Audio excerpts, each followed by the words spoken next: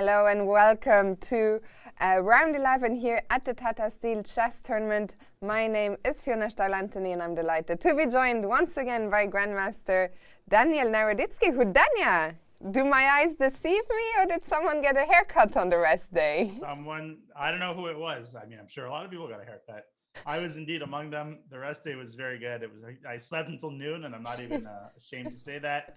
I feel refreshed and I am certainly ready for more chess. But Fiona, before we get to that, we have an unfortunate bit of news to announce. Yeah, unfortunately, and we'll pull up the official statement. Unfortunately, Daniil Dubov will not be able to finish this tournament after testing positive for coronavirus in a PCR test yesterday.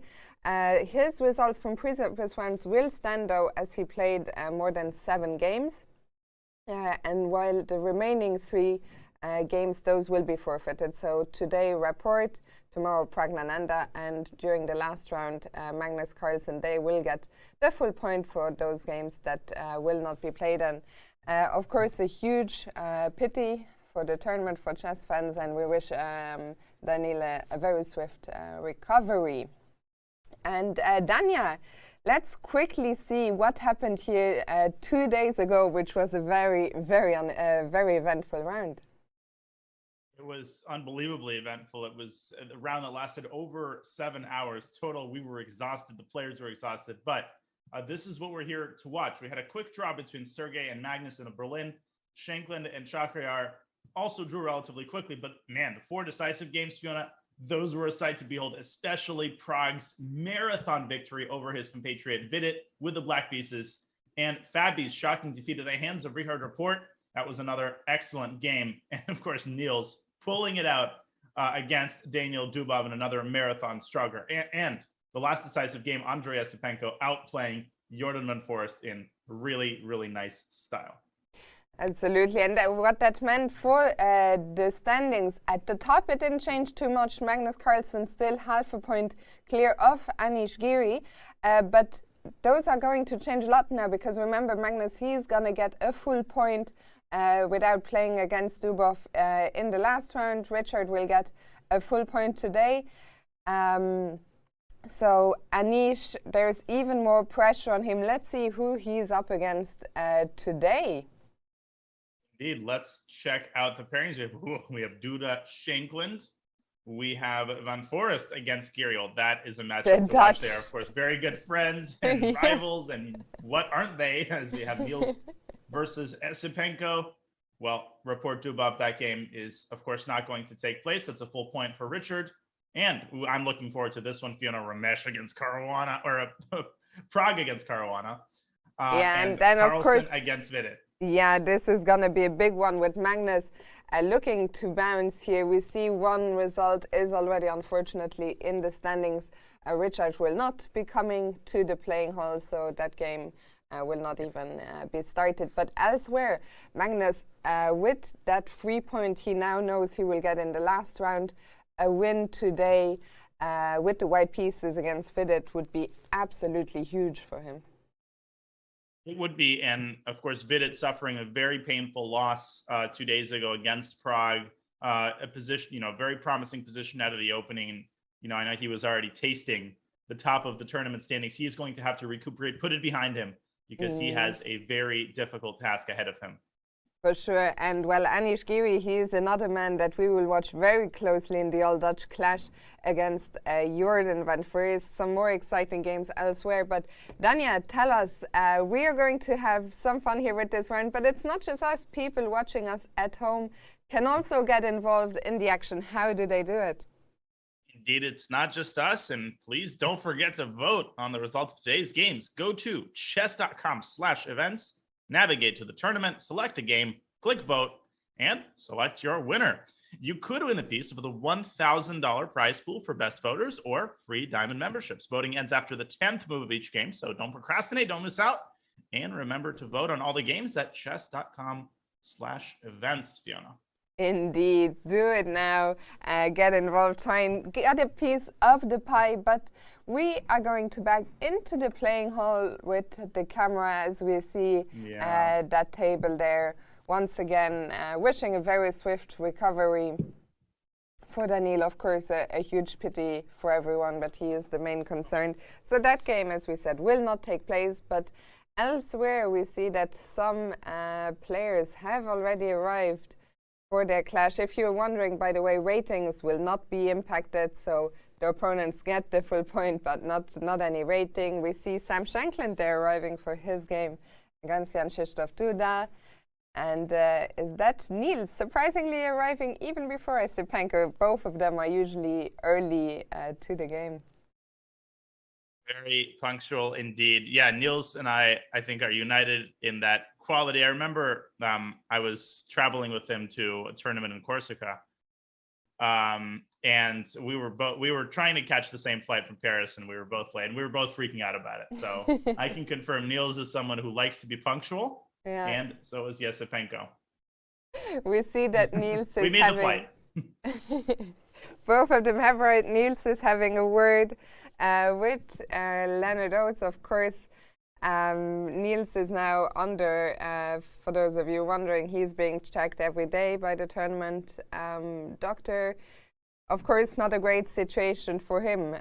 He was sat across Daniil Dubov for almost 7 hours a couple of days ago, but we'll see.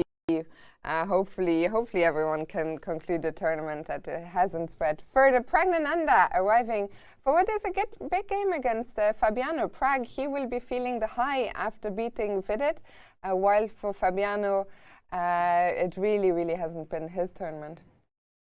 Yeah, I mean, it's an unpleasant game. He has Black against Prague, who's now confident, and, Fabiano has to stop the tailspin here.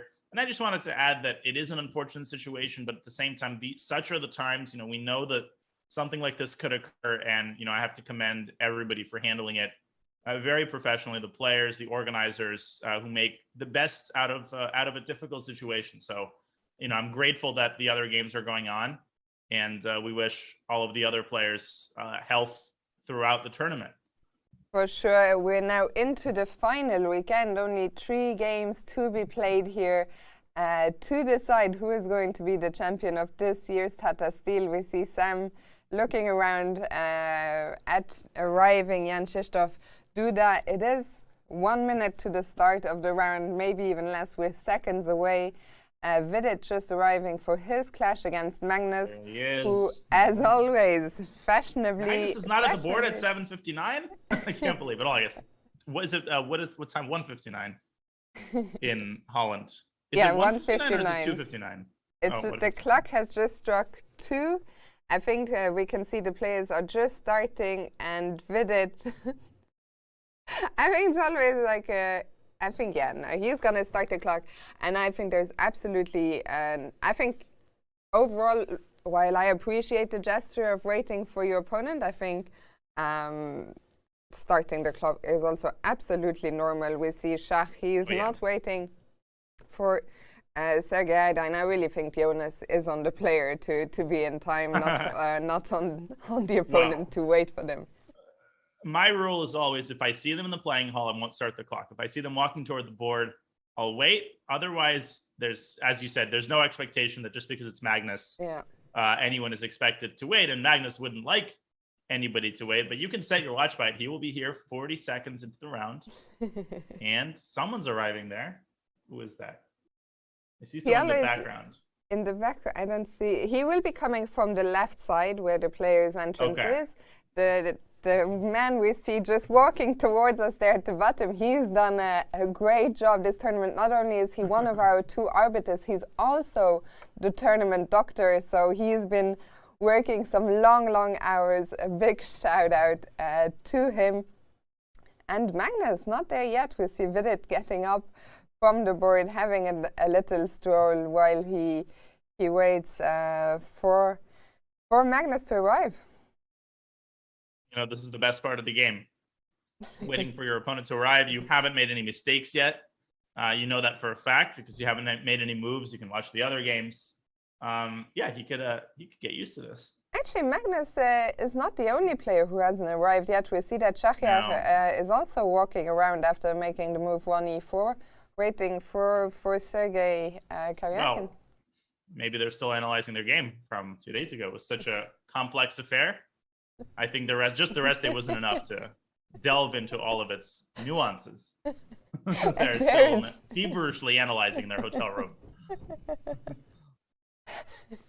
Yeah, Magnus and Sergei. But Magnus making it surprisingly first. We are still waiting for Sergei Karyakin. I know who has just arrived. So the 2 of them, they did conclude the analysis. I was serious. Yeah. They came at the same time. This is too suspicious.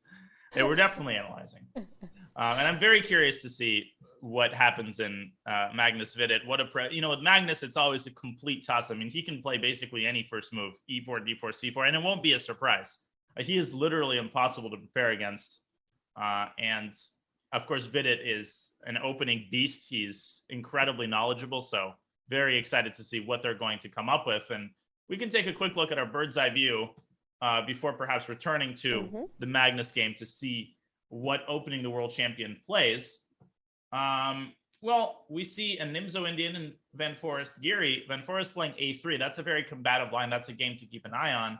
A Slav and Magnus Caruana and a London system to this game. And there we go. Yeah, Magnus I like how we saw the London system and the bird's eye view is swiftly removed. Nope. What do you think, Dania? You have 1 second. Oh, too late.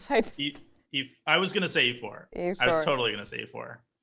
And for Vidit, I think Vidit has played Sicilian. He's played e5. He's played the Caro-Kann. I mean, he also has played a great diversity of openings. And E5. looks like he's played E5. Maybe a Berlin? Oh, wow. Bishop C4. The bishop's Ooh. opening. That All right. is a very rare guess. This is actually, for once, Danya, they're playing my repertoire. Nothing, Okay. nothing too I can respect theoretical. Some quick development and attacking. I'm a big fan. I'm a big fan of the bishop's opening. I've played this as well over the board, so this is fun. Now, don't count your eggs when they've hatched, as they say, because this still might transpose into an Italian Fiona, but we're both cautiously optimistic. But I was also thinking, because Vidit also plays the Petrov, right? So the bishop's opening, sometimes that is a choice you can go for if you want to avoid the Petrov. Yeah, and Magnus going d3. This is not the Italian, by the way, to those wondering. Bishop c4 straight away without knight f3 is its own opening. And the reason it often does not transpose into the Italian is that White often delays the move knight f3, Fiona, and you know this better than I do. White can orient himself toward an early f4 in a lot of lines. My favorite move in the world, whenever I can get a pawn to f4. This is literally my pet. I've played nowhere near as many games as you, but no, bishop c4, it's a tricky little move. Black has a few different ways in which they can respond, of course. But I'm curious what Vidit is going to do. I think there is no way. Like, there's a lot of openings he could have expected today, but this won't be one of them. No, and he's contemplating, there are many reputable ways to meet the bishop's opening. There is the move c6 here, preparing a quick d5. I think the traditional moves are bishop c5 and knight c6, of course, just developing pieces. Yeah.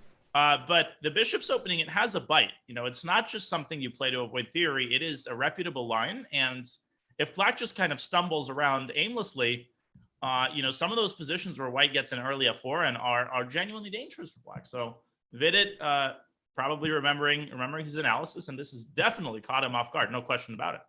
And well, Magnus, let's just talk about it one more time. With Dubov being out of the tournament, I was just talking with Vic. We were trying to figure this out before going live. But I think if Magnus wins today and Anish doesn't, don't take our word for it, but I think we're right about this. If Magnus wins and Anish doesn't, Magnus is at least guaranteed to be in the playoff for first.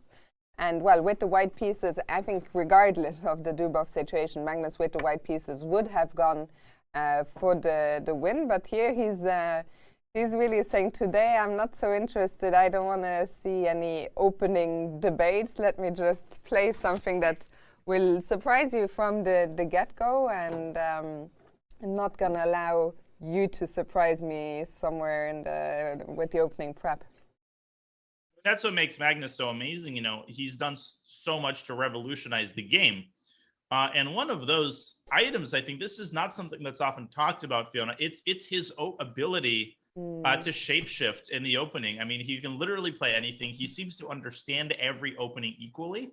Something that we take for granted, but wait a minute, that has never been the case throughout chess history. Even Kasparov, even the top players before Magnus's generation, it wasn't like this. They might have had a expansive opening repertoire, but it was still a repertoire. It was 2-3 openings, not 18 different openings. And Magnus has pioneered this ability to constantly surprise his opponents and somehow be incredibly well prepared in whatever obscure line he chooses. So I think this is a great choice. And again, if Magnus wins this game, he basically wins the tournament. So he senses that this is as good of a chance as any. He's got White against Vidit, and he is going to be very uncompromising in his approach.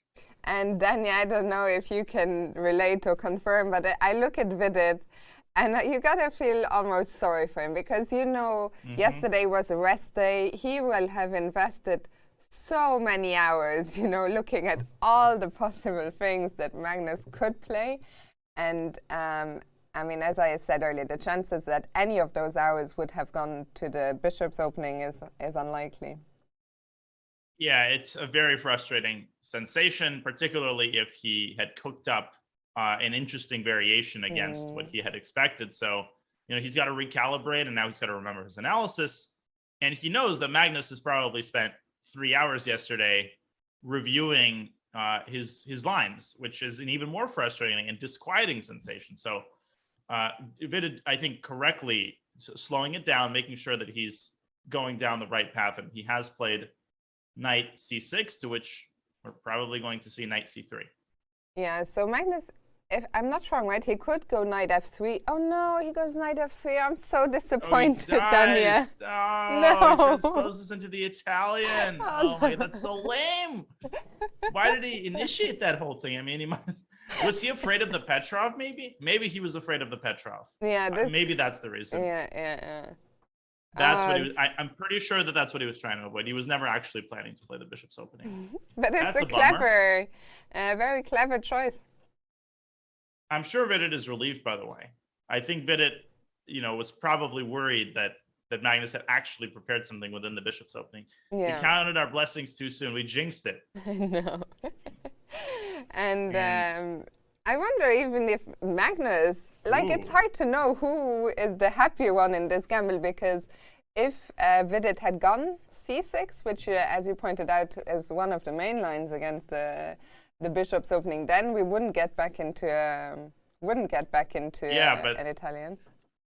But Magnus has just played knight c3, which is not the main line. I mean, everybody plays c3 now. That's the traditional Italian. Knight c3 is a kind of weird 4 knights defense with bishop c4. When I'm black here and they go knight c3, I always feel like, okay, that's already a mistake, more or less. I go d6. They go bishop g5, h6, g5, and black is already borderline better, right? So I'm curious what Magnus has cooked up. You want to be very careful if you're playing white to allow this before black castles, because black will definitely go for this. And this bishop is extremely bad. It's just out of commission. So in these types of situations, generally I've seen the bishop go out to e3. And black responds often with bishop b6, and we could have a very symmetrical position, bishop b6, bishop b3. I've had a lot of blitz games with Hikaru in this exact variation, and he usually puts his bishop on e3 and then aims for a quick d4. We'll see how the world champion handles this.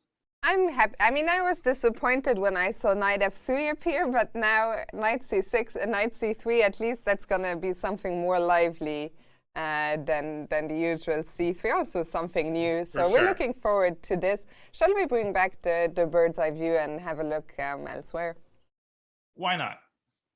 So we have a very interesting opening brewing in the Van Foreest Giri game. Shall we perhaps go to that one? Sure. Before we go there, actually, Daniel, can I ask you very quickly, because I see a lot is happening between Mamedyarov and Karyakin, but the two have a history of having made some draws before. But this looks crazy. Is this theoretical or is it just crazy? This is almost definitely theoretical. I mean, we'll definitely go to that game maybe after we take a brief look at the Jorden game. But I think it's theory. To answer your question in short, I think it is theory, but we'll take a look. In the Jorden game, the reason that caught my eye is because we don't see the same-ish variation of the Nimzo very often anymore. And that's the immediate a3, essentially forcing a trade.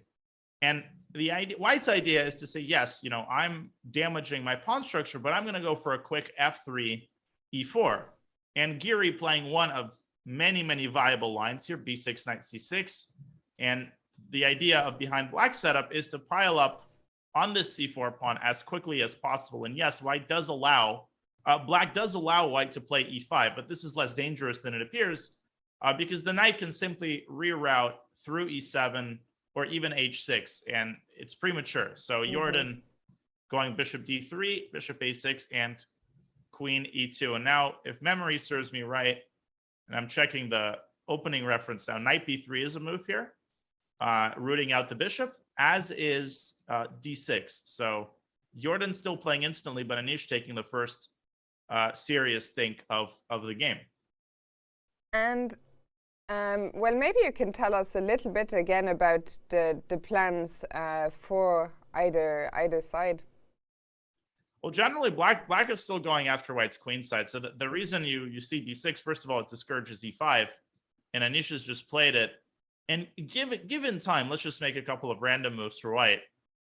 Essentially, there's two ideas. One is to go c5, rook c8, and then take on d4. But the main idea is to go queen d7, and then either queen a4 or queen c6, and hit the c4 pawn one more time. So here, after rook b1, there's still a couple of games in the database. If you play the immediate queen c6, you run into rook b4. So you can see that it's a battle for the c4 pawn. And if white wins that battle, what is the significance of that?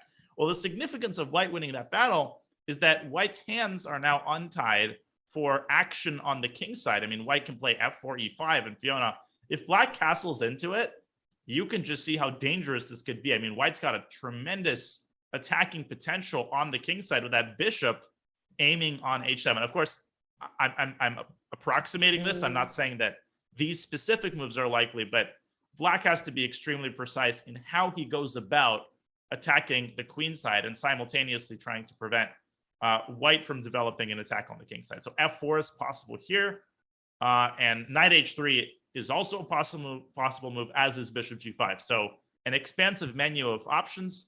We'll see how Jorden handles this.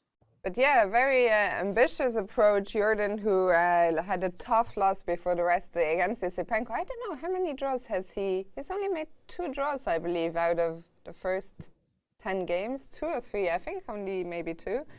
And today, well, this is a position which definitely has potential, at least from these early stages, to end decisively. It really does. This is an exciting game, and we'll keep a very close eye on it. And speaking of exciting games, let's swing on over to Shakirar's game against Sergey. Yeah, so let's go from the start here. Yeah, well, this was a Scotch gambit. Well, no, I don't know what this is called. d4, e takes d4, e5. I guess it starts out as a Scotch gambit. This listed as the center attack, but whatever it is, this is a popular, very popular line.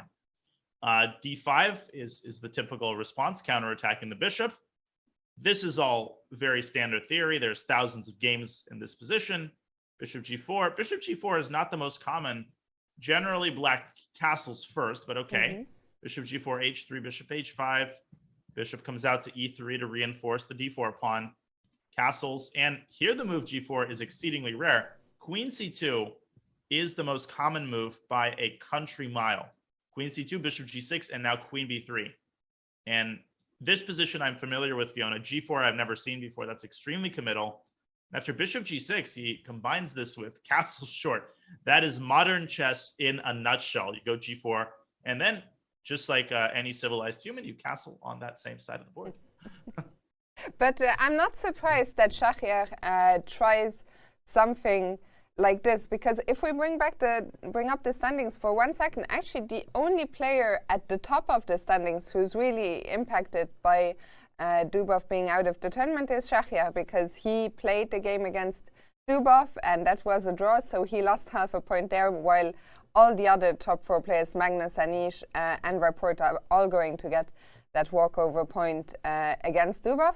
So Shakir Mamedyarov today, he is pretty much in a must-win situation if he wants to fight for the title here.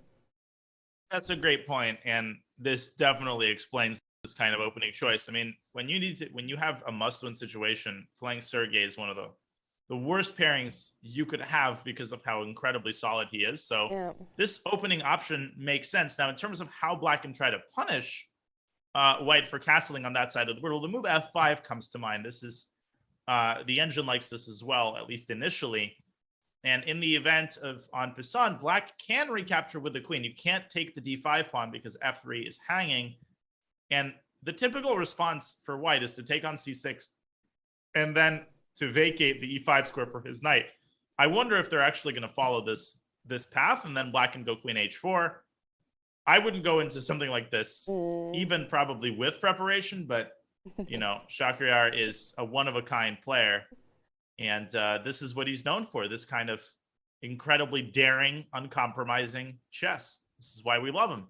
For sure. And Dania, I'm curious, what are your thoughts on this? I was just thinking, I would be very curious if I was a fly on the wall, for example, in the room of Shakir Mamedyarov this morning when the players found out that Dubov is out. I wonder if that changed his preparation maybe quite last minute. Let's say yesterday the players for sure spend a considerable amount of the rest day preparing for the next day game. Then they wake up, they hear Dubov is out. I wonder if then this morning Schach gave his second Rauf Mamedov a call and said, look, Rauf, we've got to mix it up. Cook me up something, something with a little more Tabasco sauce on it. And, that's not out of the question because you hear some stories of that happening. You hear, I remember Grishuk telling a story like that. Well, I just woke up and I was planning to play Berlin, but I decided that it was not enough Sag life. And so I played Najdorf, simply decided the spur of the moment, as they say in English. But this happens, and these players are human. Not everything is totally immaculately planned the night before. Sometimes they have a flash of inspiration. And this was something, this line may have been something that Chakra had cooked up before the tournament. So he's not just pulling this out of thin air. Yeah, I think that's a very fair point. But this game here definitely shaping up to be very exciting as well. Sergey taking some time. Schach, he's at least he's following his prep, that's for sure. Shall we go back to the bird's eye view? Let's do it. Yeah. Hashtag Grishuk squad. Typing that in the chat. This is what I'm busy with instead of actually commentating the games. We see that Jorden, by the way, has indeed gone f4, which is very natural and understandable. Yeah, we have that London system, and due to this game, we have an old school Rai Lopez in Grandelius Yesipenko. Fiona, I'll give you the choice. Do you want to go to Prague, Duda? Maybe we should check out Report's game. That's pretty rich position there. Sorry, that was low-hanging fruit. Let's start with Grandelius against Yesipenko then. Let's do it. Okay, well, this is a Rai Lopez. And Niels opting for the move d3, which is the sort of most popular sideline, rook e1 being the main line. Okay, so Andre responding very traditionally, b5 and d6, c3, and essentially, Yesipenko playing a Chigorin setup, which is still a very viable line against d4.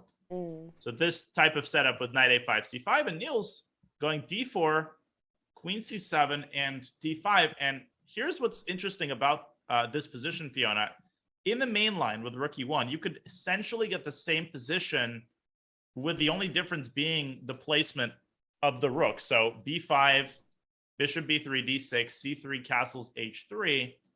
And if black plays the Chigorin, one of white's main continuations is to lock up the center with d5. This is considered one of the most reputable lines. So if you compare this position to this position, I'm just going to switch back and forth a couple of times. You can see the only difference is that the rook on f1. Now, who does this favor? Well, the tempting answer would be black, and it probably does favor black, but this, I think, is a very annoying line for black with the rook on e1. So because the center is so closed, one tempo, Fiona, often does not make a night and day difference. I actually, I'm still looking at the screen like this is like a magic trick you've just shown. I was trying to figure out where did that tempo, it's like you made the rabbit disappear or something. Right. Yeah, I'm pulling it out, continuously pulling it out of the hat. And knight c4 by Andre, which is de rigueur in these types of positions, because if you don't play that, if you just sort of develop your bishop, for example, the knight gets totally excommunicated with b3, and then you're going to have problems with that knight for the rest of the game. And this is a classic position in the sense that white generally plays on the king side, and white typically plays on the queen side. As for typical ideas, I mean, the good thing about having the rook on e1 is that white has this knight d2, f1, g3 maneuver, which is incredibly important in order to assemble pieces on the king side. And Niels might end up playing rook e1, anyway. That's not out of the question. Very interesting stuff. This game is... Can you Danielle, just have to, sorry. Where did that tempo, what's the short answer as to where this well, tempo? it's D3. It's just the move D3, of course. Yeah. Because he ended up playing D4, whereas in the main line, you spend this tempo playing rook E1, and then you go C3, D4 in one fell swoop. Of course, and Niels hasn't gone rook E1, instead going B3. Yeah, chasing the knight away. I mean, he could still go rook E1. Still, He could play a little bit on the queen side himself. I've seen people go A4 and trying to lock up the queen side with A5, or you could start with knight B to D2. So again, when the center is closed like this, a single move might not have tremendous significance. It's more about the scheme and the system of piece placement that you're adopting, more rather than individual moments that are important. And Niels has just made another move again. It wasn't rook E1, but bishop E3. Okay, getting his bishop out first, and that makes sense. I mean, he doesn't want the bishop to be locked in when he plays knight B2. My guess is that he's still in his preparation. I think he still knows what he's doing. He had this position at home. Yeah, I think also Niels, a huge expert in the Ruy Lopez from both sides. Remember, everyone, he was also part of Team Carlsen for a couple of matches, so I'm sure they will have spent maybe a couple of hours looking at some stuff in the Ruy Lopez. Let's move on from here now. And Dania, do you want to start with Prague or Duda? Yeah, let's go to Prague's game, and I'll just mention that Shakhriyar and Sergey are indeed, for now, going down that line. Sergey did play F5, and Shakhriyar took on Passant. But let's check out Prague's game against Fabi. They have an interesting Slav and a potential repetition, by the way. So let me quickly walk through this game from the start. We had a semi-Slav, Prague going E3, and after queen C2, bishop D6, there is a line called the Maron, and the Maron happens when white plays bishop D3, black captures on C4, and then strikes on the queen side with B5. This is an exceedingly sharp line. Prague, though, deviating from that and going for a much quieter system, the move B3. This is an anti-Maron, because if black takes on C4, obviously white will capture with the pawn, and that takes, the sting out of that idea. So, essentially, Fabi just develops castles bishop B2, B6, castles bishop B7, and this is a very peaceful and positional line of the Slav, and that is evidenced by the fact that they're kind of playing on the queen side, A4, A5. Prague repositioning his bishop to D3, maybe eyeing the move E4, and Fabi staking his bishop onto that outpost on B4. And Fiona, the sort of obvious knee-jerk continuation would be knight back to A2. And is that the potential? Yeah. Essentially, this forces bishop D6, because I don't think bishop A3, maybe bishop A3 is possible. First of all, I'd be quite scared to play it, although it doesn't seem that the queen is going to get trapped.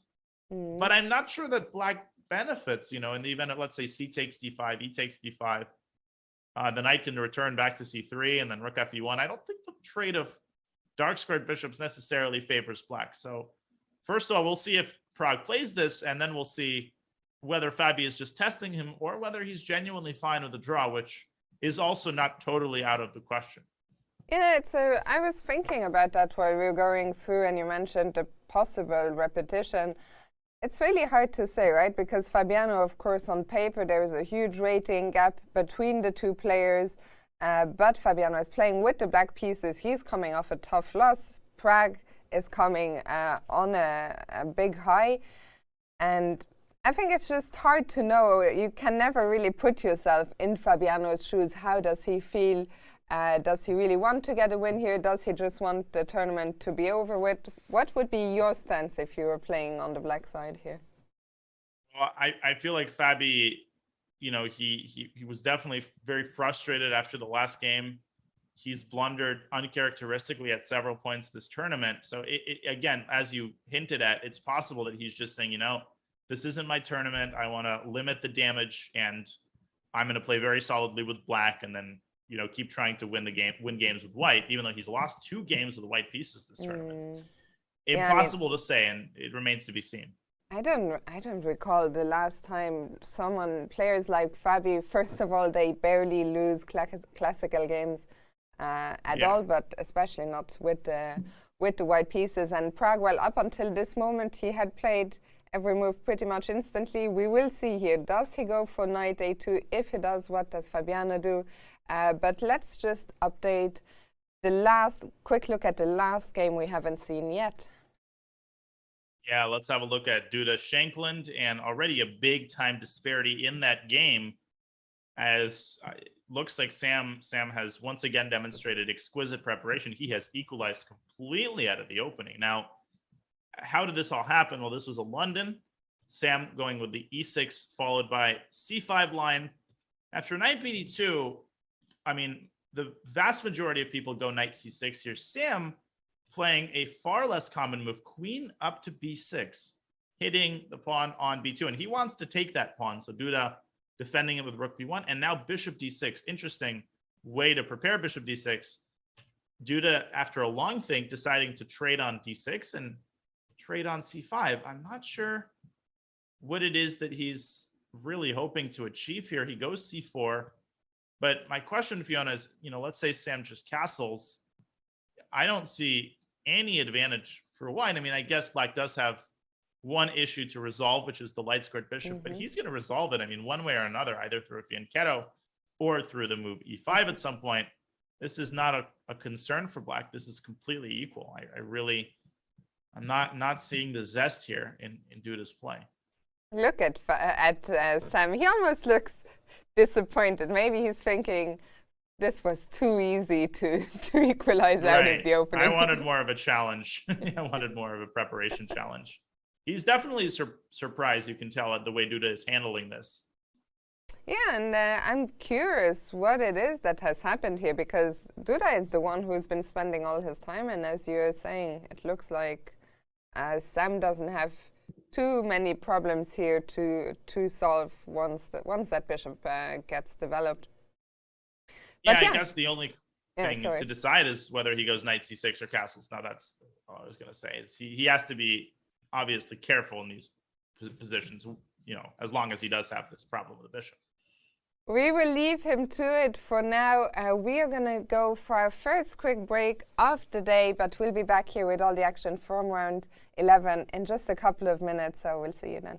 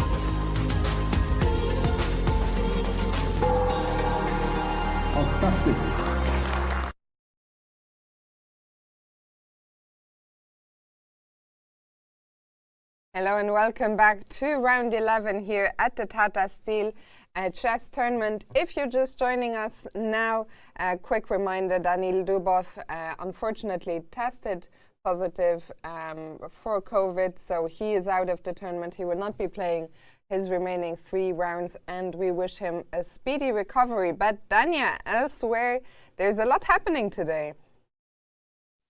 Indeed, Fiona, there is. And starting from our top left, you can see Magnus embroiled in a kind of weird Italian against Vidit. That's a game we're going to take a close look at. To the right of that, we see Jorden van Foreest in a same-ish Nimzo against Giri. And Giri has indeed put his queen on a4, as is the tradition in this line. Mamedyarov and Karyakin are following the line that we outlined, that queen on h4. That looks terrifying for white. But definitely still preparation, no question about it. For Shakhriyar, we have a Rui Lopez in Grandelius Isipenko with the center closed. We have that quiet Slav as Prague refraining from knight a2 and instead going rook a to c1, and a pretty insipid London system in Duda Shanklin, but that game can definitely heat up. Fiona, I'm thinking maybe we can return to the Magnus game and then kind of take a tour around all of the games. Yeah, I feel like they're almost nicely aligned today. Like if we just go clockwise, we start at the top left corner. And yeah, so let's dive back into Magnus against Vidit. So Vidit going h6, h3, a6, just sort of moving pawns around. A4 by Magnus, stopping b5. D6, bishop b3, and now interestingly, because Vidit played a6, he has a bit of difficulty. I mean, moving the bishop back to b6 doesn't make any sense anymore because now you have to ruin your pawn structure. That's out of the question. Sometimes you'll see people playing bishop a7, but again, White can probably take, and then you have to take with the rook, which is also very awkward, and White can strike with d4. So Vidit ends up taking on e3. And after bishop b6, Magnus not opting for the symmetrical structure, but instead going b3, once again saying, I'm happy to trade the bishops, but I'm doing it on my own terms. And I don't think Vidit is going to take on c4. That's a very bad move positionally because it allows White to clamp down permanently on the d5 square. And as long as the f file is semi-open, White has guaranteed play on the king side. Particularly associated with this knight maneuver from h4 to f5. So Vidit, he might play d5 here. That looks like a very natural move to me. Or he can castle and keep the tension. But something tells me Magnus is still in his preparation. Yeah, and such an uncomfortable situation for Vidit to find himself in. He is already has spent a lot of his clock time. I think he is going to be spending a lot more. We talked about taking on c4. We talked about d5. Can we also, I guess, just castling is also an option, or? Yeah, I mean, castles might happen, but the thing is, ultimately, you're going to have to make a decision about whether you're playing d5. And if you don't play d5, I mean, you can migrate this knight. You can play knight e7 here. I like this move because this prepares d5 and it also prepares to get the knight to g6. Now, White can try to beat black to the punch with knight h4. And now the engine suggests an interesting idea. Why don't we go c6 here and try to punish White for playing b3? Now d5 is a threat. And amazingly, there is the possibility of an exchange sacrifice here on f6, but it doesn't appear to lead to more than a perpetual bishop e6, f e6, queen g4 check. Looks very scary. But after king f7, black is threatening to consolidate, so White kind of has to repeat moves. I mean, of course, that's very unlikely to happen, but it shows how rich these positions can be with that undefined center. A lot of stuff can happen. And I just have a lot of directions. Quick question at the end of this line. After the first check on g4, when we went king f7, what if the black king tries to, instead of going to f7, if he goes, let's say, to h7? Yeah, I think White just takes on e6 and then goes rook f1. It's sort of long-term compensation. There isn't anything immediate. It's just that the f5 square is now extremely weak. And if black ever moves the knight away from g6, then White's knight jumps into f5 and d6 is weak. This is probably not worth going for black. And Vidit did indeed castle short. And I think Magnus is going to reciprocate very shortly. Well, this line looked tempting, actually, that you just showed with knight a7. Let's have maybe a quick look as well at the alternative, the immediate d5 you were saying. Yeah, the immediate d5 is perhaps more natural. But if you think about it, okay, so if we have a big trade on d5, so it takes everything, White could play a move like knight h4 here. And this is a very deceptive position. It looks extremely peaceful. It looks like Black is under absolutely no danger. But White's pieces come into the queen side very, very quickly. Knight 5, queen g4. So Black has to be quite careful in these types of positions. Maybe it's worth playing knight e7 and preventing knight f5. So it's pretty clear to me that Magnus is taking this approach where he's definitely playing for a win, but he's not willing to take any huge risks. And, this type of position, Magnus never loses. So I think he's basically saying, okay, if Vidit plays very, very precisely in the early middle game, the game is going to be likely to end in a draw. But in an unfamiliar position, Vidit might not make the correct decision. And he's burning a lot of clock trying to sort all of this out. Yeah, and I think I really like Magnus's approach here today. Once again, we talked about it earlier. He's really making use of this range of openings and moves he can play with the opponents never knowing what to expect. Magnus indeed in the not like this thinking pose. And we actually had a result. We completely missed it, Danya. The players are already gone. We remember Curie and... Well, Sam looked surprised, and this is even more surprising. A draw, agreed. Duda offering a draw after c takes d5. And my goodness, this is quite an understandable decision. This position is totally symmetrical. White has absolutely nothing. I'm still a little surprised. I think Duda would probably fancy his chances even in an equal position, but it could be a million different things. He could have woken up on the wrong side of the bed and said, I'm not feeling great today. Let's just wrap this game up. Again, it's important not to forget that these are human beings.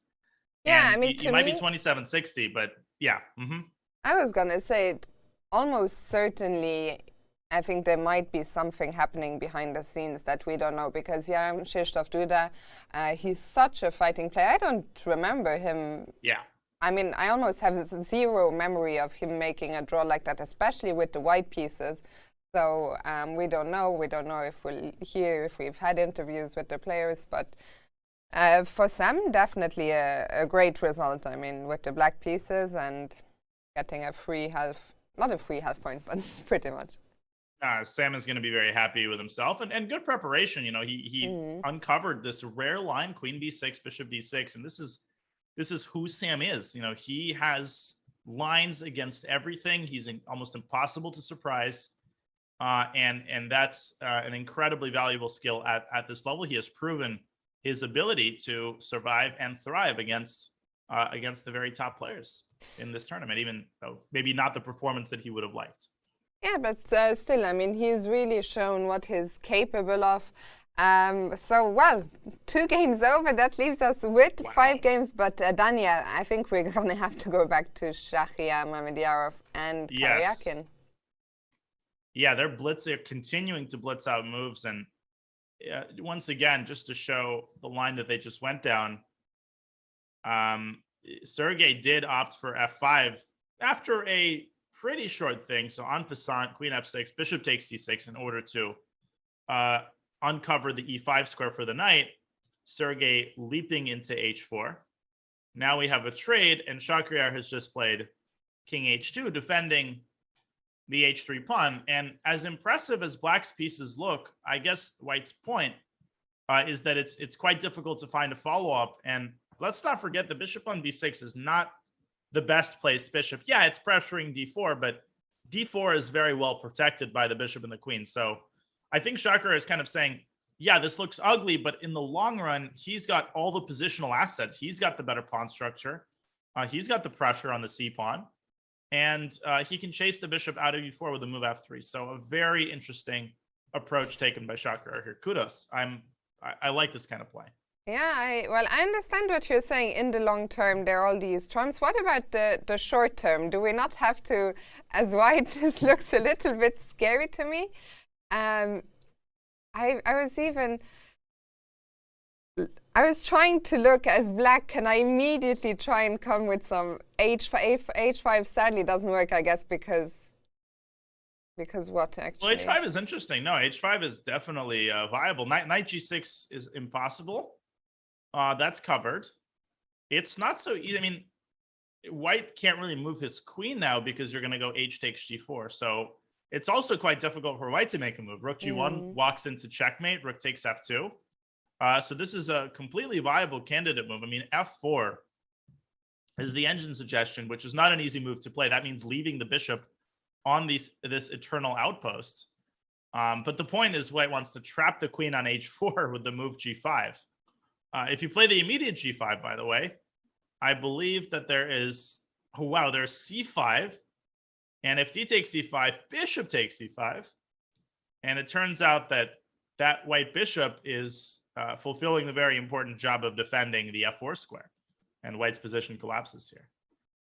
I mean, this position is really quite crazy, and I'm curious what black. Maybe H5 is just too weakening for black as well, because I want to, of course, checkmate the opponent's king, but if I fail, then I've opened myself up for no reason. Yeah, How it's committal for sure. Sergey should proceed in this position. I mean, you can move the queen back to E7 in order to prepare C5. If black can get C5 in, all of his problems are going to be solved. The point is, if knight takes C6, this is a case in point. Black sacrifices one pawn, but this shows that double pawns can actually be a tremendous asset. Here comes the other pawn, C5. This undermines the knight. White is in mortal danger in a position like this. So on queen E7, white can consider going rook C1, except here's the catch. This doesn't actually stop C5. Because again, the knight on E5 is constantly hanging in the event of D takes C5. So queen E7 is the preferred move by the engine, and it also happens to be very logical to prepare C5. But something tells me Shakir has factored this into his preparation. Yeah, I was just gonna say that I find this is a position that I find so hard to evaluate and to understand. Like, if you ask me, who would you rather be? And I think at the end of the day, my answer would be I would rather be the player who has looked at this before. Yeah. And if there is one of them, it's definitely not Karyakin, who we see there in deep, deep thought. While, as you said, Shach very likely he's had this or a very similar position on the board. For sure. And I see some people in the chat suggesting another very logical move, rook A E8. And it's funny, this actually creates a hidden threat. Let's make a random move for white. Rook takes C5, D takes C5, bishop takes C3. And at the end of this line, the rook swings on over to F2 with checkmate. So rook A E8 will probably necessitate the move F4. You have to support the knight instead of A4. You have to play F4. But again, in the long run, you know, if white consolidates queen D2, rook C1, if you think about it, black's position is full of weaknesses and pieces that could end up becoming pretty significant liabilities. So Sergey, I think it's totally understandable why he's so deep in thought. For sure, very interesting stuff here. We'll come back here, but shall we go back to the Dutch clash between Jorden van Foreest and Anish Giri? Absolutely. Let's have a look at how that game is proceeding. And oh my goodness, Anish with an hour and 3 minutes to Jordan's hour and 38. Yes. That is just crazy. That really is crazy. Actually, while we catch up with the games here, where do you think the whole opening what came as a surprise here as Anish, who he played the Nimzo as black, where do you think that Jordan surprised him? A3, I mean, I'm pretty sure it's on the fourth move. And again, I really have to emphasize that the same-ish variation it's incredibly rare at this level. It's not that it's considered bad. It's just not fashionable. I mean, I think if Magnus were to be playing it regularly, it would re-enter fashion, but it's just often considered a little bit too risky because you can see how potentially White's structure could end up collapsing. But Jorden, I think this was a fantastic choice, and he's definitely playing for a win in this game.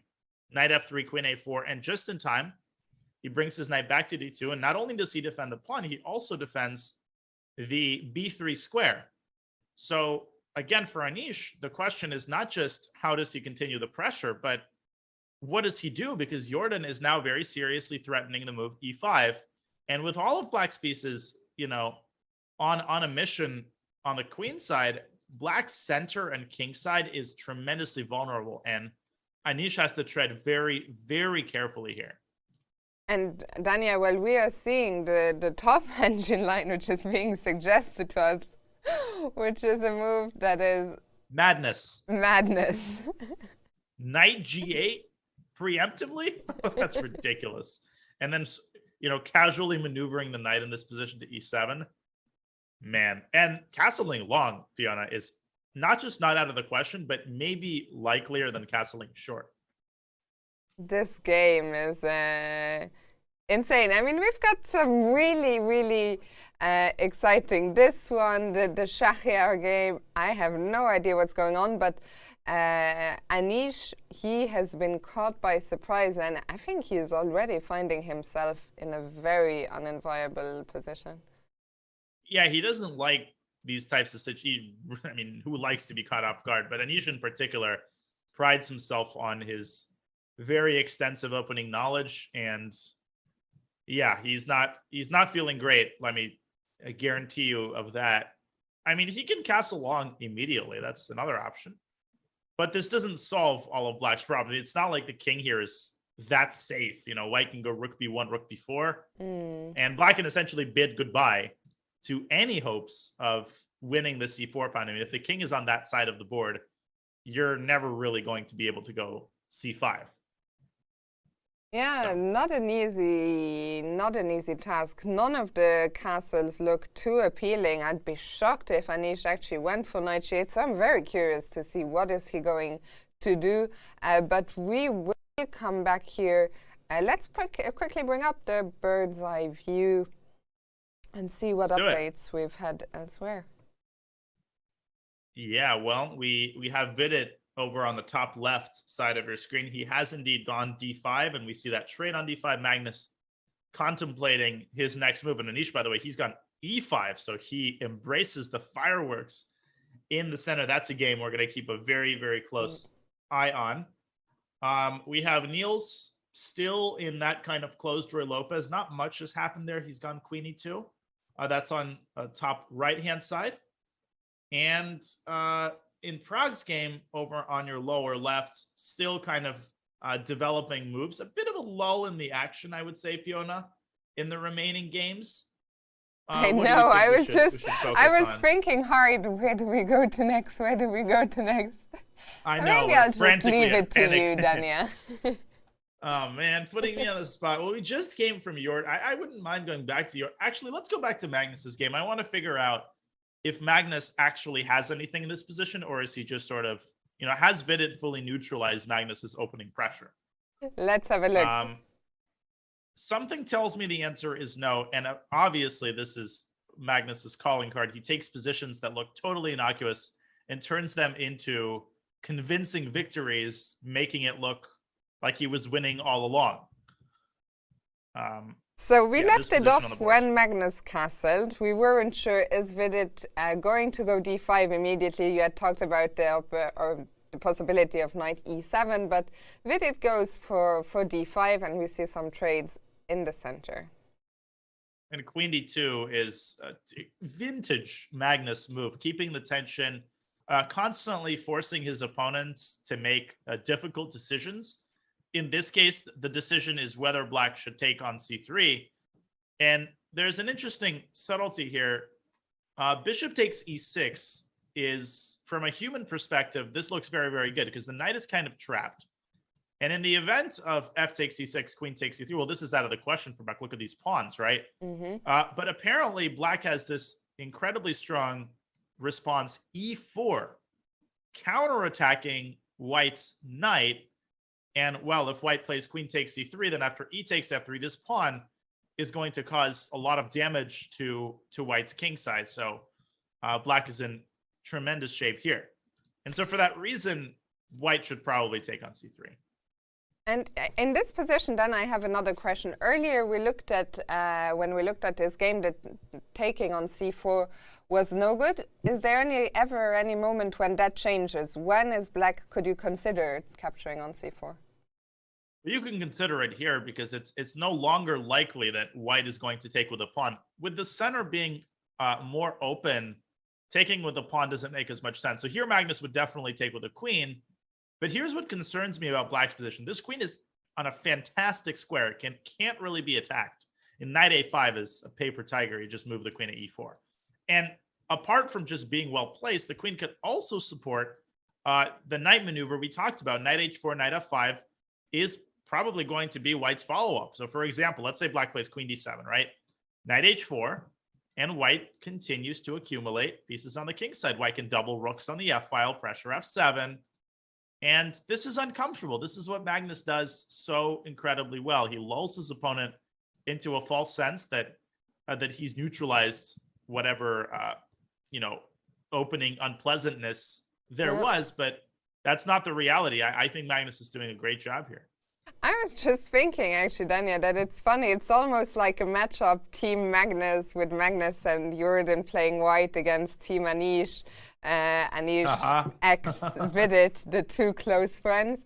And it looks like both Magnus and Jorden have succeeded with the White pieces to, first of all, surprise their openings. Both Vidit and Anish have been spending a lot of time, but also to get some, to really ask some quite serious questions already out of the opening. Yeah, if Black doesn't take on c3, well, then the question is, what do you do? You could play a move like queen d7, but the drawback of this is that White can say, hey, you don't want to trade? All right, I'm going to make you regret it. I'm going to get my knight to c5. And, well, b6 can be met with d4, striking at the center. No, I'm actually of the opinion that Black's position is quite unpleasant here. And I think this is proven by the fact that it is taking as long as he is. Not to overstate the case, I think Black should definitely keep the balance with very careful play, but Black is the one who needs to be very careful here. Yeah, for sure. For now, we will leave Vidit to it. Let's see, Anish. Should we go back there again? And do you want to look at e5 or? Yes. Let's do it then. Definitely, because Jorden has also responded by castling. And my prediction is that Anish is going to castle queenside here, because if he castles kingside, what concerns me tremendously is f takes e5 followed by an exchange sacrifice on f6. And White doesn't even have to do anything immediate here. White can play a relatively slow move like queen f3 attacking f6. And if you just, again, the point is that Black's pieces are all stuck on the queen side and they might not be able to return in time to save the wide open king. This is not Anish's style of position. Castling long, at least the king is relatively safe here. And if White just plays f takes e5 and d takes e5, this is very bad because the knight swings back to d7 and White has created too many holes in the center. So this is out of the question. Memories of the goalpost pawn formation from an earlier round. That's right. Yeah, and Anish currently contemplating this position, already down to below an hour on the clock in such a complex position. That is a pretty big concern. I mean, I am with you that I don't think Anish will castle kingside, but is castling queenside really a move you want to make, or do you just feel that you have no choice? I think you have no choice, and I think he will castle, and then I think Jordan's going to go rook b1. This idea of chasing the queen away with rook b4. And what Anish has to decide here is whether, he certainly doesn't want to play e takes d4, right? That just helps White correct his pawn structure. E takes f4, though, is a possibility, and then perhaps getting the rook to e8 in order to pressure the e4 pawn. This isn't very impressive pressure. White's, that knight on d2 is such a hero. Look at how it's defending both c4 and e4. White is in great shape here. This is a phenomenal opening choice by Jorden. I mean, once again, so impressive. Last year, I think, was really the first time that he came to the forefront, not just a very, very strong GM, but his preparation throughout last year's Tata event impressed so much that Magnus recruited him on this team. We don't know for sure, of course, did that happen after Tata or before, but I wouldn't be surprised that Tata had a big role to play there. And Jorden this year, where he's not going to defend his title, that's for sure. But I think in the Dutch clash, especially here with the tournament being played in the Netherlands, there's always a little bit extra at stake. And Jorden really, really putting Anish to the test here. As you said, impressive preparation. And we'll come back here in a while. For now, do we have to get to the slow games between Prag and Fabi? Maybe we update there. Or Niels, or is something happening elsewhere? Something is happening. A very interesting move was just played by Sergey. Oh, let's go. Yeah, let's go there then. Wow, and this is a brilliant idea that he's just come up with. I'm pretty sure amazing. So he's played c5. Now, is that a blunder? Is just giving up c5? No. Well, what's the idea of c5? Well, the idea is that the knight has lost its principal defender. Well, why is that important? Because now Sergey goes queen e7, and this is just a garden variety fork. And if white takes on b6, well, this doesn't work out because after f4, the queen takes b2 with check. And after rook f2, even more importantly, queen a3 hitting the bishop, and then black is just going to recapture b6 with interest. This is not possible. Shakira has just taken on c5. I think Sergey is going to go queen e7. So what does white do in this position? Well, white can move the knight to c6 with tempo, but after queen d7, I think, well, first of all, there is a potential repetition, but I think what Sergey is saying is that after c takes b6, queen takes c6, white's king, the long-term weakness of white's king, actually provides enough compensation for 2 extra pawns. A move like rook f3 is just terrifying for white. I mean, white could get checkmated here in 2 or 3 moves. So this, I'm really impressed. This is happening, yeah, queen e7. What a crafty idea, this c5 move by Sergey. Yeah, and I guess you could also consider playing f4, but once again, that leaves the bishop on an unassailable square, and it allows black to recover the pawn. I'm expecting knight c6, and finally, queen d4 is an attempt to defend both pawn and the knight, but it doesn't work. Bishop takes c5, distracting the queen. Queen takes c5. And again, the worst thing is that black is also forking the b2 pawn. And can we see, Danya, I see that one person in the chat wrote repetition incoming. What was that line where you said there is a repetition? Is that something that Schach can bail out with for sure, or could black deviate? Well, black can deviate with queen e8. I think this is kind of an interesting moment because queen e8 would, I would imagine, force white to take on b6. So the question is to what degree does Sergey believe in this position? Or he can play queen d7. This gives white the choice of repeating with knight e5. This is the actual repetition, queen e7, knight c6. Or Shakhriyar could be the one to deviate with c takes b6 if he feels that black doesn't have enough compensation. Now, the engine is still showing that this could end in some sort of a weird perpetual. There are sacrifices galore on h3 and on e3. So I'm very curious to see how this is going to go. Well, we'll find out after a short break. We'll be back with this game and all the remaining ones here from round 11. So don't go anywhere, and we'll be right back. Welcome again in Wijk aan Zee. Schaken staat voor verbinding. Verbinding hier in het dorp in Wijk aan Zee, maar ook onder schaakfans over de hele wereld. Ik woon nu 20 jaar in Wijk aan Zee en sindsdien ben ik gek van schaken. Het leukste aan schaken vind ik dat je met jezelf bezig bent, maar ook met de tegenstander.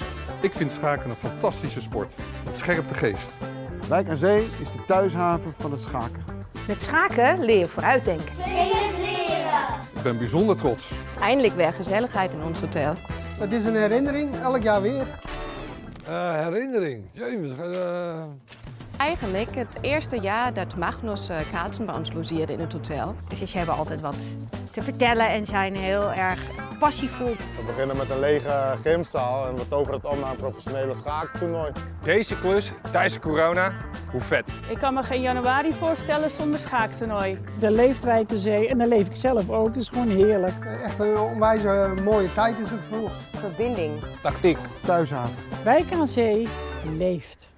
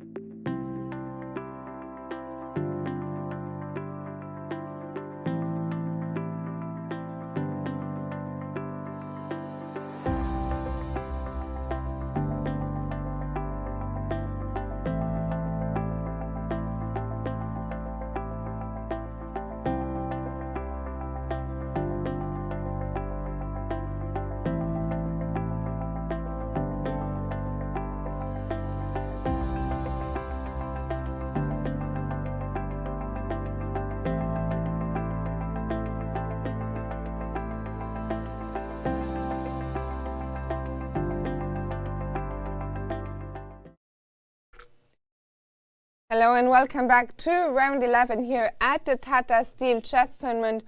2 games already done. One sadly never started. Daniel Dubov tested positive to the coronavirus, so we wish him a very swift recovery. The other game that ended was a very peaceful London between Duda and Shankland, Daniel. Yeah, well, that was a 11-move game, pretty anticlimactic. Good prep from Sam.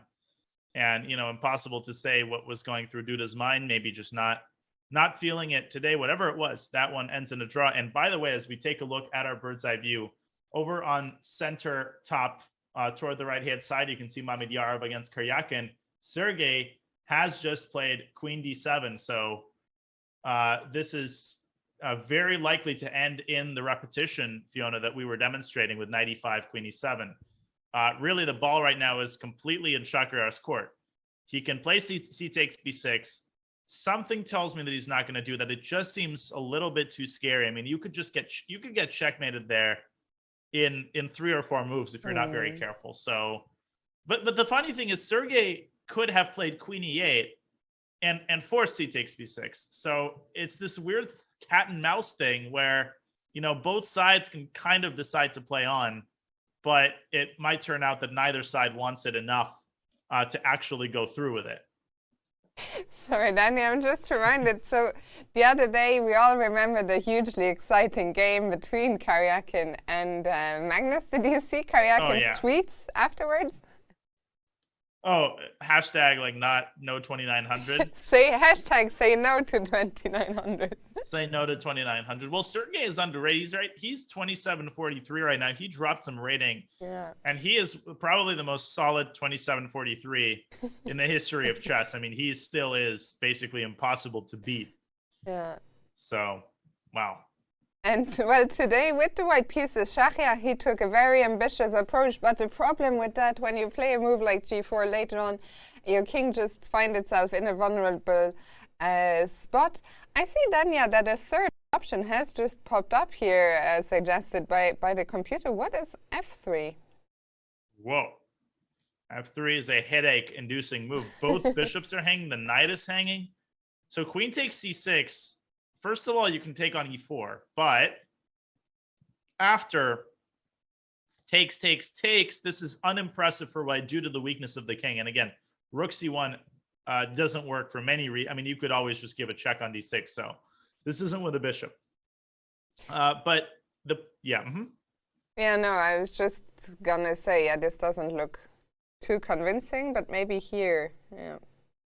Well, you can take this bishop, but then black has the intermezzo, bishop c2, queen d2, a takes b6, and yet again, guess what happens after rook ac1? There's a big check on d6, black's bishop moves away, and here black is clearly better. So I don't feel like there's enough activation energy for Shahryar to truly take a big risk here. I mean, he's probably happy with his tournament standing.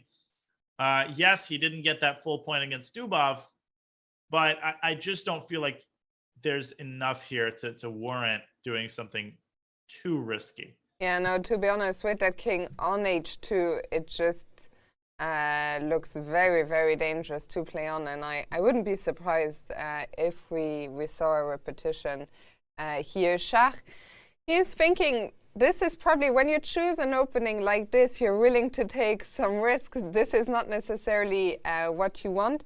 But very often, that's also how it works out when your opponent just finds all the moves, and sometimes there just isn't more than a draw.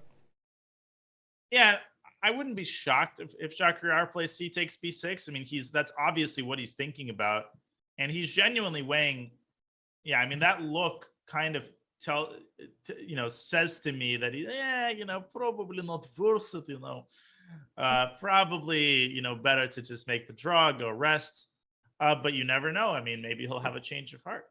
It's always fun to monitor these types of decisions, the anticipation. Yeah, and for sure, well, the tournament situation will be at the back of his mind. Shahryar today, for the first time, is looking, I don't know, I was going to say tired. Who am I to judge? But this is such a long event, and we are into the final stretch now, and I think for all the players it's impossible not to start feeling the previous 10 rounds. No, it's very exhausting, and that's part of the reason we like this tournament. It's 13 rounds. It really tests the player's resolve. But this is round 11, and Shahryar, I think he's just got 95. He has. That doesn't mean he won't. That doesn't mean he will repeat. I mean, he'll have one more chance to deviate, as Sergey immediately responding with queen e7. Let's stick to this game. Well, in this position, Shahryar has to go knight c6, I think. Yeah, so here there isn't it. And Shahryar also has this face, a little bit of having resigned himself to this being the end of the road. My friends and I had an old inside joke. When you'd offer a draw, there's this one motion that particularly American club players like to make this motion. It's a very congenial thing that people do, and it means that your opponent's going to take the draw. And the motion is to sort of bob your head from side to side. I'm doing it on camera. And what it means is, the position is kind of balanced. White's got some advantage, but so does black. Yeah, okay, draw. And I think they're kind of doing that thing, and I think they're repeating. There we go, queen d7. Chacrier looking at his score sheet, all of the telltale signs of being about to take the repetition. Yeah, and for Schach, very likely, I think that's going to mean the end of his chances, or pretty much the end of his chances to win the tournament, with Magnus being one of the remaining 2 recipients of that 3 point from not having Watch to play him. Dubov. Yeah? Watch him just all of a sudden take on b6, just saying. All right, that would be amazing, but I just don't see it happening. Both players actually look depressed in this camera. Yeah, they do. They look incredibly sad. But it's that I feel like you're going to have to act disappointed for the sake of the fans. Like, oh, man, I really don't want to take the draw. Even though secretly they'll come back to the room. Yes, I can watch the football match now. I can eat early. No, I think, well, on paper, I think this, of course, with the black pieces, for Karyakin, it's always going to be a successful outcome. I think, yeah, for Shachar, it's tougher on him because he really needed that win today with the white pieces to keep his hopes alive. And as you say, well, this is the last moment, but I think the knight has just dropped back to e5, and we'll see a handshake here now after queen e7.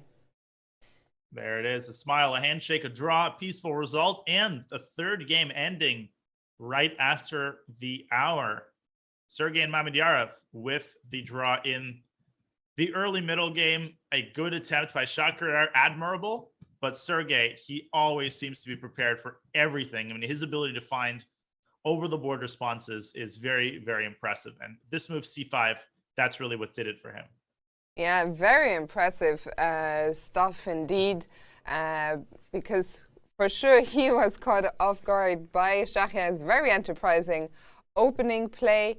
But yeah, that game ended peacefully. 2 rounds to go for these plays. Maybe before we go back to the bird's eye view, we could bring back, have a quick look at the standings once again, and I'll just try and make my, no, we're not going to do that. I've been denied, no. Danya. No. You've been denied, and we should look at the sittings instead. No. Oh my God. No, get that out of here. Okay, fine. Yeah, you've been denied. Completely denied. I mean, frankly, I what else do you expect out of our producer, I know. All right, here, fine. Did you expect a different behavior? Fine. Okay, I think actually the reason I was denied because they've done great jobs and already updated the standings. So the results from this round are already factored in. We see that Shachriar Mamedyarov, he is now on 6.5 out of 11, but Magnus, he has 1 extra point still outstanding. So Daniel, if my maths don't let me down completely, I think for him, for Shachriar, there's no hopes of overtaking Magnus. Yeah, also nobody got my pun, but that's probably for the better. Look at the sittings, yeah? Looking at the sittings. Yeah, well, because they're all I got it. I just didn't want to. I thought this is too terrible to acknowledge. You didn't want to. I was trying to save you, Daniel. Just move on swiftly. all right. Pretend fine. that never happened.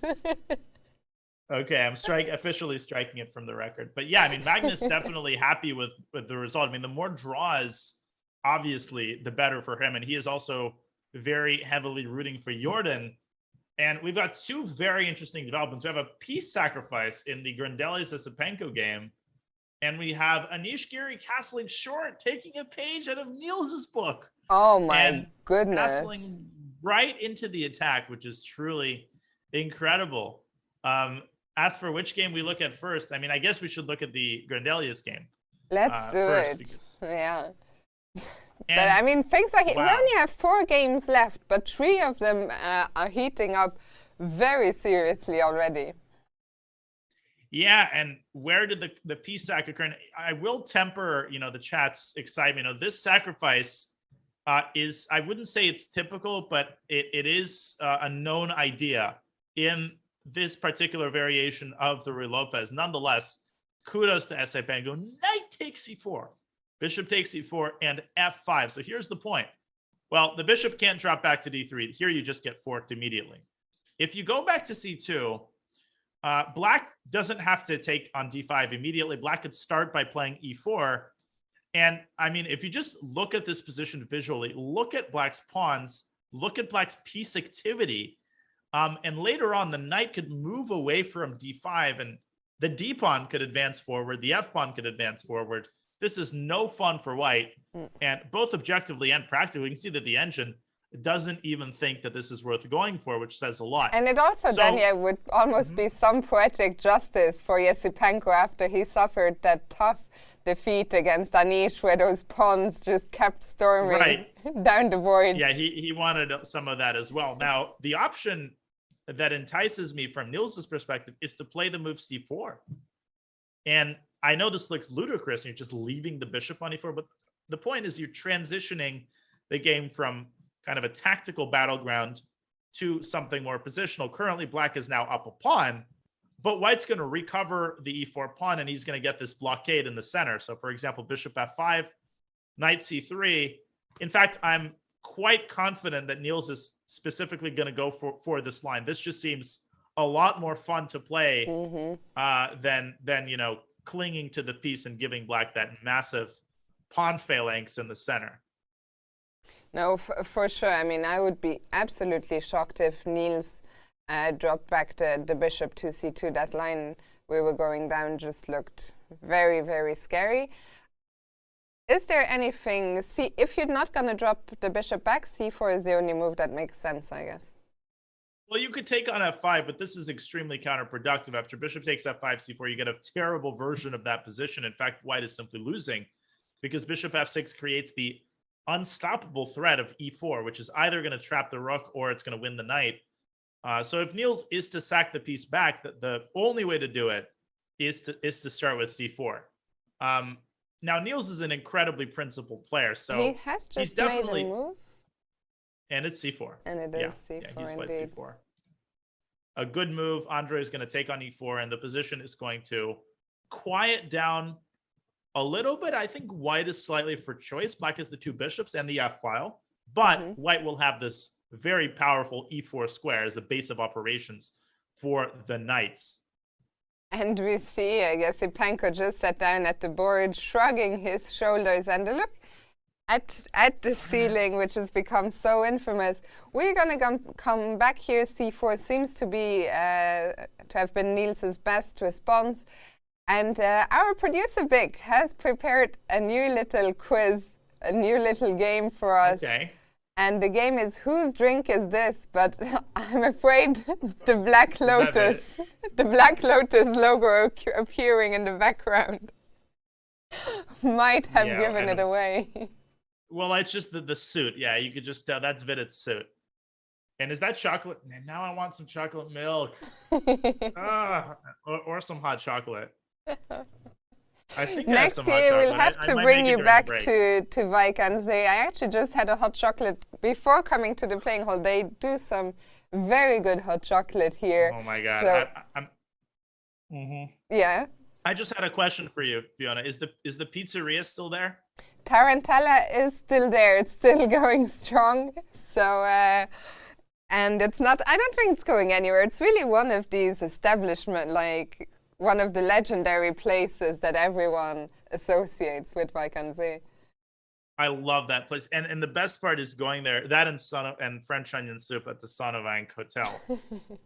The best part is that French onion soup is so good when you have a sore throat, which I would get every time I was in Wijk and Zee because of the cold. But walking into that pizzeria and getting like a hot slice of greasy pizza when it's freezing outside, there's really nothing quite like it. And that place is really famous among all of the chess players. I know Magnus is a big fan of it. It's probably the best restaurant in Wijk and Zee. Absolutely, no, for sure. A big favorite with the players.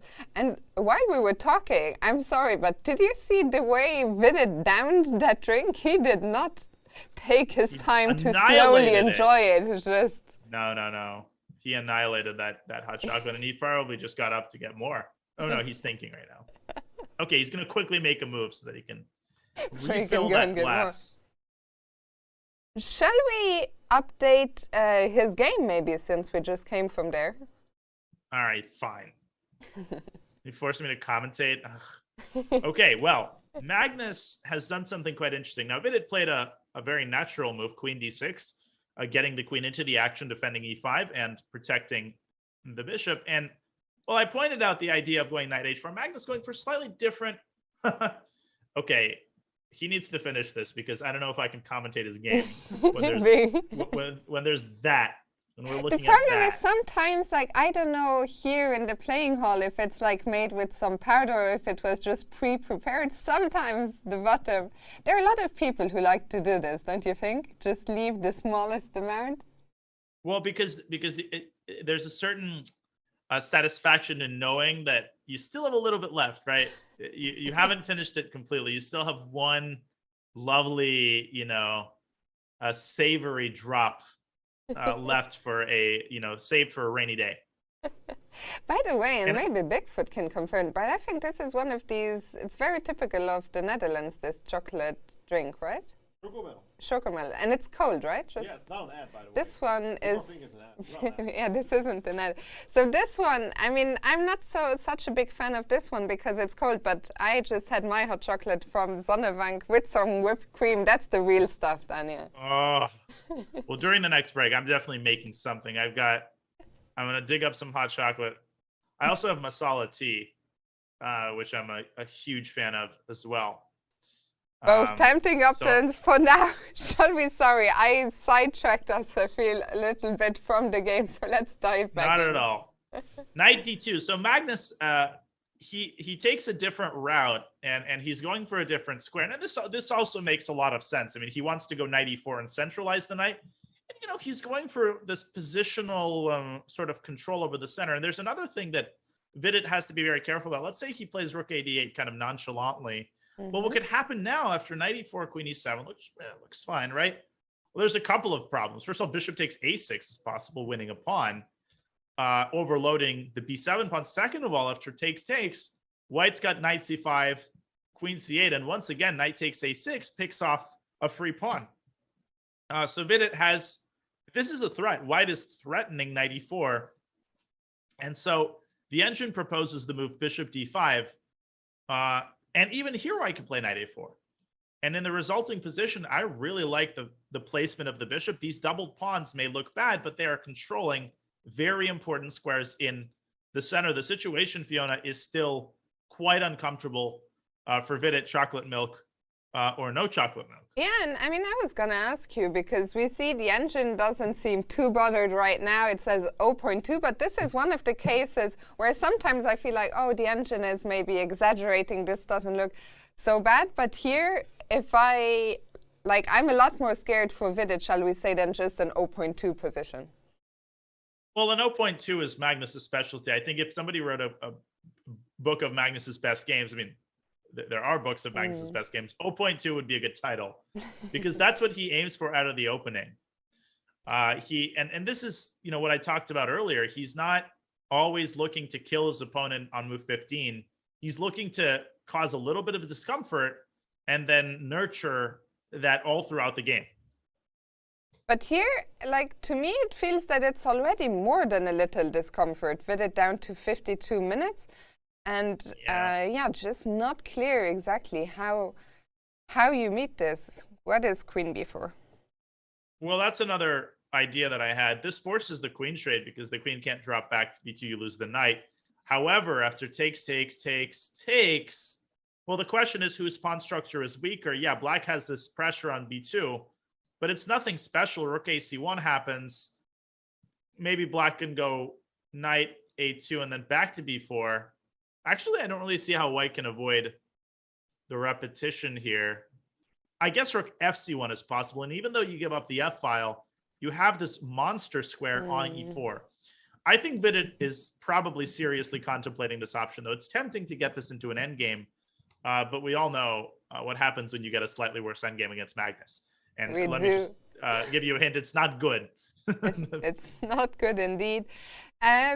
Shall we bring back the bird's eye view? And We should update. I'm still curious about Anish just castling into the apparent danger. Shall we start with that, or do you want to go to Prague? Now let's start with that. The Prague game is very slow moving. I mean, we're not really missing much there. They're just sort of still making surface level improvements to their position. Now, a big moment of truth here for Jorden as he's taken on e5. Is he going to go through with the exchange sacrifice? And this is, you know, we always say that it's easy to sacrifice other people's pieces, and truer words have really never been spoken. It's hard to find a follow-up here, Fiona, because, okay, the check is very tempting, but if you just play very superficially, the queen is going to drop back to c6. And if White's play evaporates, and it does here because the bishop is just very lame, White could end up just being an exchange down and losing. So the engine suggests this very cold-blooded move, and it was at one point suggesting knight f1. Okay, well, that opens up the bishop. The knight is heading to h5 or f5, and, you know, the queen can swing to g4 at the right moment. So something like this, I would be very, very impressed if Jorden, you know, that would be a very gutsy decision. And but finally, he's got alternatives. I mean, there was also the move, I saw that the engine had briefly flashed it up after the exchange sacrifice on f6 and takes. I think queen f3 was another possibility that flashed up for a second. Yeah, so that attacks f6, and after queen c6, this is the most engine-y move of all time. a4, just deploying the bishop to 8. I mean, it makes sense, right? You're getting the bishop onto an active square. It's just that one of the hardest things to do is to play slow moves when you've sacrificed material, and to have that presence of mind. Now, the point is also, if knight takes c4, that does White's bidding for him. Bishop c4, you just trade everything, and then you win the game with the move bishop h6, creating unstoppable threats along the dark squares. So again, this is a big moment of truth for Jorden. I'm sure he knows that this is a critical moment, and if he doesn't sacrifice an f6, well, he could definitely play a move like rook b1, and, you know, still prepare that idea of rook b4. What do you think the chances are he will take on f6? I think the longer he thinks, the greater the chances. I think if he takes another 10 minutes on this position, I would say the chances are over 50%. But if he makes a move within the next 10 minutes, I would vote a higher probability that it's going to be a move like rook b1. Very interesting. A critical moment here in that game between Jorden and Anish. Will come back. I suspect Jorden will spend some more time here to make up his mind, and that gives us the chance. Wow, Vidit with f5. Yeah, I think that's actually a very good move. It stops knight e4. It's committal. Yeah, I mean, you're advancing your pawns, and that's over on your top left. But he is stopping the knight from heading to e4, which is very important. I think that's the correct move, actually. Very nice. And shall we update Prague? Shall we update Guandelius against Stepanko? Yeah. Where do you want to go? Prague. Let's go to Prague. Let's do it. And then we can go to Rome and Paris. Some nice destinations, indeed. No, I love Prague. I've played in the Czech Republic many, many times. I mean, they have such a long-standing tradition of this Czech tour, which has... oh, yeah, Pardubice, yeah. Yes. Okay, so let's see. We haven't missed so much here at all. Let's just go back a few moves. I have a funny story from the Czech Republic before we update. You know, Czech, of course, and Russian are, you know, they're both Slavic languages, so there's similarities, but they're not even close to being mutually intelligible. So there's certain words that are common. You know, I could read menus, sort of, but there's also false cognates. You know, there's words that exist in both languages but mean completely different. So when there would be construction, there would be a sign with the word pozor. And as far as I know, that means attention in Czech, but it means shame in Russian. So I was like, why is it always a shame when there's road work going on? Like, is it really such a shame that they're improving the roads? And of course, I realized that's very funny. They mean completely different things. Anyways, back to the game. So back to the game in Prague. We left it off the last time when we thought he might play knight a2. We could have a potential repetition on the cards, but none of that happened. Yeah, I mean, they're instead kind of making improvements to their position, rook a d8, rook f d1, rook f e8, and Prague dropping his bishop back to b1, creating direct contact between his rook and the pawn on d4. I think he's sort of implying that, at one moment, at some point, he wants to go e4. And Fabiano dropping the bishop back to d6. So, and now we have rook e1. So we have this kind of weird, slightly weird maneuvering game. Prague, I definitely think, is aiming for e4, and he is again inviting Fabiano to return to b4, which is not out of the question because this pins the rook. And we could see this repetition. We absolutely could. Can Fabi play a move like e5? I think the answer is no. This would be premature because after White just trades everything, I mean, you have a classic isolated queen pawn situation with a monster blockader on d4. So currently the ball is in Fabi's court. Will he play bishop b4 or will he refrain from the repetition? Yeah, a big decision for him. As I'm reading in the chat that Niels is much better. Is that correct? Did we miss something there? I think we should go back to Niels Grandelius and let's Andrei do it. Yesipenko. It does look like Andrei has overestimated his queenside play. I think c4, maybe, I don't think Andrei missed it. I think he underestimated it. And one of the hardest things in chess is switching psychologically from a situation where you're prepared to develop the initiative, you stack the piece, you're excited. All of a sudden, the position has quieted down and you have to be very careful. It appeared that the correct idea here was to go bishop e8 and to swing this bishop around to g6, but instead Andrei going for a very concrete approach. He takes on c4 and he goes knight a4 and rook b8, but Niels very calmly developing his final piece. And the problem for Andrei is that if he goes rook b2, I think there's a very specific idea on the king side, which is to play f4 and tear everything open. And it's kind of a similar problem to what Giri is facing. You've got these pieces that are suspended on the queen side. And if you actually look at the center and the king side, that bishop is vulnerable. The pawn on d6 is a weakness. White's position has tremendous potential. And Andrei has to be very, very careful in this position. I think he's worse. The eval bar is giving 1.5. That is maybe a slight overestimation, but no question that White is significantly better here. Yeah, I mean, it's strange. Rook b2 looks like a move that looks so natural. You can get your rook into the enemy position. What are the other options here for Black? Black can play bishop f5. That's kind of a typical move. But once again, I think f4 looks like a very, very strong move. Okay, the eval bar is kind of going back and forth. It's not obligatory, but I feel like it's the principled approach. You're opening up the center with White's pieces better equipped to handle that. E takes f4, bishop takes f4. I mean, Black had abandoned entirely the idea of getting the rook to b2. But again, look at this position. Pawn on d6 is weak. White's piece is perfectly placed in the center. Bishop on e7 is lame. And that knight on a4 as well. Yeah, what exactly is it doing? I mean, it's not going to c3. And even if it drops back to b6, well, where is it going from there? So there's just the sense that Black's pieces are quite discombobulated. And this is right up Niels's alley. He loves these complex, semi-tactical positions. And I think the last game, Fiona, wasn't necessarily smooth. But I think I can sense that it's given him a lot of confidence.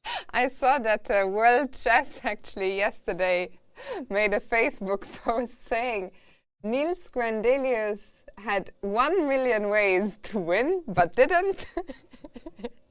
And then they said that later on that Daniil started playing for a win, which is not exactly correct. I mean, there was no point at which Daniil, I showed this to Niels and he told me, there is a reason I refrain from social media. Niels is very principled on this. He doesn't check any social media while he's playing the tournaments. And when I showed him this, he was like, yeah, I'm very, very clever not to be looking at social media while I'm playing. Yeah, there was a lot of Monday morning quarterbacking on Facebook. And yes, it was a very sloppy endgame, no question about it. But Niels suffered through 3 time pressure phases. And I feel like he was the deserving winner. I mean, I think his biggest chance was probably to win that game in the middle game. Yeah. But you also have to take your hat off to him. I mean, he kept his foot on the gas pedal in the purest sense of the word. He just never let up.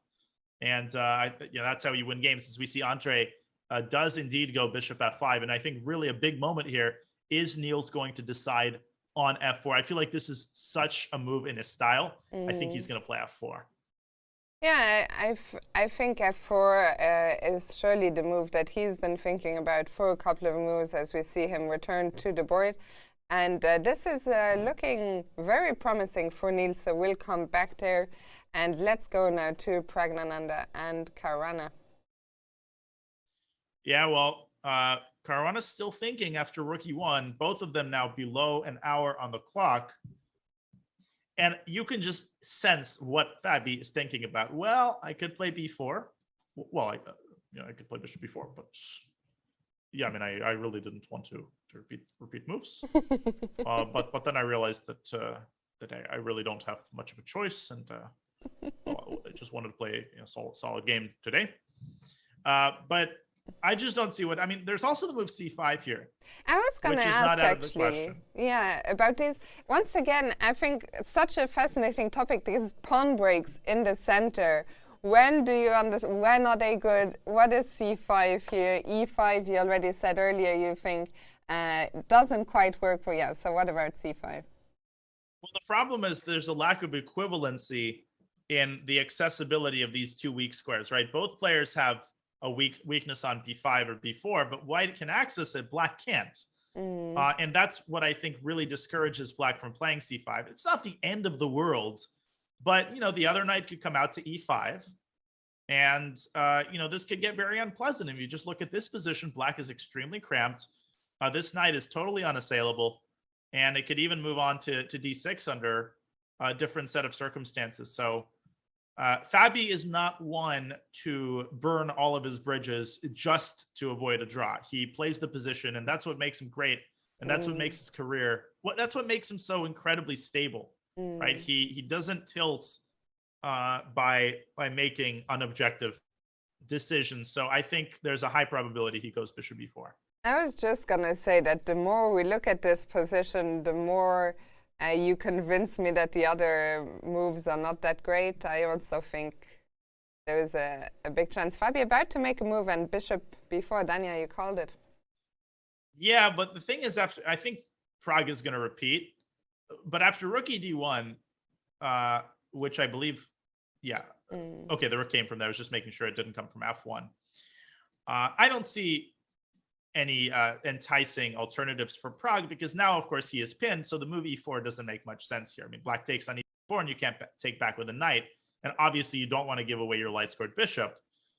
But for Fabi, he can refrain from the repetition after rook d1, but once again, Fiona, I just don't see how black can improve his position, and just making a random move and getting a worse position is not up Fabi's alley. So now the ball in Prague's court, but I'm anticipating rook d1. I think there's a high probability this game ends in a draw. I agree with you. I also think it could be a little while, as both players might be investing some time before they repeat, if they repeat. So we're going to bring back the bird's eye view for a second and see. Shall we update? Maybe we can update Magnus's game, and then we'll go on a quick break. What do you think? Sounds like a plan. So Magnus, he is taking his first really big think of the game as Vidit deciding on the move f5. It is committal. These pawns could potentially end up a little bit vulnerable. And to that end, I think, Fiona, the move rook f2 comes to mind. You want to double on the f5, and you want to target the f5 pawn. Now, a move like g6 is possible, but it's really, really weakening. And white could still proceed with rook af1. You could think about g4, e4. These moves become possible. So this is a move right up Magnus's alley. I'm anticipating rook f2. If I had to predict, I would say he's going to play rook f2. Rook f2. And one of the questions, the knight from d2. Are you happy with how that's positioned right now, keeping all the options open? What do you envision for this knight in the future? Keeping the options open is a good way to characterize it. Well, currently it's fulfilling the important role of reinforcing the bishop. So after bishop takes c4, white will take back probably with a knight, although you could take back with a queen with check also. So for now, the knight is sort of kept in reserve. It could later go back through f3 to h4, but Magnus likes to keep his options open. He likes to keep things flexible. And for now, I think the highest priority is to figure out a way to pressure these pawns on f5 and e5. So you're expecting rook f2. Magnus doesn't look like he's ready to make a move yet. So we are going to come back to this one after a short break. Don't go anywhere. We'll be right back.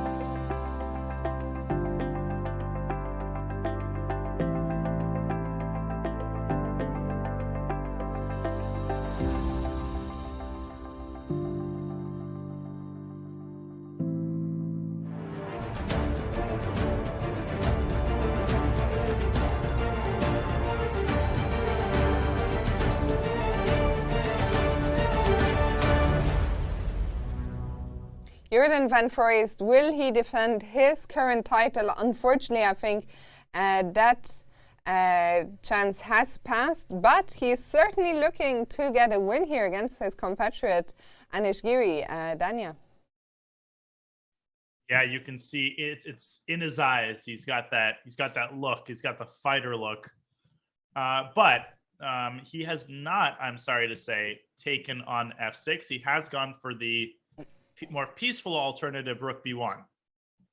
I see that a lot of fans in the chat, even on Twitter, I saw, are disappointed. They were hoping to see rook f6 appear on the board, but even after rook b1, Jorden seems to still be doing quite well here. Yeah, he's in good shape. And again, it's easy to sacrifice other people's pieces. And when you see that the eval bar is in white's favor after rook takes f6, it's so easy to just say, oh, well, obviously the sacrifice is good. Remember that Jorden doesn't know, what the evaluation is. So it's a lot harder to evaluate a sacrifice like this when you don't have any information beforehand.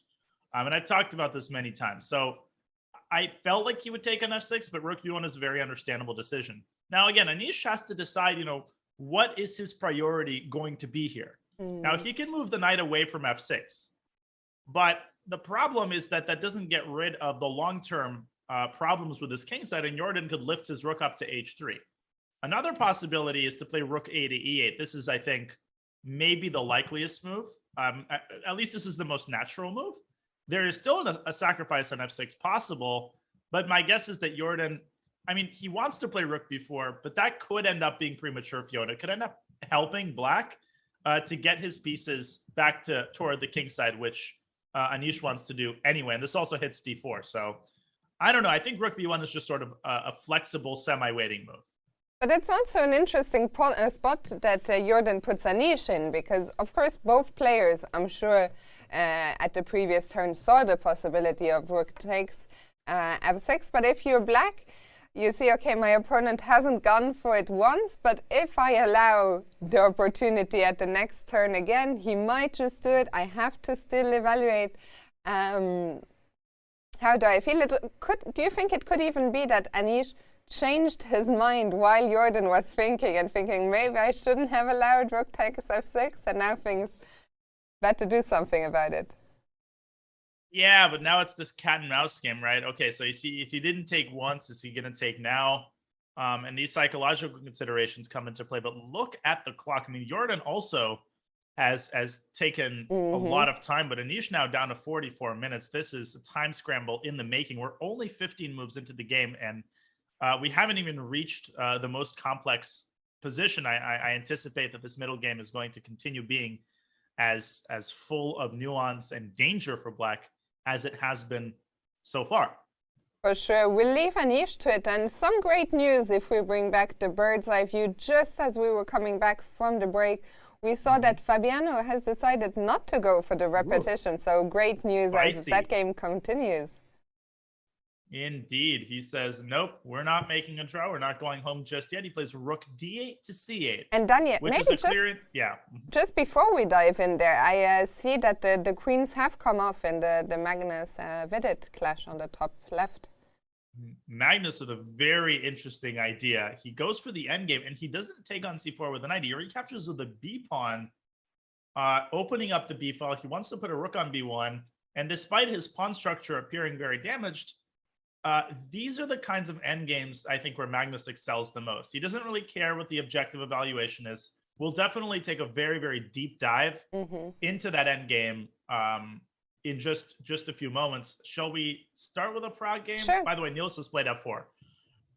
I'm not too surprised. Niels, who's had such a tough start to his tournament and won an epic game against Dubov 2 days ago. Today, he seems to be pressing against Yasipenko just as we tune in. Prague is making his next move. But let's go back. So we saw this moment where we thought Fabiano and Prague could repeat with this bishop b4, bishop d6 dance. But then Fabi, the one to deviate here.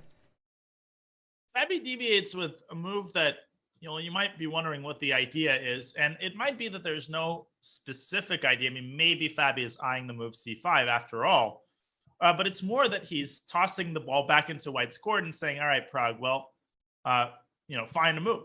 And this is what these types of positions often are all about. I was expecting Prague to make a slow improving move like h3, but he has decided to go for a very concrete approach, knight e5, offering a trade of knights. And if Black takes it and goes knight d7, you're going to get this structure where White's probably going to play f4. Black is quite cramped, but of course, this is a very committal approach for White as well. I mean, this comes with its associated risks. Somehow, I don't think that Fabi is going to take the knight, though. Although, if you don't take the knight, then White can support it with f4. Yeah, I was just going to say also, if you don't take, I'm still struggling with the Black position where the pieces are a bit crammed in by their own pawns, and I'm never sure how do I proceed as Black, because the only way to liberate myself is a pawn push, but I guess the pawn push is all still not particularly appealing. Is c5 an option here? It definitely is, but again, White can stick a knight on b5, and look at how these knights are so nicely protected by the pawns. No, and then there's another idea. After rook ed8, White has the move knight a7. If the rook moves to c8, there is a fork, and if rook c7, at the very least, White has a draw by repetition. But White in this kind of position can continue improving. I mean, even a move like h3 makes it practically difficult for Black to find a way to disentangle. So, yeah, no. Now that we're looking at this, I'm beginning to think it's more likely that I'm changing my mind. I think perhaps Fabi will take on e5 after all. For some reason, I think he might offer a draw. Do you want to have a? What did you say? Sorry, I didn't mean to. For some reason, I feel like Fabi. There's a non-zero chance that he grows uncomfortable with his position and offers a draw, which I was thinking that as well. It's possible, and he might say, I should have repeated moves. And from Prague's perspective, the repetition could have just happened, so there's a high probability that he accepts the draw. Yeah, well, we'll see what he comes up with, but an interesting spot here. And let's go to the Magnus ending against Vidit. Yeah, and the first thing I would say is this. Yes, the eval is 0.00, but does that mean it's a dead draw? Absolutely not. This is an end game that is full of life. And if every 0.0 game that Magnus had ended in a draw, well, then he wouldn't be world champion. It's as simple as that. This is one of perhaps his greatest strength is to outplay super grandmaster opponents in equal endgames. And a book, I was going to say books can be written about it. A book has been written about Magnus's endgames. An excellent book that analyzes his wizardry in these types of positions. Now, let's try to understand what each side's plans are. Well, White's plan is very straightforward. White wants to go rook b1. Let's make a random move for Black. Let's say g6. Now, which probably is not such a bad move. First, White can play the move a5 to clamp down on the b pawn.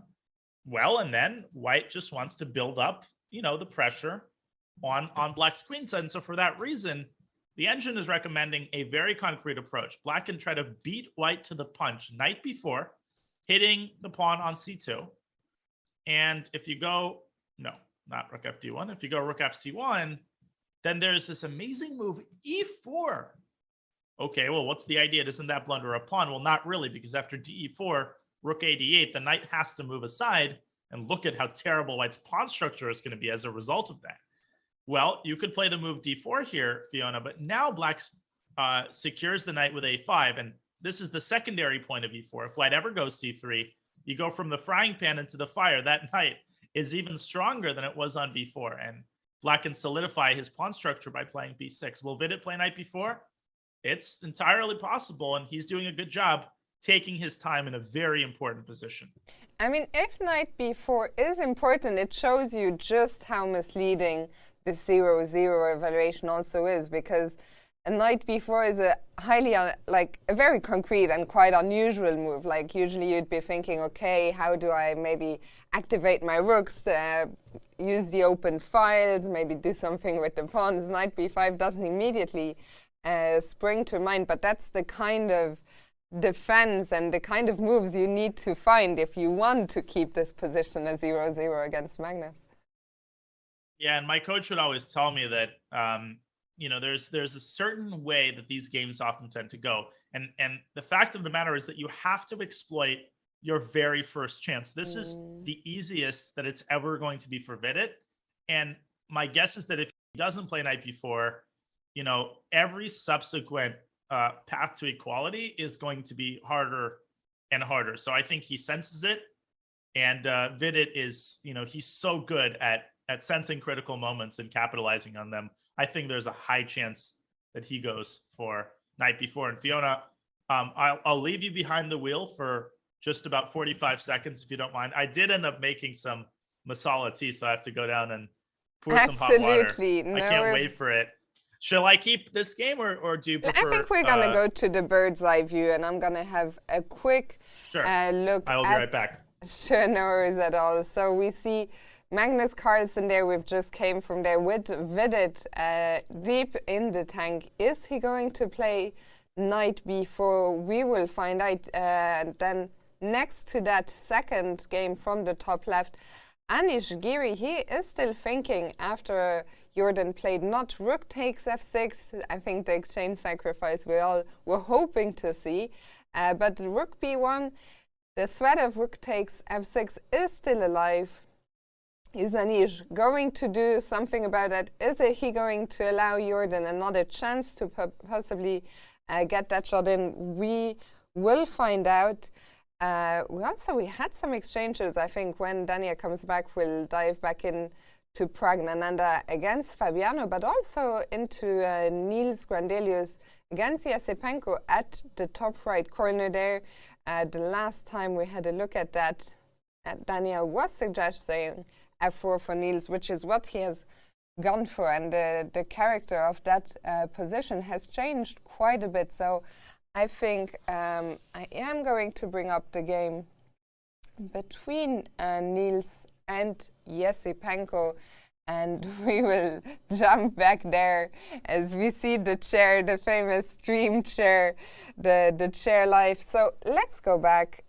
We left this off here after bishop f5, and Dania was recommending for Niels to play this move f4, opening up the position, which is what Niels went for. And after e takes f4, and I'll probably wait here for Dania, because there is a plethora of choices here for White how to recapture. Maybe very quickly while we wait, just look at the results under the player's camera, because 3 games have already ended in this round 11. We had 2 quick draws, one between Duda and Shankland. I'm not sure what happened there with Duda, and very unusual for him to see Simhofer such a quick draw. An interesting tussle between Mamediev and Karyakin, which ended up ending in a draw as well, though. And of course, the sad news of the day, Dubov testing positive, so he is out of the tournament.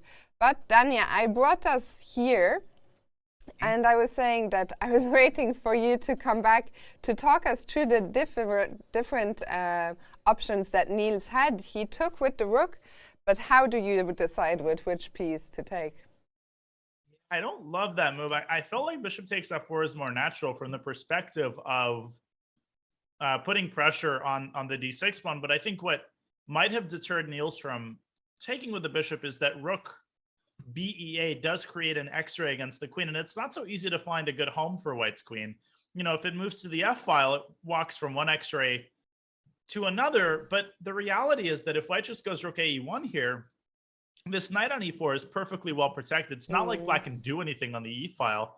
So I was fully expecting Niels to take with the bishop, but he's taking with the rook, and he's taking a different approach. And the approach that he's taking, I think, is to rapidly double on the f file. And a very helpful question to ask here to enrich our understanding of the position is who benefits in the event that all of the rooks are traded, that all 4 rooks are traded. And I think the answer to that is White. And I think that's why Niels has chosen this. So let's imagine that we have a trade of rooks. I think the reality now is that Black is the only one with a serious weakness. And White can pile up on that weakness with bishop f4 and then trying to get the queen to g3. This is kind of a risk-free position where White is playing for 2 results. So I can understand why Niels did this, but something about this just seems a little bit awkward to me. The bishop on e3 isn't too thrilled with this with that rook on f4.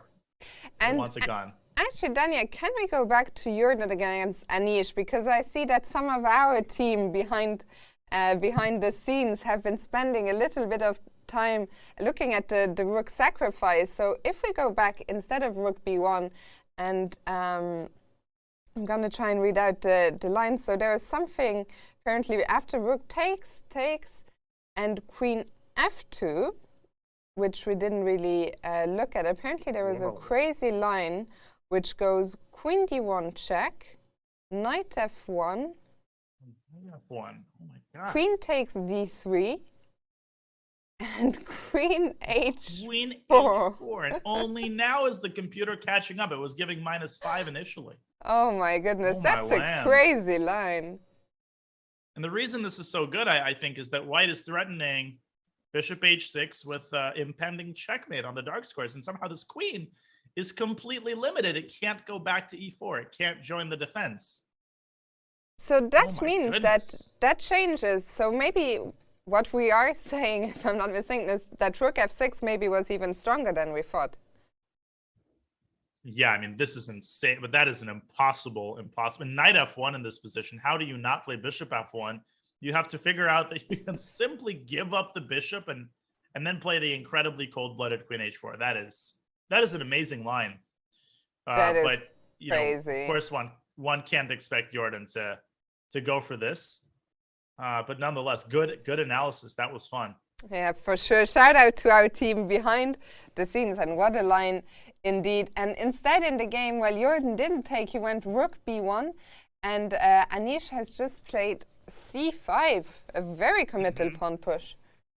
Committal indeed, and he's trying to get Jorden to go d5 when I think that knight, well, I guess knight b7 allows the sacrifice, but probably knight e8 is more accurate. The knight heads for d6. This is, of course, a very typical idea. Jorden is not going to go d5. That locks up the center. It kills white's attack instantaneously. What will Jorden do? Well, you know what, Fiona, once again, he very well might sacrifice, and the computer definitely likes this, and once again suggests the move knight to f1. As I previously explained, it's the same idea. You want to go queen f2, you want to go bishop h6, and there isn't a huge hurry. White has kind of a long-term attack on the king side, as well as short-term threats of checkmate on f6 and g7. This is really the moment of truth. Do you think that the inclusion of the pair of moves rook b1 and c5 makes it more enticing to take on f6 less, or it doesn't really change the situation? It's a great question. Well, I don't think it changes the situation too much after rook takes f6. The question is, I don't see an alternative. There he goes. For white. Sorry, Daniel. Rook f6 has just been played. Wow. It has. And what I'm most curious about is how Jorden is going to follow this up. This is what I'm really, really interested in. Will he play knight f1? Or is he going to go for... Wait, can white still go for queen f2? I was wondering. That was going to be my next question. And queen d1? Let's see. But now the rook is hanging on b1. Oh, that's all that. But wait a second. There's still queen h4 is still possible. And even after takes, meeting with bishop h6, 2 rooks down. What an unbelievable position. White is winning, and the eval bar, it took a second, but now it says it's equal, and it says that bishop b7 is the move here. And the point is that bishop h6 can be met with queen takes e4, and the queen is just in time. But that's not the end. White goes d5, black goes h5. Okay, I'm done. This is ridiculous. This is ridiculous. What a crazy... Wait, crazy is idea. h5 the only move, yeah? I think it is. Well, the h5 is actually very logical, because after bishop h6, you've opened yourself a nice little retreat square on h7. And, well, this is a draw. Rook, bishop f8, rook f8. Well, probably not rook f8. Queen b1 is more precise. Now look at this. Queen f6, rook takes f8, and just a normal garden variety perpetual with queen f5 check. Unbelievable. These lines are so nuts, and I'm not surprised to see the jacket come off here for Jorden. Well, we know what that means. That means he smells blood, but he's got 48 minutes. And my guess is that he's going to take probably 15 of them at least to find the proper follow-up. We'll see. Crazy moment here with Jorden. He didn't take on f6 the first time around. Now he has knight f1, probably a more natural. I mean, if Jorden plays queen f2, that would be absolutely incredible, no? I would be tremendously impressed if indeed he figures this out. That would be a sight to behold. We will leave Jorden to it, but we'll come back here very soon for sure.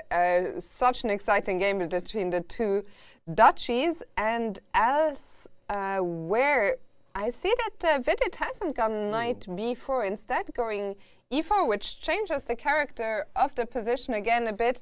Dania, do you want to update us there?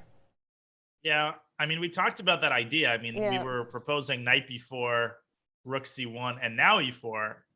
Vidit going e4 straight away. Now, d takes e4 has to be evaluated, and my guess is that he still wants to go rook a d8 or rook f d8. And ultimately, you know, White could end up with an extra pawn, but I'm having a very, very hard time believing that White has any serious chances with this kind. I mean, this pawn structure is too ugly to afford serious chances. Rook e8, knight c5, knight a5 is the computer line hitting, defending b7 and hitting c4. This probably will fizzle out into a draw. And if Magnus doesn't take on e4, well, d4 transposes into a line where, honestly, I think only black can be better. So I think Magnus, I mean, this is the big decision. Does he play d4 and potentially risk being worse, or does he take on e4 where the likeliest outcome is simplification and a draw?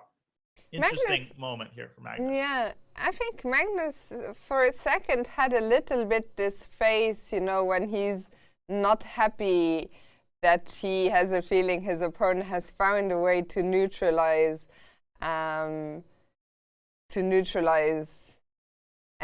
kind of problems. But which do you think of the approaches do you think Magnus is going to go for? There's a third move, by the way. There's rook a to b1 here, covering the b4 square and attacking b7.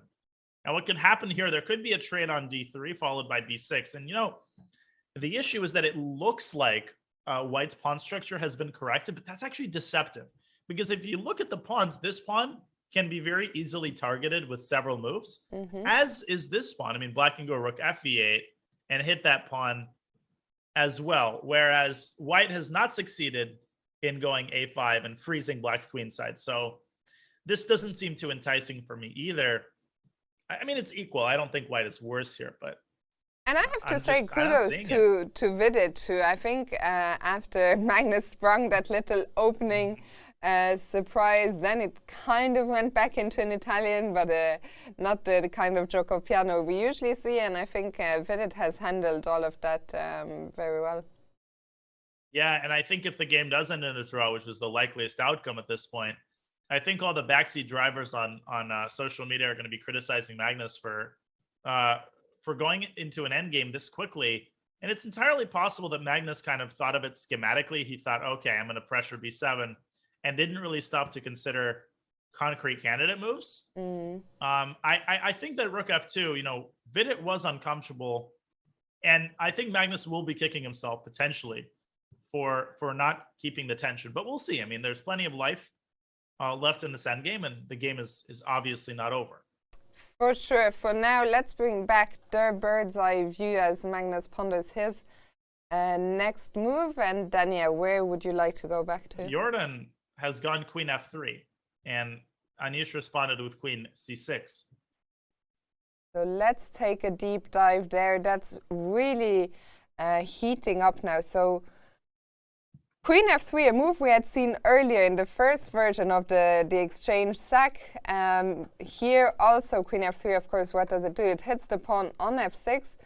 Anish responded with queen c6. Did he have any options if we go back half a move? No, I don't think so, because you can't afford to give up f6. So queen c6, the only move, and now the question, what's next? Well, my guess is he's going to go d5, queen d6, and now knight f1. And again, all the pieces come alive. We've already talked about this idea. Now, black cannot afford to waste time taking pawns, because here there's actually the move knight e3 immediately. Bishop takes d3, knight f5 with mate, or you win the queen. So, in fact, it's crucial for black to keep this bishop on a6 so that it can move back to c8. If the knight lands on f5, the game is over. And so you need to be able to play bishop c8. And you should probably go king h8 here. Knight g3, bishop c8. But the knight doesn't have to go to f5. It can also go to h5. Man, I would feel so uncomfortable here if I'm Anish. Maybe he's okay here, but it feels like this is just not his type of position. Yeah, definitely. I mean, this looks horrible, and then all of the whole line was more or less forced. If Jorden goes d5 and knight f1, it doesn't look like Anish can improve anything at any turn here. And what makes matters worse is that, again, white is not in a big hurry. It's not like if white doesn't do something in the next two moves, black is all of a sudden going to consolidate. Black isn't even close to consolidating this knight on a5, totally out of commission. And white can slowly accumulate by developing the bishop, going rook f1, and then at his leisure, taking that pawn on f6. This is very, very, this is bad. I think this is outright bad for Anish. Yeah, and I see a few comments in the chat saying, I don't understand why Anish castled kingside rather than queenside. And then, yeah, I mean, you pointed that out at the time, and I think that's exactly where Anish's trouble started. Well, I think he was already quite uncomfortable, and I think it's very easy to retrospectively say, well, this was a terrible decision. But again, evaluating this rook sacrifice, this exchange sacrifice accurately is actually quite difficult. So I think Anish kind of took a page out of Niels's book and did something provocative in the hopes that it would throw Jorden off, and in the hopes that Jorden wouldn't ultimately decide on the sacrifice. Because if white doesn't take on f6, then black is totally fine. So it was a provocative decision. It's understandable, and the game is very far from being over. So, by the way, let's wait. Oh, knight f1 immediately. Knight f1 immediately. So. Or no, he went d5. Sorry, he did go d5. Yeah, that's also not what I. So it's going down the line that we were just looking at. Anish is already. I thought he was getting ready to make a move. King h8 really looks natural to get that out of trouble. That's what. Well, either that or bishop c8, but I think he's going to go king h8. I'm 99% sure he's going to go king h8 here. Yeah, and there he goes. King h8 is on the board. Jorden, I think knight g3 is just the natural move to continue it, and this looks so scary for Anish. Yeah, but it would be sloppy to play knight e3, because after bishop c8, you don't have any more pathways for the knight. So it's very important to actually go to g3 rather than e3, so you have the potential to go to h5. I think we're going to see that from Jorden. For sure, and well, maybe while we leave Jorden to it, I think knight g3 will probably be played quite quickly. Maybe we can go check in maybe with Grandelius Sipenko, or what do you think, Daniel? Yeah, let's do that, and then let's go to the Caruana game. Okay, so Andre doing, I think, a really good job here of stabilizing the situation. He's gotten his rook from the b file to the e file, where it's, getting more bang for its buck. It is still x-raying the queen. And my question here is how Niels improves his position. I mean, he's got everything on nice squares, but again, this bishop on e3 is a little bit uncomfortable. I guess it's the only piece that's not ideally located, and it's hard to get this bishop active as long as the rook remains on f4. I'm not really seeing it, Fiona. I'm not seeing how Niels puts more pressure, at least superficially. It's such a strange position because it looks nice, and then you get to that next stage of exactly the nitty-gritty of, well, what do I actually do? Yeah, I mean, there's h4. That's an interesting idea. Wow, the point is that knight b6, knight g3, you attack the bishop, and then once the bishop moves back, well, here comes the h-pawn, sending the bishop further back. But, okay, but in response to h4, I don't really see why. Oh, h6, apparently the engine suggests queen h5. Oh, the point is that there's no g6 square for the bishop anymore. That's very important, because queen h5 here would run into the simple bishop g6, or here rather. So h4, very, very interesting idea, but I don't know how human that is. I mean, it doesn't look like the kind of move you want to make in this position. You feel like, okay, my problem piece is the bishop on e3. How do I improve that? How do I untangle? So for h4 to even appear on your radar would be quite impressive. Indeed. Yeah, h4. No, sorry, you go ahead. No, I agree. I think this is the kind of move that when it's made on the board, it looks, it's like, okay, you can kind of understand it, but man, oh man, it's not easy to decide on something like this. Yeah, and Niels, if you wanted, I think h4 is really not a human move. How do you get that bishop out of that? How do you untangle? What attempts do you have to untangle, let's say? Well, you can go bishop f2, but that move fails in this position on account of bishop g5. And there's that queen again, right? That queen causing problems for white. So that leads to the idea, well, maybe you can move your queen. Well, where can you move it? Well, you could go queen f2. But, well, now that creates more problems. Now, if you take on f8, black recaptures with tempo. And I really feel like Niels has squandered a lot of his advantage, if not all of it, by taking on f4 with the rook. Yeah, I'm also surprised, because it was a decision that seemed to be made quite fast. We saw the position after f4, and suddenly rook f4 was already on the board, so it doesn't spend too much time there. But now maybe paying the price for that quick decision. We will come back here as well, as I was reading in the chat that Fabiano might be making some progress, so maybe we can check in there. Yeah, it looks like Fabi has found a very, very nice setup. And if anything, his position might be for choice now. So what happened? Well, d, e5, knight d7, Prague building the battery and threatening checkmate. But this knight on f8 is such a nice piece. It's very hard to get to. And it obviously prevents queen h7. Prague going knight e2. And my guess is that he's swinging the knight maybe around to h5, but Fabi immediately taking this opportunity to start expanding on the queen side and putting pressure. b5, I love that move. And the point is that if Prague continues his knight maneuver, I think Fabi's going to trade on a4, and then he's going to redeploy the bishop to a6, hyperfianchettoing, and pressuring c4. But Prague has the very interesting idea of going rook d4, saying, hey, take my pawn. I don't care. I'm going for checkmate. Look at how many pieces white has aiming at the king. So this is a very double-edged idea by Fabian. Even here, rook d4.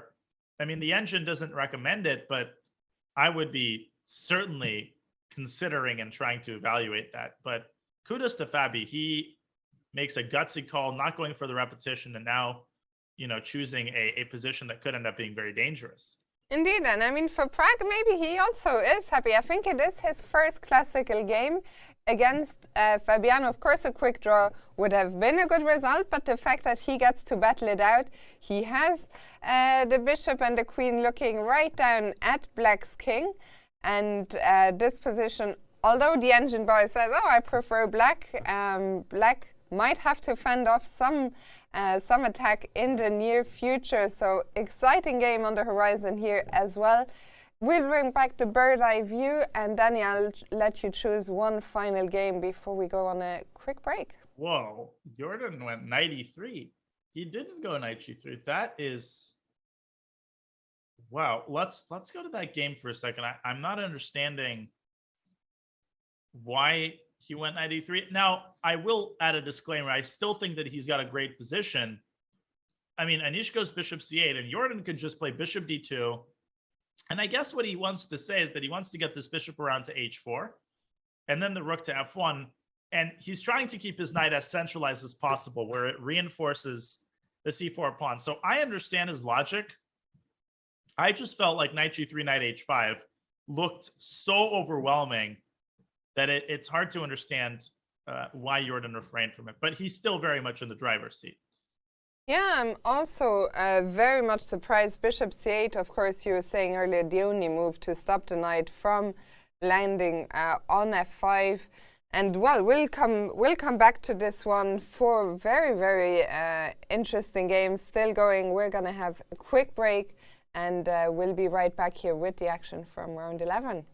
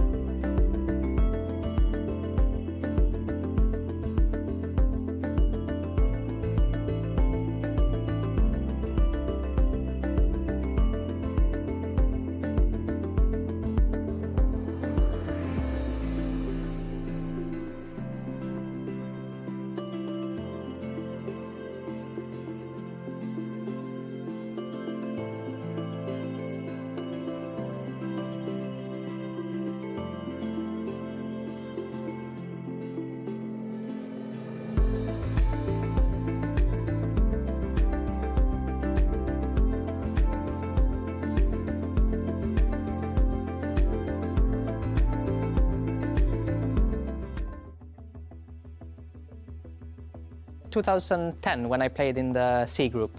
It was fantastic. I mean, that was really the first time for me that I played, on the same stage, let's say, as all the top players, and I had them so close up, and I could just go there and watch their games and so on. And for a young boy, of course, it was fantastic. I do like to sit down with an actual chessboard and analyze things, or at least think about things. But when I use, let's say, technology or engines, I try to use the best ones, always.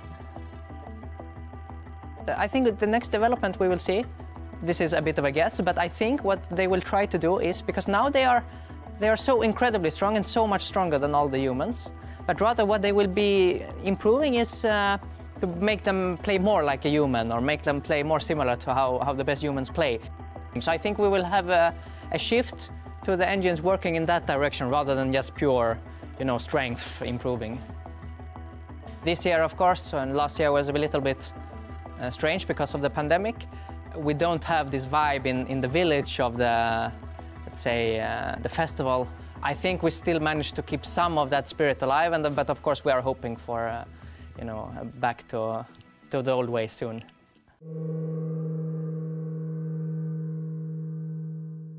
For sure, Niels, not the only one hoping that we'll be back to the good old days soon.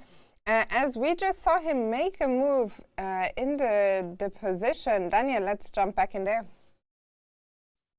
Do it. Okay, so Niels did end up going queen f3, escaping the e file and moving on to the f file. Andre immediately responding to bishop g6. I mean, the bishop was attacked.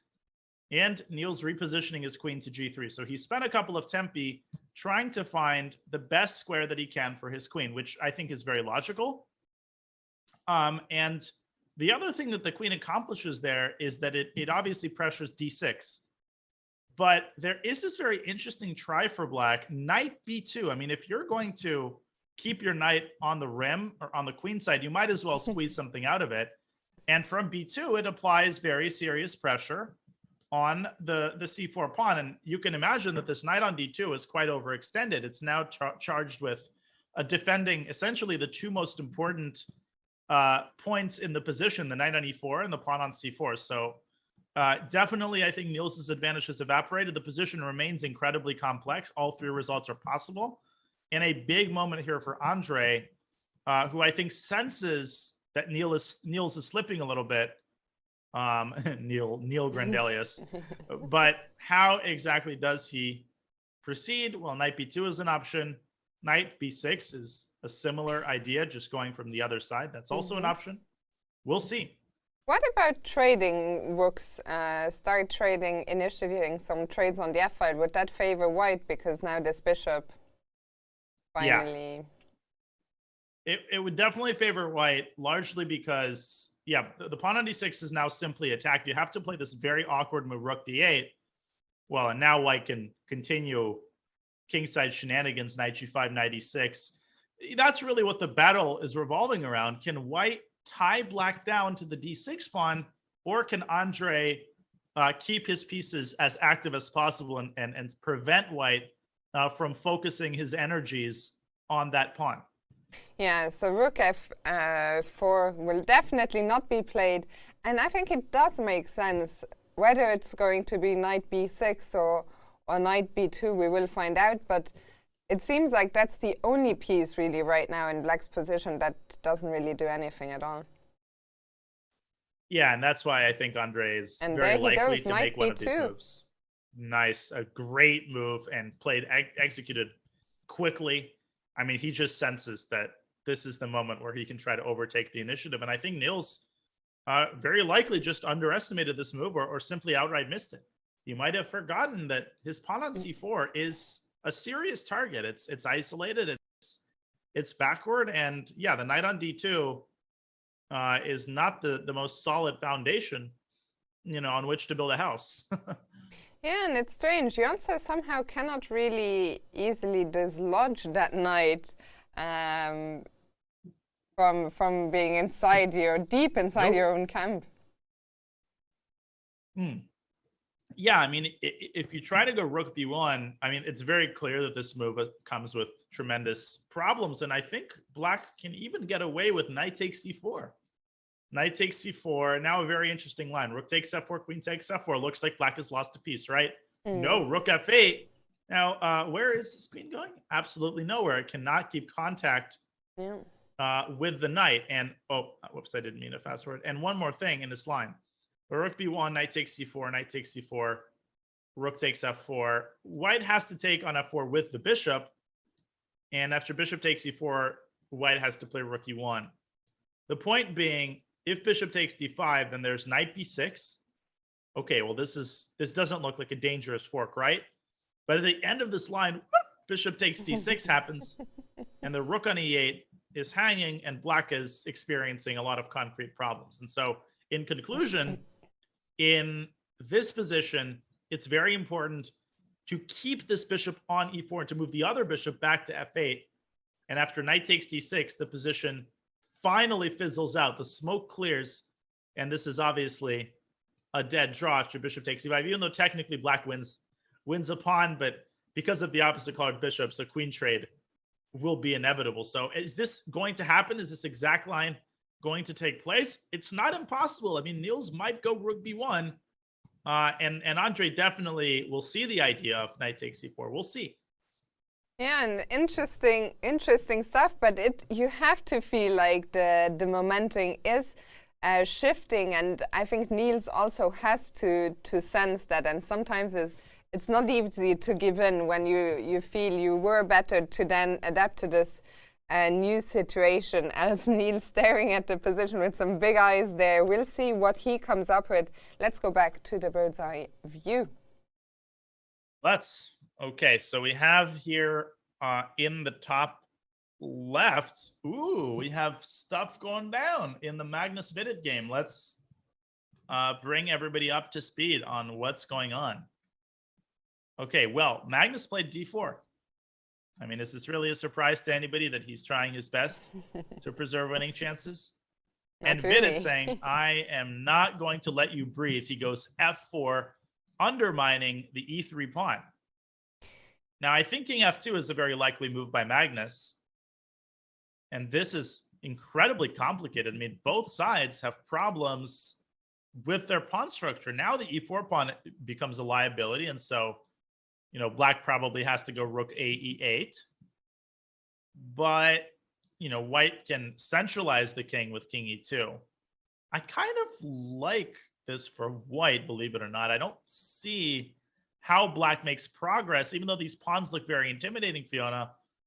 I mean, Vidit has to be careful not to overextend himself. Exactly. And to bite off more than he can chew. Maybe he already has. I think what you're saying is the pawns, they look intimidating, but if they don't do any actual damage, then they might just be weaknesses for black. And yeah, and I mean, white can play c3 and reinforce the pawn on d4 as well. Yeah, and Magnus, king f2 is, once again, is not an easy move, I think, to see, especially if you're just starting out. It feels so counterintuitive to put the king into the fire, into the line of the rook on f8. Yeah, and there's one more thing. Knight takes d4 here is extremely tempting. Looks like, e3 check, fancy stuff. Believe it or not, black is much worse in this endgame. Why? Well, again, it's important not to make conclusions based on the optical sort of illusion that white's pawn structure is inferior. It's actually superior. The pawn on f4 is a very serious liability. The pawn on b7 can also be attacked, whereas if you actually look at white's pawns, they are very easy to defend. You can play c3 to defend d4, and you can play king d3 in order to defend the c4 pawn. Black's king is obviously a lot worse. It's on the king side, and it cannot cross the f-file, again, because of that very weak pawn. So I don't know what Vidit is planning against king f2, but that is such a typical Magnus move. And your color arrow game, Danya, I have to say, absolutely on point. Thank you. Yeah, I'm feeling the multicolored arrows today. If not king f2, maybe we can have a quick look at the captures. What would happen if white either captured on f4 or on e4? Well, let's start with knight takes e4. Knight takes e4 is a very plausible candidate move. The idea being to meet f takes c3 with c3. But here I think black has this very important resource. We've talked about this move before. Knight a5, chipping away at white's pawns from the side. And after c5, knight c4, this is unappetizing for white because the knight has anchored itself to the e3 pawn, which is now essentially impossible to win. So this is an interesting try, but ultimately not effective. And I think taking on f4 is even less effective on account of knight takes d4, and white doesn't even win a pawn. I mean, white just ruins his pawn structure. And after knight takes d4, if you want to be fancy schmancy, you could take on f4 first and then play knight e2. Knight takes f4, and it's very obvious that black has no problems here. Yeah, and Magnus, actually, the more we look at him, and maybe if we take go on to his cam, just as we go there, he has that face of, yeah, okay, well, Vidit has defended impressively, and I'm not really seeing much here. What do you read into it? I mean, I think after king f2, Magnus is not going to be unhappy with his position. Maybe he's worried about something. Of course, he doesn't want to take any undue risk. And if he wants to draw, the easiest way to make it is probably to take on f4 after all. So this decision is really going to signify whether, what Magnus's mentality is here. What is his risk tolerance in this game? By the way, I don't know if I talked about it. C3 is also a possibility. C3 also a possibility. Oh, no, we did talk about it. Yeah, no, It's this one. we did talk about this indeed. One of the things I'm quite impressed with, I thought when we saw the opening surprise sprung by Magnus, I thought this is going to be a tough game for Vidit on the clock. He immediately started investing time for move 2. But after that, he's done a really great job to not let that time advantage get out of control. And now the player is almost very close to being equal on the clock. For sure. Yeah, they're down to Magnus down to 31 minutes. If he spends another 5 minutes on this move, then the time situation is going to be equal. And man, 25 minutes for 20 moves. So this is another potential time scramble in the making, assuming that the end game remains complex. And I think really for Magnus, what he needs to decide is, I think he sees a couple of these lines that could just fizzle out very quickly. And of course, he can sort of make a draw here if he wants it. And I think what he really needs to debate is, am I taking any risk is King F2? Is there any line there where I could be in trouble? Because with the new tournament situation, with Daniil Dubov being out, Magnus getting a free point on the last day, a win today would be fantastic, but even a draw gets him that little step closer to his ultimate goal, which is winning this tournament. Yeah, I mean, he's not going to be too happy with a draw with White. And I think what he's really trying to evaluate is the move knight before. This is definitely the most testing. And, you know, the issue for White is that after Rook FC1, what I'm having a hard time understanding is, okay, let's say Black starts with the move A5 just to select. Oh, but now I can play E takes F4 and swing the king over to E3. And the thing is, if Black plays Rook AE8, then I think White should take the opportunity to play A5 and, you know, prevent this knight from being defended by the A pawn. Because if you don't do that, if you go, let's say King E2, and then Black goes A5, you're never going to make progress with White. I guess the developer, once again, is proposing E takes F4. My point was just that C3 is always met with knight D3, and otherwise it's difficult to make progress. So these kinds of things have to be properly evaluated, and I think this is what Magnus is dedicating the majority of his thinking time to. What are you expecting? Are you expecting King F2? Yes, I'm fully expecting King F2. So we will see as Magnus drops below half an hour. We'll come back here. Let's go back to the overview. Okay, well, we have Magnus on our top left thinking about what to do after F4. And we see Jorden indeed going bishop D2, bishop E1. So that was his idea. His idea was actually not to use the knight to attack F6, but rather to use the bishop and the B1 rook. This also looks like a very reasonable approach. And Anish still in a good deal of trouble. Then we see that in the Niels game, nothing has happened. He is still thinking after knight B2. And Pragnananda against Fabiano, things have changed a little bit there. Do you want to take a closer look? Yeah, for sure. And I think things are changing in Fabi's favor. Prag's position has really deteriorated here, Fiona. He's done something very strange. I really dislike his move knight. I mean, in this position, we were discussing knight G3. And, you know, insofar as one could offer a criticism of Prag's play this tournament, it does seem like in situations where he had an opportunity to go for the attack, you might be thinking about knight G5 in particular against Magnus. And now against Fabi, knight G3 with a potential rook lift. That looks really dangerous for Black, really dangerous. But instead, he goes completely the opposite direction. He goes to D4. Well, and Fabi says, all right, thank you very much. DC, BC. Now he takes the A pawn. He forces the queen to move away from the battery. And now he solidifies and anchors the bishop with C5. And he opens up his other bishop. And guess who might be attacking? It could be Black, who ends up attacking White's kingside. The knight doesn't have any good squares. I mean, I guess knight E2 makes sense. But among other things, Fabi could work on both sides of the board. He can play bishop C2, bishop C6 rather, followed by A4, driving this pawn all the way down to A3. White is worse. And I think Prag has completely lost the thread of the game here. And I think you really hit the nail on the head with Prag not taking his chances when they are being offered to maybe go on the attack himself. And we saw for example, in the game against Magnus, how quickly that backfired when he didn't take his chance. And here, it could be more of the same, as suddenly we see with every move the bar dropping further and further down into Black's camp. Well, and it makes sense. I mean, White no longer has an attack. Black's pieces are excellently placed, and a great decision in retrospect by Fabi to decline the repetition. He can also play rook e to d8. This is the top recommendation right now, contesting the d file. And I guess it makes sense because there's no real hurry to go bishop c6. But I don't know if Fabi will be able to refrain from the temptation to play bishop c6 followed by a4. In either case, he's better in both positions. And yeah, just a rough going here for Pragg, who's also down to 20 minutes for 14 moves.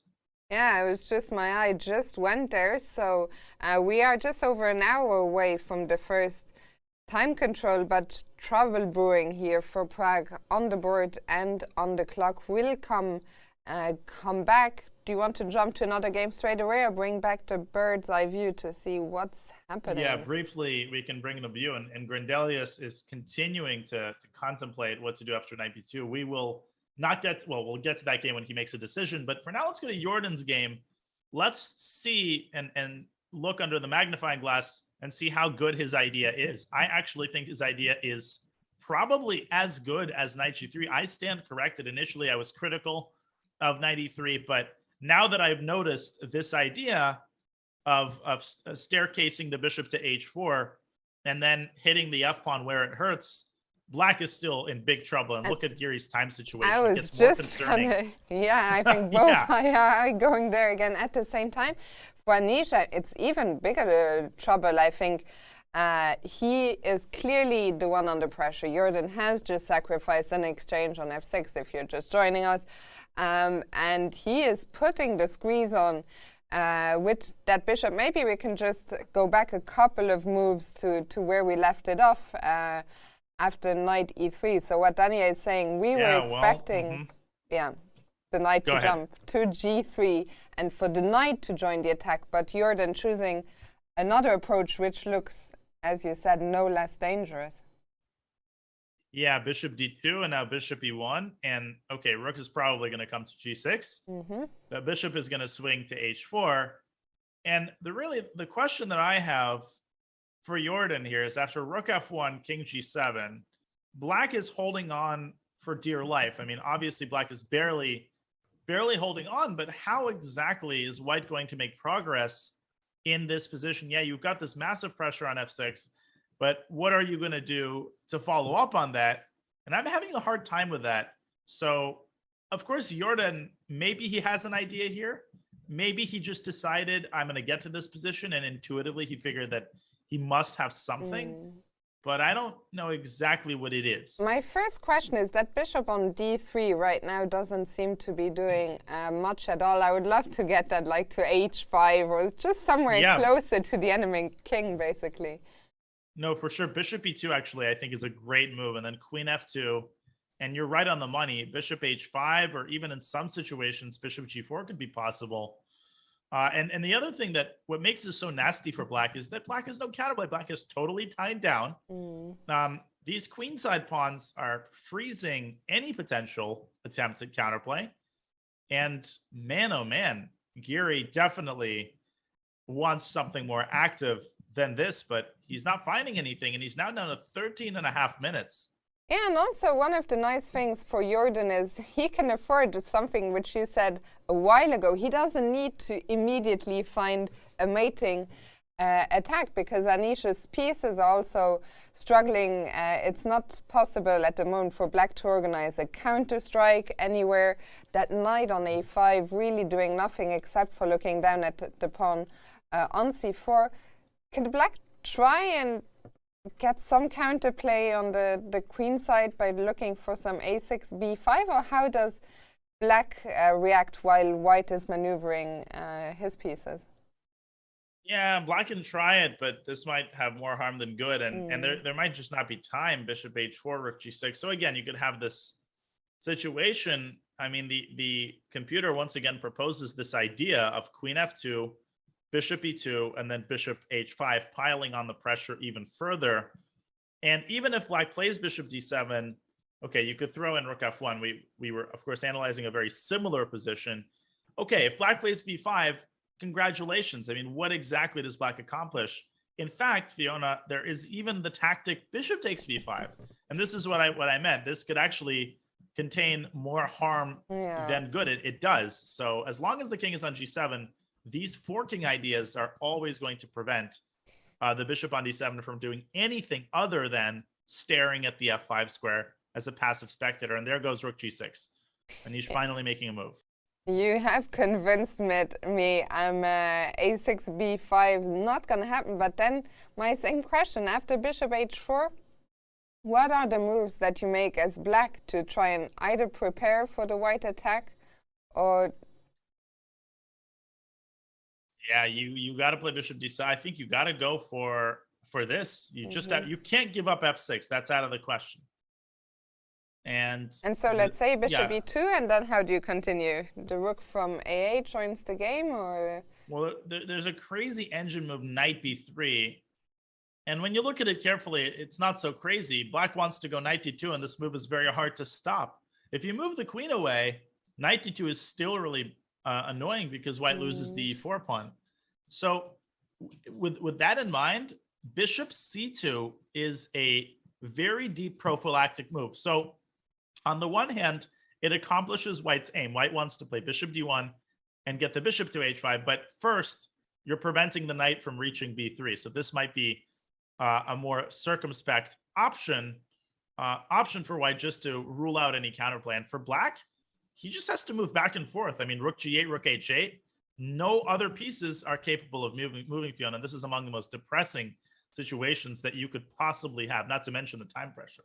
Yeah, I mean, what a tough situation Anish finds himself in right now. Jorden, he is super focused. He senses that this position is very promising. But also, I think if you're not as white, it's easy to make some moves and suddenly the pressure is relinquished. You really have to play quite energetically. I love how deep that bishop c2 move is, covering b3 first. Jorden playing the move we expected, bishop h4. Yeah, this is going to happen. Bishop d7, I think, and we're going to see that position on the board. Yeah. Rook h6. No. Oh. No, but queen f2 now. That move I don't really understand. I mean, queen f2 supports the bishop, and then, I mean, I guess it doesn't really But look at Jorden. He also looks very surprised to see rook h6 on the board. But here's the thing, like in this position, Fiona, again, this move bishop e2, and the secondary point of this move is to bring the bishop to g4. What does that accomplish? Well, if the light squared bishops are traded, black can resign. Because the knight is going to forcibly reach f5, or it's going to take f6. And since black has no healthy moves, this could just end up being completely lost. I mean, my goodness, I think Anish is losing control of the game. Is rook h6 basically just losing a tempo? I think it is. I think Anish might have just overlooked the move queen f2. Now, his idea might have been to induce queen g3, or if you can get white to play g3, yeah, that's a very weakening move. But I think Jorden is going to go queen f2, and he's going to thank him for it. Yeah, Jorden, as soon as rook h6 was played, he immediately had that look on his face of like, what? And I think he's just going to double check, because you never expect your opponents to give you that kind of opportunity. So I think Jorden is just going to make sure that there's no hidden traps here and play queen f2. Yeah. And we will keep an eye on this, but Anish in dire straits. This is a huge game for the tournament standings. I mean, if Jorden wins it, I wouldn't say that Magnus wins the tournament. Magnus's game, by the way, very likely to end in a draw. Let's go back to the bird's eye view. I'm quite surprised with Magnus. He has decided against king f2, instead going for the bailout option, rook takes f4. Let's have a look at how that endgame is unfolding. But this game is going to end in a draw with 99% certainty, Fiona. As Magnus, he takes on f4 in this position with the rook. And we talked about this line, knight takes d4, knight takes d4. Vidit collecting the f4 pawn, and yeah. Yeah, and then there not being very much left to play for here. I mean, I'm not ruling out, Danya, that Magnus walked around the playing hall, saw Jorden is in a very good position against Anish, and decided, okay, with Anish very likely not going to win, mostly this is a result, a game for 2 results, that a draw for him is a good result, and not willing to take any kind of risks at all. But well said, and that's totally understandable. And I would also add that after b6, c5, if anybody has to be careful, it is black. Magnus has won these types of positions before. It's not out of the question that Vidit is short on time. And what's the problem here? Well, the problem is that if you take on c5, look at this a6 pawn. That's a big weakness. The pawn on a4, on the other hand, is not a target at all. It can't be attacked. And White's got control of the b file. So it looks like Black has to find this very accurate move, b5. This is what Magnus makes you do. He makes you find these moves. And the point is that after a takes b5, a takes b5, rook takes b5, rook a4, not obvious at all, chasing the knight, and the knight just doesn't have any good squares. If you move to c3, you allow rook c4. If you move to d2, then the rook comes to a2 and takes the pawn on c2. And if you defend the knight with your king, then there's a tactical knight takes g2. But I don't know if Vidit is going to spot this idea. This line is the detail, I guess. Why not? Because I was wondering, why not start with rook a2, but then in that line after king f3, there's no knight g2. Is that the difference? That is the difference. And 96 is nicely met with c3, guarding the d4 pawn. And yeah, probably this is still a draw after king f7. Black essentially has a fortress, but Magnus can torture Vidit here for hours, essentially. So it's not over yet, and I totally understand why Magnus went for this. And like you said, I think he checked out Jordan's game, and he said, hey, this is an option where I'm not risking at all, and I still have a little bit of pressure. Why the heck not? Exactly. And well, we'll see if Vidit can find the most precise defense here. Dania, we're going to take a quick break, but the time control is coming up in just an hour, so things heating up. Don't go anywhere. We'll be right back. Yeah, I grew up analyzing with a board, but things are very different now. Most of the analysis is done on the computer. Most of the time I work with computer, with engines. AI and its legacy will be answered in the future. The engines are so much stronger than humans that you tend to believe what they say. Changed the game, the way we see the game very differently. I sometimes think over the board and try to find human ideas, and also use computer as well. I think I'm more scared in terms of the future of chess of computers just processing faster, and then if they become a little bit stronger. I worry that one day chess can be weakly solved. If I don't use technology, I'll be just lagging behind against all my colleagues, because you have to use it, kind of. Luckily, I still think that day is very, very far away, and I think it will be after I'm retired, many, many years in the future. Solving chess is way, way out there, and frankly, I hope that it won't be in a very, very long time. AI generally brought a lot of new ideas, and a lot of things maybe people would have discovered eventually, but just made it much, much quicker. You want to learn from the best, and currently the best is simply the machines, not the humans. Yeah, we lost this battle.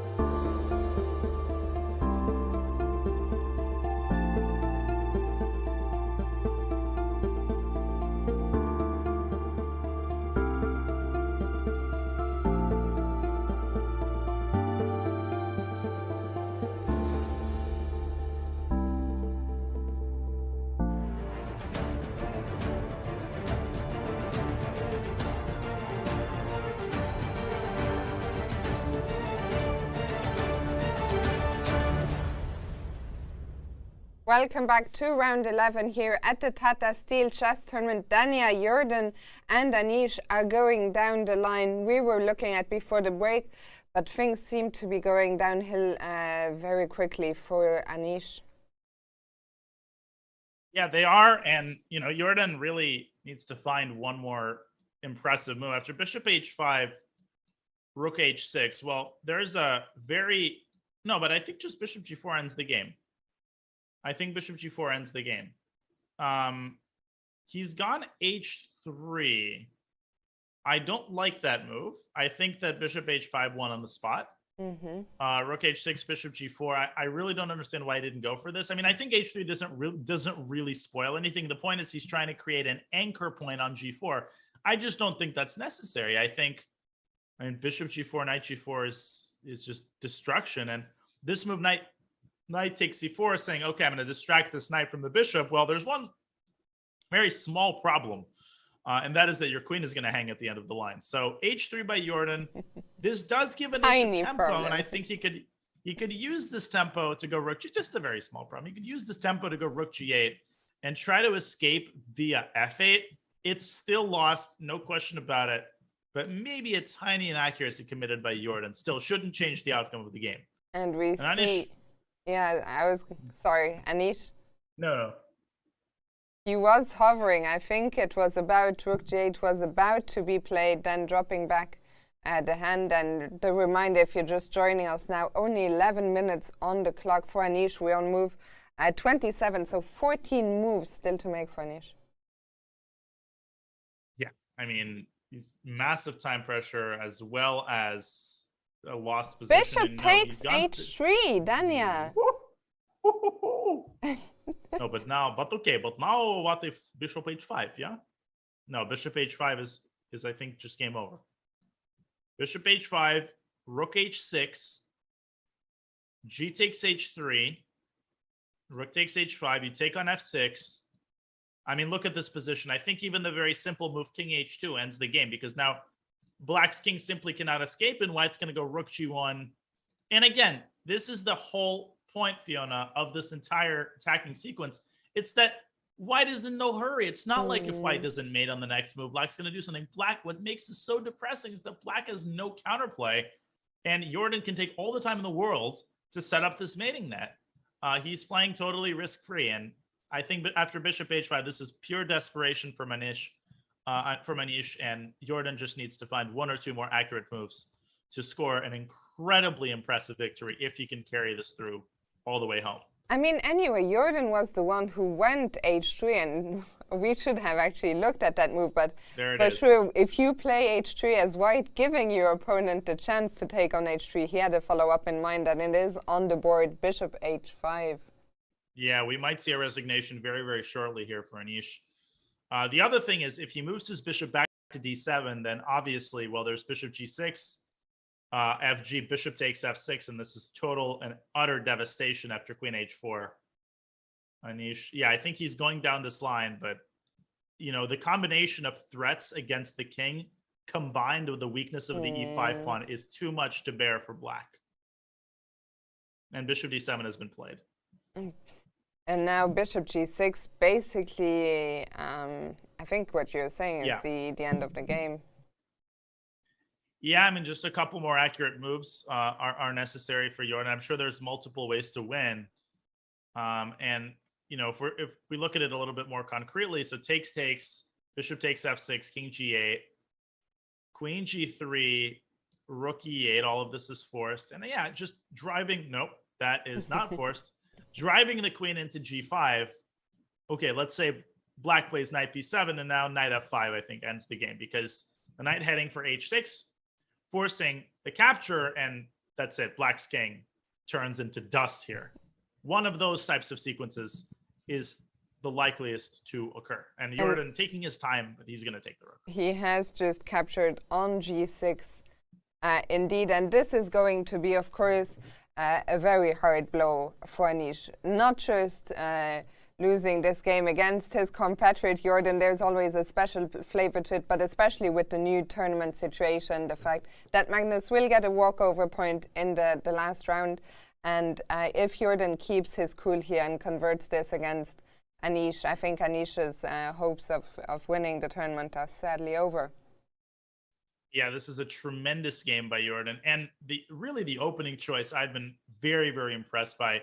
It's really gutsy to play something that isn't fashionable against an opening maverick like Anish, and to do so and just completely outplay him. Anish going for the traditional setup, but he just failed to get the engine started on the queen side. He didn't really get to that pawn on c4, and then castling short was a very provocative. It was a bold move, but Jorden rook takes f6, not an easy move to play, but he goes through with it, and barring a miracle, this will be a very impressive display by Jorden, who once again is putting together a very, very nice performance in this tournament. He's beat Vidit, and now he's going to beat Giri.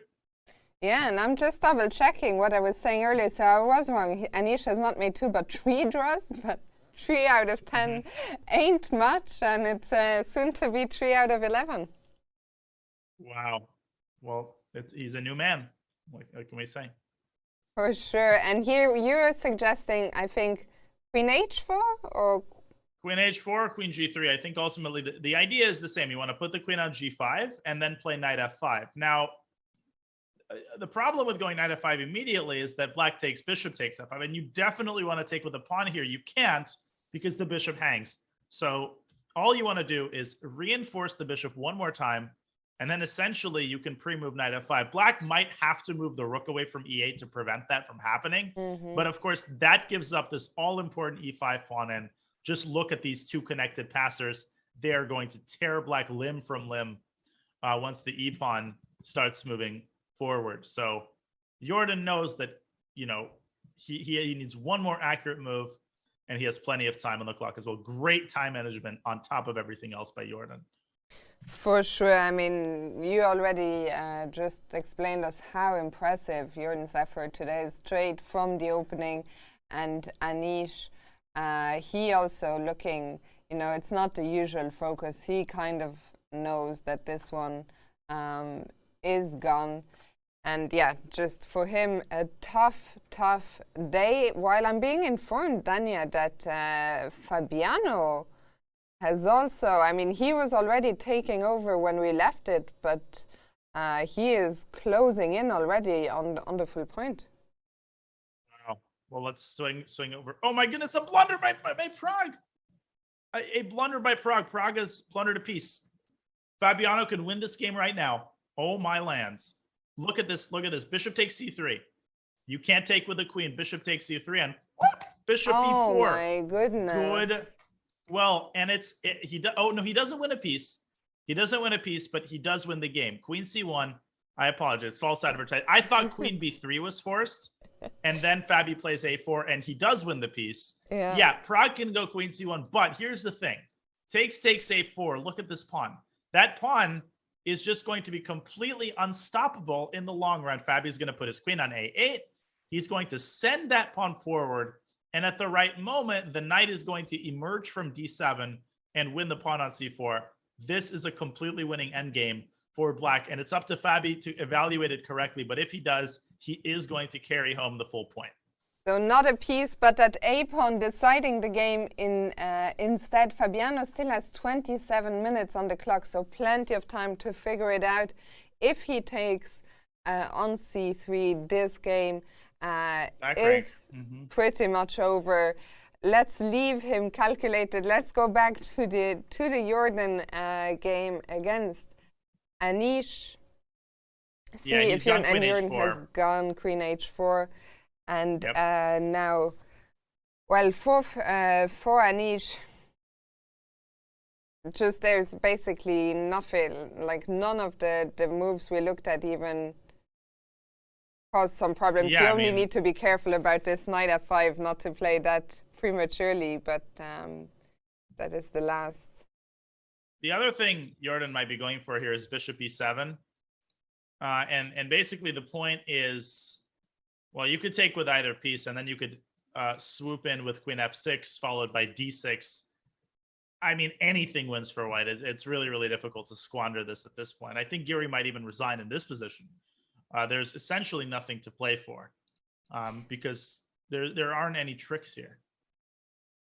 Yeah, and my guess is he will fight today, especially more so than maybe other rounds where this might be his last chances in this event. Let's see very quickly, while Anish thinks about this, what's happening in the Magnus game. Has Vidit found this b6, b5 maneuver we were talking about? Oh, what's going on? Well, you know, things are actually, believe it or not, kind of heating up in that game. Vidit, first of all, has 10 minutes for 12 moves. Second of all, Magnus has found a phenomenal practical chance. So Vidit in this critical position, he went rook f8. Magnus trades on b6. Now, he can't take twice because of knight d5 check. But he plays c4, essentially preventing b5 and saying that, okay, you don't really have any effective discovered checks. Vidit does give a discovered check on d5. And after king e2, Vidit is thinking, here's what Magnus wants to do. After knight f4 check, I think Magnus actually might be playing for a win with king e3. After knight takes g2, king d4, if Vidit loses the b6 pawn, he could lose this game in 2 moves. That c pawn is a monster. Somehow Magnus is causing significant problems for Vidit, who's down to his last 10 minutes for over 10 moves. And I mean, this is really vintage Magnus. It's so incredible. We thought that Vidit had done most of the hard work at the moment when Magnus, when he took on f4, for a second we thought he's going for the line that is just going to lead to a draw without too much action. But no, it's never the end with Magnus. You've never done enough. And nope. Yeah, here for Vidit, he is far from being in in dry. In dry sheets or something. I think I'm missing. Yeah, I'm not very good with express. Oh, there's another idea. What about rook e8 here? Maybe rook e8 is the key. And my idea was, if king d3, I want to play rook takes e4. C takes d5, rook takes a4. Okay, white's gonna push. Oh, but there's a problem. King f7. White cuts off the king with the rook e1. Uh-oh, and now d7 is a massive threat. Rook a5, trying to go to d5. No, that's prevented by white's king. This might be losing. I mean, the king can walk over to c6 and then support the pawn. I mean, how not do you something stop you want to go for. Can we go back to that final position? How do you, as black, stop that pawn at all? You have to get behind, or? You have to get behind it, rook a2, and then white will take this opportunity to get this king deep into black's territory. Now, the problem in such positions for white is that it's actually not so easy to promote this pawn, because black has this idea of constantly checking and then returning to d2, and ultimately white might be forced to step in front of the pawn with the king. But white is under no obligation to rush with d7, and Vidit has made a move, and that move is rook e8. Rook e8. He has played it. Magnus immediately taking the knight. This might this is going to transpose, and we're going to go down this line. And this line looks very, very scary for black, no? Extremely. It might be a draw by the narrowest of margins, but it is very clear that Vidit has already done something wrong, and he is hanging by a thread here in that resulting endgame. Let's watch. King d3. Vidit, I assume, has to take on a4. Yeah, I see that our engine is suggesting rook f4, which I cannot make f4. sense of at all. Why wouldn't you take on a4? Is the engine deeming already that the rook on a4 is just too badly placed to deal with the d pawn, or what's going on?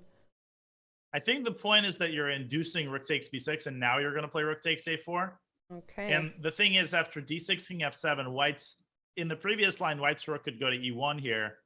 As it stands, black's king is able to catch up to the pawn. But the thing is, after rook f4, white doesn't have to take and play the move g3 and force this rook to commit to a spot. If the rook takes the kingside pawns, then again, you're able to go d6, king d5, etc. I think Vidit senses the moment. He is taking his time here, but he's leaving himself with absolutely no time for the last 10 moves. No, Magnus is just, he's a wizard. He's a magician. It's crazy how he does this all the time. And I mean, how quickly it happened. Like, we looked at this possession, 5-6 moves ago, with the tension in the center, and I thought, okay, he's seen Anish is in trouble. A draw is a good result. A couple of natural moves are played, and suddenly, I guess both of us feel like Magnus is a huge favorite to win this game. And that's exactly what he does. I mean, he lulls even the strongest opponents into a false sense of security, into a sense that, okay, Magnus has really given up hopes of winning the game. And his ability to create trouble, even in the most symmetrical looking positions, you know, what was deceptive about that was how symmetrical it was. It was knight, rook, and 4 versus knight, rook, and 4. But obviously, there was that weak pawn on b6, and everything revolves around that pawn. As Vidit is down to 6.5 minutes. My guess is he might play rook f4. He might spot that idea. But if he survives this with this amount of time, that would be just miraculous at this point. Yeah, and you've got to feel for Vidit, who was one of the earliest leaders in the tournament. He had such a great event, and then 2 days ago we saw really he lost that marathon battle against Prague, where he was fighting so fiercely for so long, but then it wasn't quite enough. And today, suddenly, we see as well there with the close-up of Vidit head in hands, and he might have another very, very unpleasant defensive task ahead of him, and another rook ending. Indeed, this would be a very, very painful loss. We also see Fabiano. He has gone for the line that we outlined, and he. Again, barring something crazy, he should be able to win the game, and that would be a huge result for Fabi. A big bounce back win after his disappointing loss to Report in the previous round. We also. Can I just say that I think I would be in a way happy to see Fabiano get that big win as Black, get his spirits up ahead of what will be Magnus's last game of the tournament tomorrow. He will be playing Black against Fabiano, so still a big, big matchup to look forward to. Indeed, and Fabi is going to pull out all the stops. He's going to do his best, especially if he wins today. He's going to have the white pieces, and that will be one to watch. Jorden, by the way, playing a really nice move, an alternative to what we were discussing. And Vidit hasn't gone rook f4, but taken on a4. But yeah, let's start with Jorden, and then maybe we can go back to Carlsen. He's just played queen g5. The point of rook f3, just to put the rook on a defensive square, on a square where it's protected. The pawn on e5 is about to fall, and with it, the whole position topples over. The e5 passer rumbles down the board.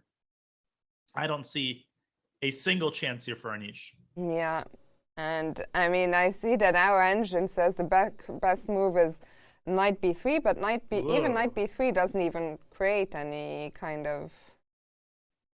Well, this is the idea, actually. It does, because the point is now, like, the bishop can move, and it actually should move, but there are some concrete difficulties here remaining to solve. The engine line is bishop f6, queen takes e4, and now back to e5. I always love this motif. And the point is rook takes f3, gf is forced, and Black is unable to prevent the queen from infiltrating to d8. Let's see what Anish did. Queen f8. He has played queen f8, yeah. That's a nice move, piling up on the bishop. And what if bishop takes e5? I guess here, yeah, I think bishop e5 is the winning move, because you can't play queen takes f3. Queen d8 checkmates. I think this is what's going to happen. Yeah, Jorden takes the queen, though. Oh, queen takes. I don't know. Now knight b7? I mean, still completely winning. Because the queen's just going to move back and then send the e-pawn forward. No, I like that knight b7 is on the board, but I love your suggestion of just getting the queen out of the way and then using those f4. Central pawns. Queen f4, and I think Anish is going to resign if Jorden plays queen f4, and he is. There's very little to.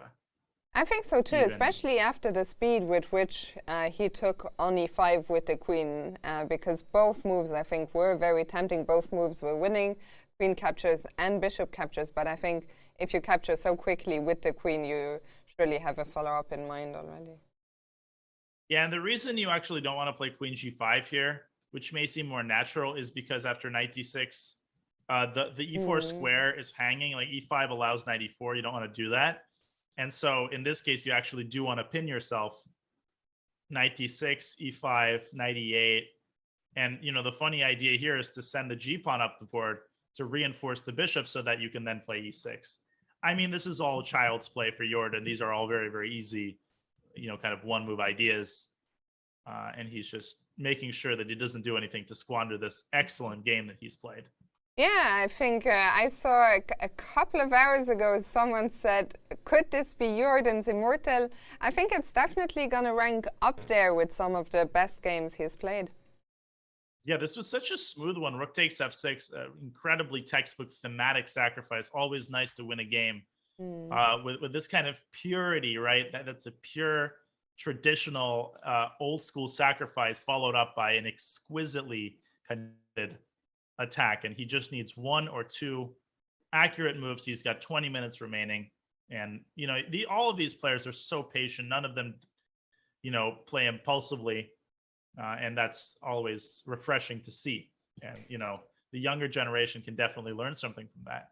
For sure. And Jorden, he is not going to rush, but queen f4 followed by the advance of d-pawn.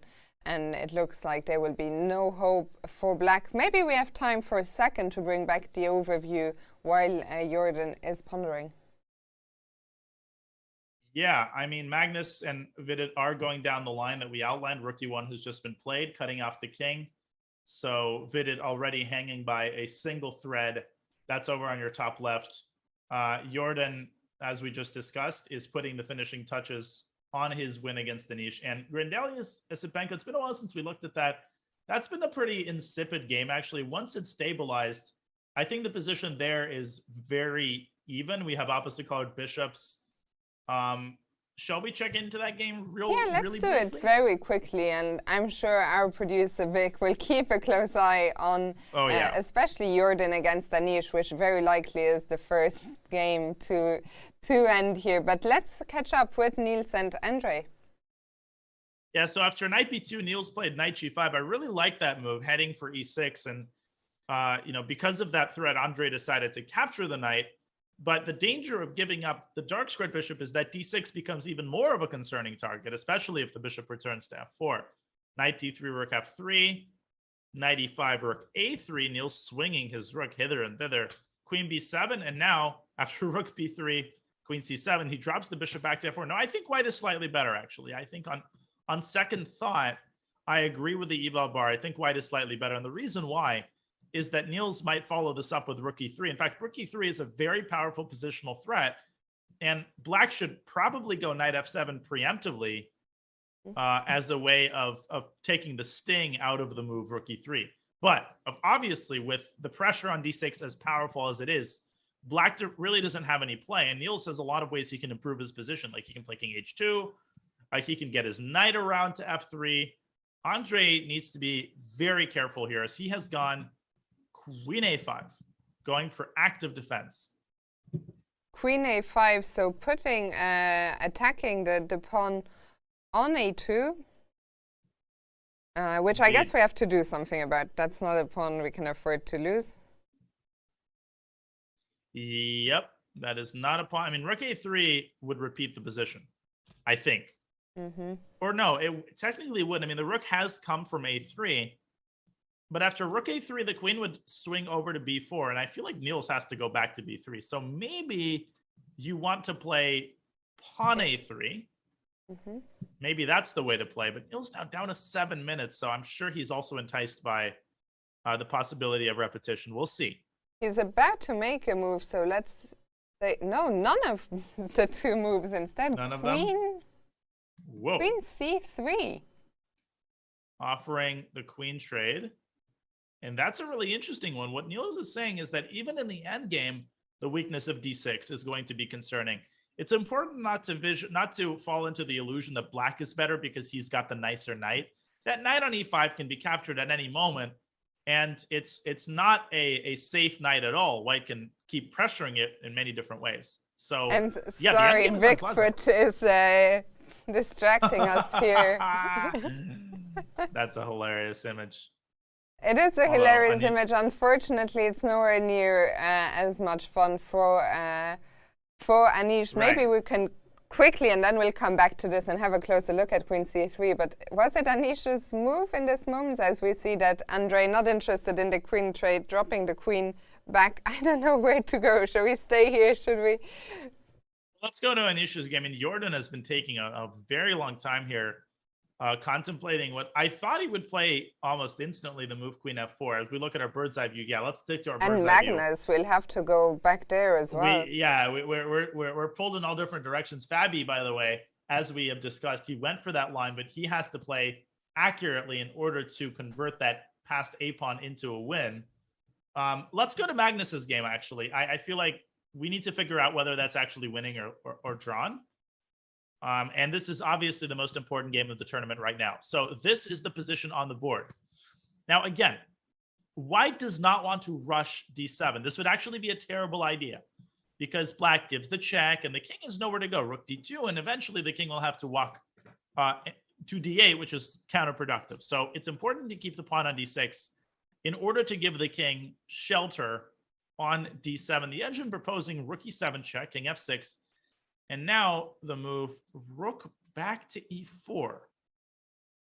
Now, what is the idea? Oh, so let's say Black drops back to f7, right? Mm-hmm.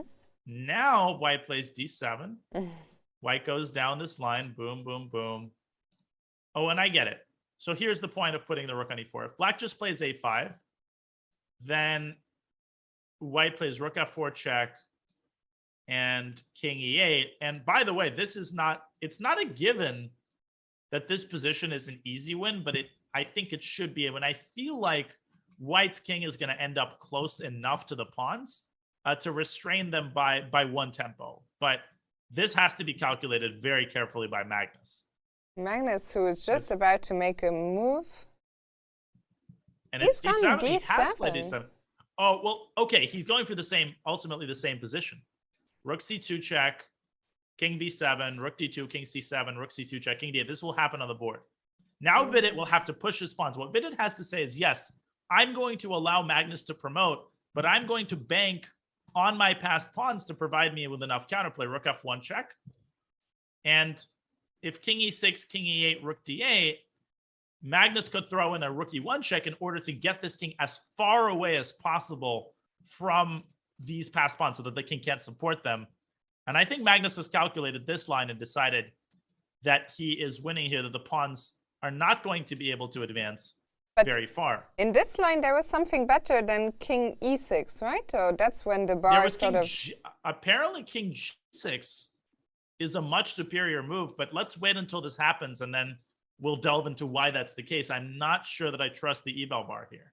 Yeah, it's tough to say because the bar that you're just referencing, it plummeted all the way. I had a quick look at the chat. All I could see is Magnus blunder, of course, Magnus blunder. Right, of course.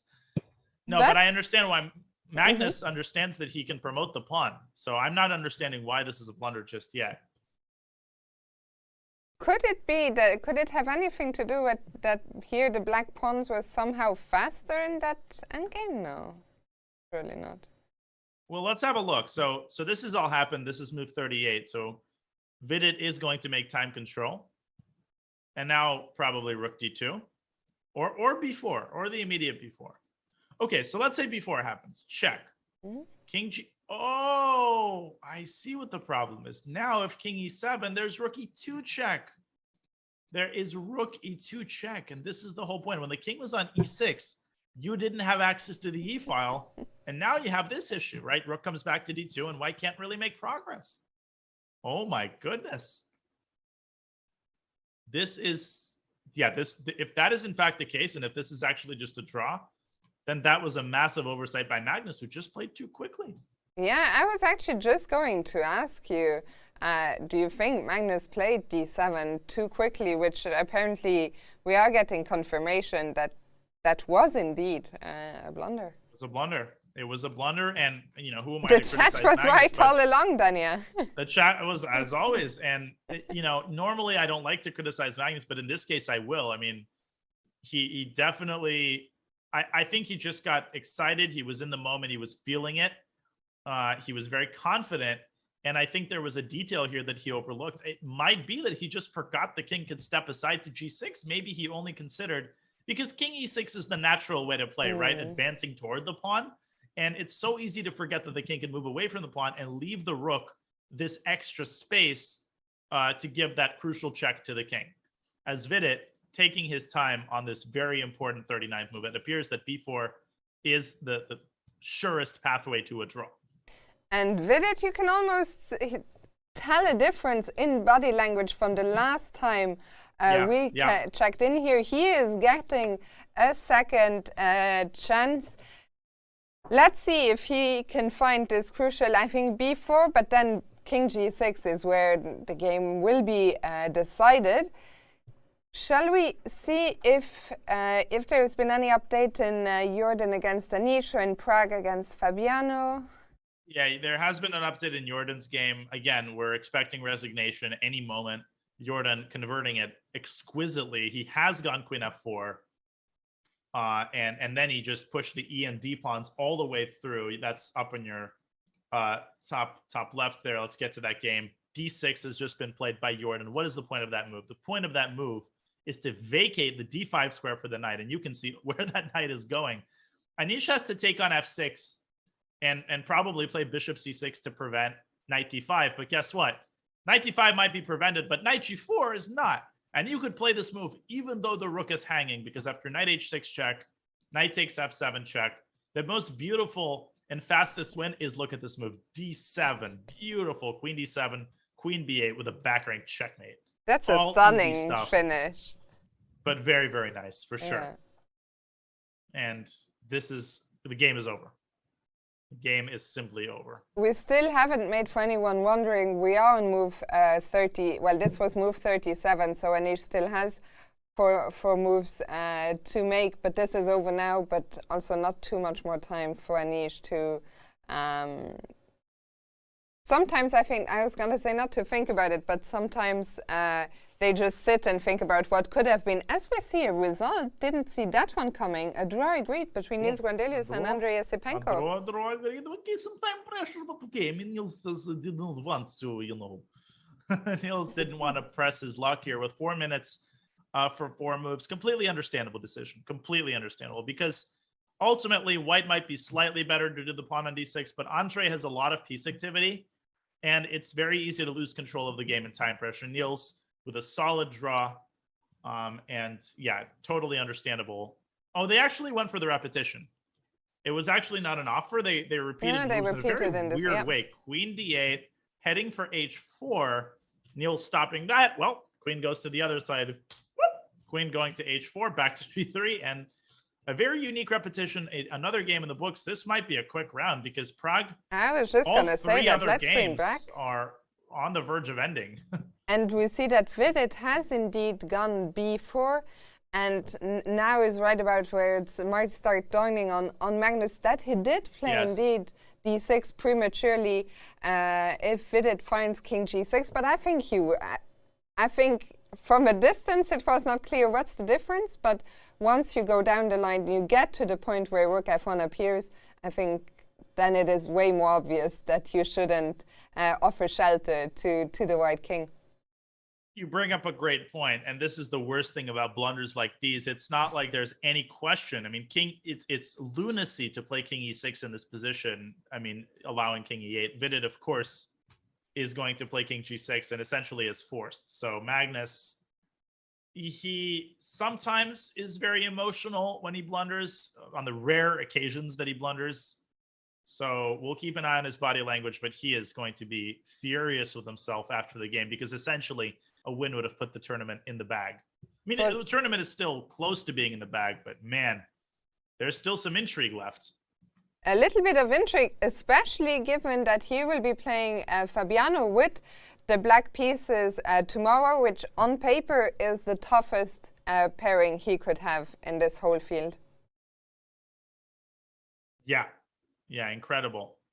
So, incredible, and huge kudos to Vidit, by the way, for not losing his heart and staying in the game and exploiting the mistake. Yes, one could argue that he got fortunate, but I always believe in Capablanca's aphorism that good players are lucky. You got to put yourself in a position to get lucky against the world champion, and that's exactly what he did. For sure. As Magnus, 15 minutes. This, by the way, is move 39. So King G6, if Wijk appears, will be move 40. So not only that, but Vidit will also get an extra 50 minutes. We'll come back here as Magnus, I think, understands what he has done. Let's go back to Jorden against Anish, which I still think is the game that's likely to finish first out of the Yes. three. Yeah. Well, Anish down to 2 minutes on his clock. He is trying to pull out all the stops here, but he's overwhelmed by these passers and by the knight that's, running amok here on D5 and G4. And, Jorden taking a stroll around the playing hall, waiting for Anish to make his last couple of desperation moves. Now, he could go bishop E6, trying to prevent both knight sallies at the same time. But, the thing is, even knight d5 is winning, because even this position is, I mean, look at these pawns. And black can't move. Rook d7, there's queen e5. And if you play queen takes d6, obviously there's queen e8 check, and rook takes d6 allows f7 check. So black is totally paralyzed here, and the queen inexorably, one way or another, white's going to find a way to break through.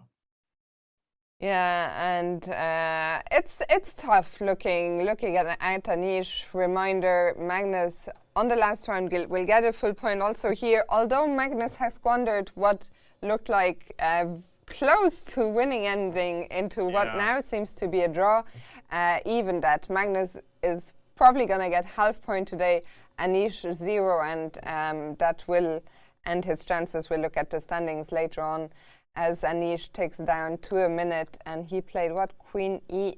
Queen E8? No, but now knight d5, yeah? Yeah, just knight d5. Knight d5, and that knight has done a little bit of hopping, but it's now going to come in with a decisive effect here. I think Anish wants knight d5, queen e2.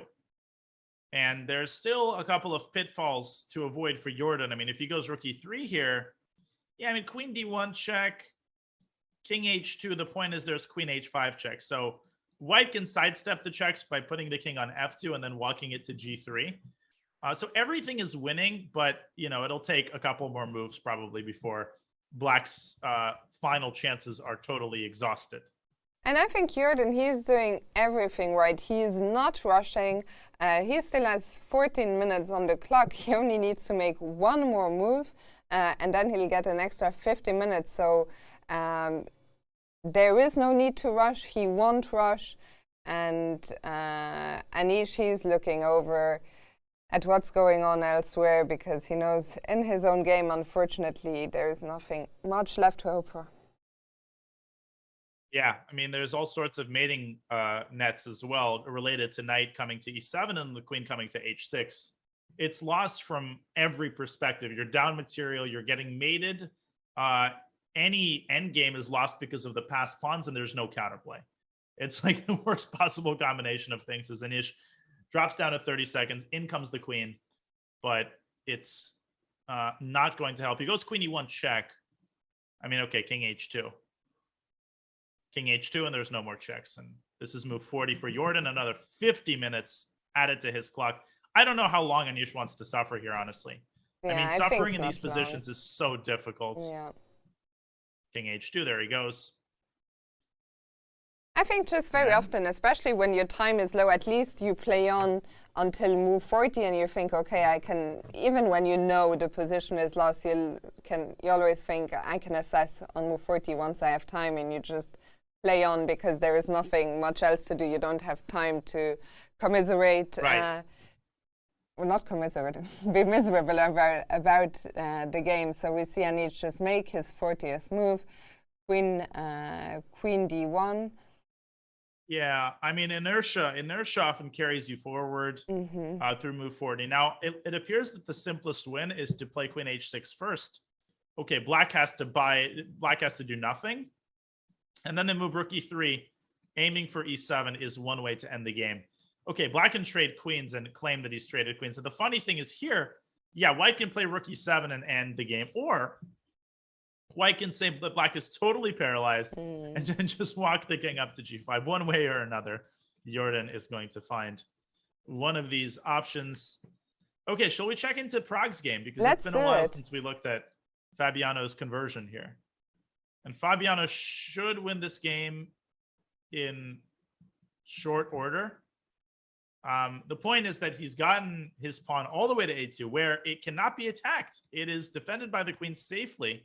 And all he has to do is get this knight active, get it to b4, get it to f5, get it somewhere, and white's defenses will be overloaded. What's the square that you would be, if you could get anywhere, would it be b4, or which square would you be aiming for? That's a great question. You know, I would even consider getting it to b6 so that I can then play queen a6 and target the pawn on c4. If you lose that pawn, then you lose the game as well.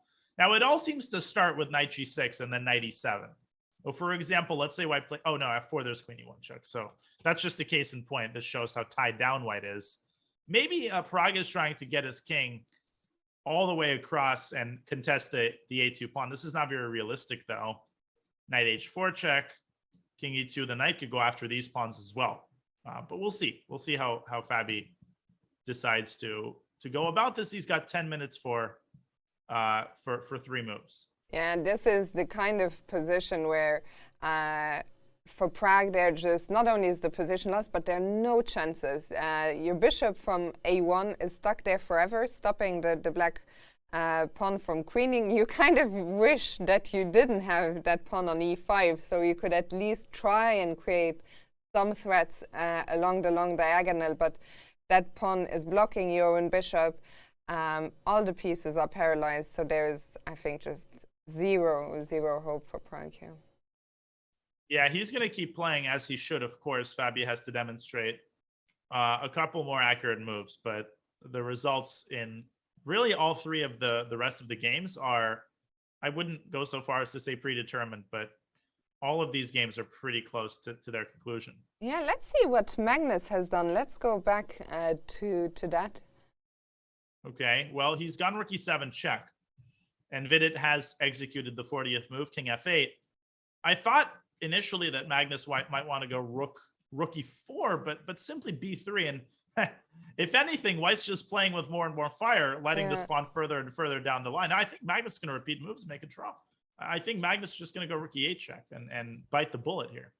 Yeah, well, he might just not have a choice. I think he understands the fact that he didn't give the check on f3 shows you that he saw now that king g6 would lead to nothing. And as you say, if he understands that there are no tries, that if he tries, suddenly the black pawns might start rolling down the board, and then he has to anyway find a perpetual, he might as well take that immediately.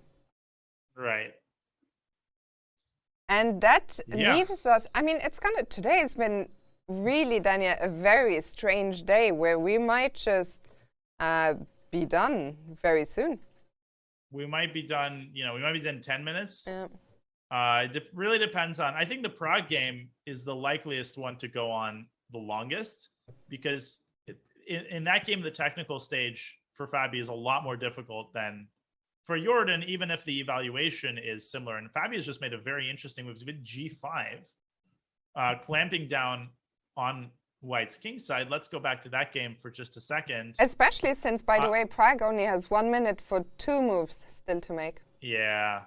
Well, I really like that move, actually. I like the move g5. This opens up a lot of luft for the king, and it sort of discourages White from pushing any of his kingside pawns. Fabi definitely wants to follow up with the move knight g6, and then he wants to maneuver the knight around through e7 to greener pastures. And Prague doesn't really have any moves. He has to just sort of go back and forth. What happens if you try, like you were saying, if you try to run with the king towards the queen side? Yeah, that might be the most practical attempt. I guess knight g6 should be thrown in, and after king e2. Yeah, well, I don't know exactly. Maybe knight h4. But then when it goes g3, Prague has made a move. H4. And it's h4, trying his best to create kingside counterplay. And well, after that, only one moves one move. Oh my Long day. One move remains for Prague. That was unexpectedly hard. Well, it can strike at in the strangest times, you know, the weirdest words. H4, what does Fabi do? Does he take on H4? Does he leave the pawn standing? Well, there is an engine-y line here where apparently black has the move queen e1. Apparently, this line with h5 in this position is winning for black because the king is just too weak. The king in the long run here is not going to be able to escape the wrath of the queen and the knight. I don't think Fabi's never going to do this. I don't even understand why. And now and now h4, and h3 is unstoppable. That's the idea. You simply cannot stop the pawn from getting to h3. Wow. Okay, and that involves giving away the pride of your position for that. I don't know if he's going to do that. I mean, I think knight g6 is the likeliest human move. And then maybe Prague wants to try taking and going, I don't know, maybe king g4. You might as well go down fighting, you know? So there's some life left in this position. Some accuracy is still required of Fabi, no doubt about that. I mean, if Fabi takes on h4 and goes for that line where he gives up the pawn on a2 to swing the queen all across to the other side of the board, that would be so impressive. Of course, it's not the only way that leads to a win. I'm very curious what he's going to go for. Let's bring back the overview once again to see, is Magnus is still thinking. Jorden is also still thinking. So everyone's still thinking, but Magnus was away from the board. Okay, so Magnus has just gotten back. Do we stay with Fabiano? Do we look at Magnus's camera and just try and get a read on that? Yeah, let's look at the camera for a second. He's twirling a piece around, but I feel like the thing is, it's not one of those positions where you have a choice between going for a risky continuation and making the draw. There is no risky continuation. There's literally nothing that I see which poses even the slightest challenge to black, because for black, everything is absolutely forced.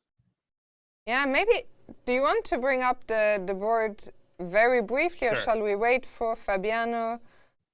Let's bring up the board. Let's bring up the board. I mean, Magnus has 50 minutes to think about this. I don't anticipate him taking all of it. So here's the thing. You can think about this. Well, how is white going to get the king out of d8? Well, you can't get the rook off of c2. There's just no way to do that. So that means you have to play king e8. To do that, you need to dislodge black's king from the f file. Well, how can you do that? Well, you can do that by going rook e3. And if but black it's is important. Not careful, yeah. If black is not careful, he can lose. So let's say black plays a5. Sorry, Fiona, didn't mean to interrupt you. Yeah, no. So I was wondering when the bar jumped, I was wondering, is the difference we need to be able to go to g6? And then I wondered, why can't I just stay on g8? And I guess you're about to show us. Yeah, it's this move rook f5. And if you just blindly keep pushing, black is going to build a bridge. Rook e2 checking d6, looks like everything is fine. Just keep checking. No, rook blocks the checks on d5 and white wins. So Magnus might try this. Rook e3 is a very tricky move. What black needs to do is play g6 here. Of course, Vidit is going to see that. This essentially just prevents white from building that bridge, from putting the rook on f5. And it creates Luft for the king. Can I not go king f7? Are we not back in the previous position, or what am I missing? Well, now rook f3 check. Oh, yeah, and king g6. Yeah, you can do that too. No, that's also possible. It's the same. And it's the same exact concept. The king prevents the rook from making its way to f5. That ultimately is white's only attempt. White can try g4. And after f5, rook f5, oh, here black actually manages to push that b pawn all the way forward. And now neither side can make progress. So there's a lot of ways that the game can liquidate into a draw. This is probably what's going to happen. One of these pathways is going to be adopted. Fabi has taken on h4, by the way. Oh my goodness. Oh my Is God. he Let's actually go going back for there. this line? That is crazy. Is he gonna If play? he goes queen e1, oh. Maybe he's seen it. I mean, the thing is, white is so dominated in that resulting position. If Fabi saw the idea of going h5, h4, then he's no, he went knight g6. Jen. Knight g6. Yeah, shame on him. How could he miss this obvious idea? But knight g6 should do the job, as well as we've had a couple of moves as well in the Jorden game. But Dania, we've reached the time control in every game. We're going to take a very quick break because we expect some results to come in soon. But don't go anywhere. We'll be back shortly.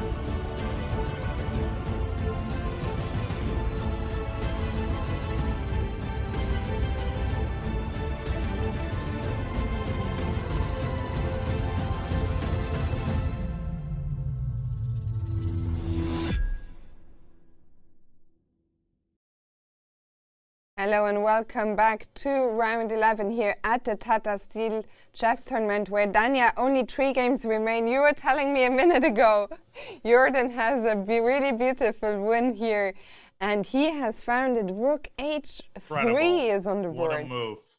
What a move. And the concept is even nicer. Bishop takes h3. This is a deflection sacrifice. D7. And the queen's pathway to b8 is unstoppable. If you take on d7, queen b8 check ends the game immediately. And if you play rook f8, the problems come from the other end of the board. Boom! White sacrifices his final minor piece. Well, this is a lobster pincer mate. And if black declines the sacrifice after knight takes f8, it is all over king f8. And among other things, just queen b8 check, and you can make a second queen. Jorden, just this is actually an amazing, and this might be the game of the tournament. I mean, so many incredible ideas, and capitalizing and finishing it all off with this kind of combination. Anish, I know I've said this many moves in a row, but he might resign here once he recognizes that he has got nothing left to fight for. I mean, rook h3 is really an incredible move to top off what has been an incredible game by Jorden. As you said, a clear candidate for game of the tournament. And I'm curious what Jorden will have to say. Is this going to be one of his best games of his career so far? Looks like it could be. Beautiful. Amazing move, and fearless too. You know, it's easy to convince yourself not to go for something like this when you're winning. You don't want to spoil it with a miscalculation, but Jorden believing in, I mean, this is for someone of his caliber, this is easy to calculate. There's clearly nothing, because black doesn't even have a check after bishop takes d7.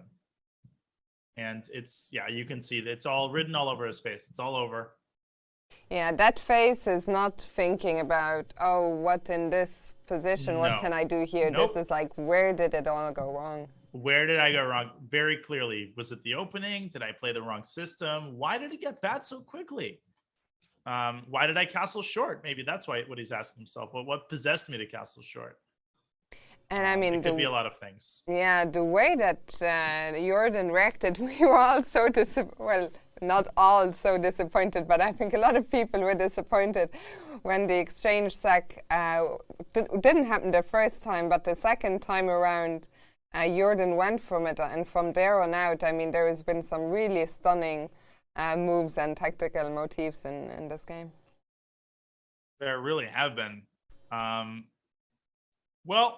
We will wait for Anish to resign. I mean, he's got plenty of time now to contemplate the position.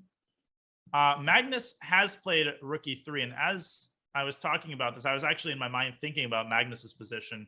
Can we go back to that for just a second? I want to show something.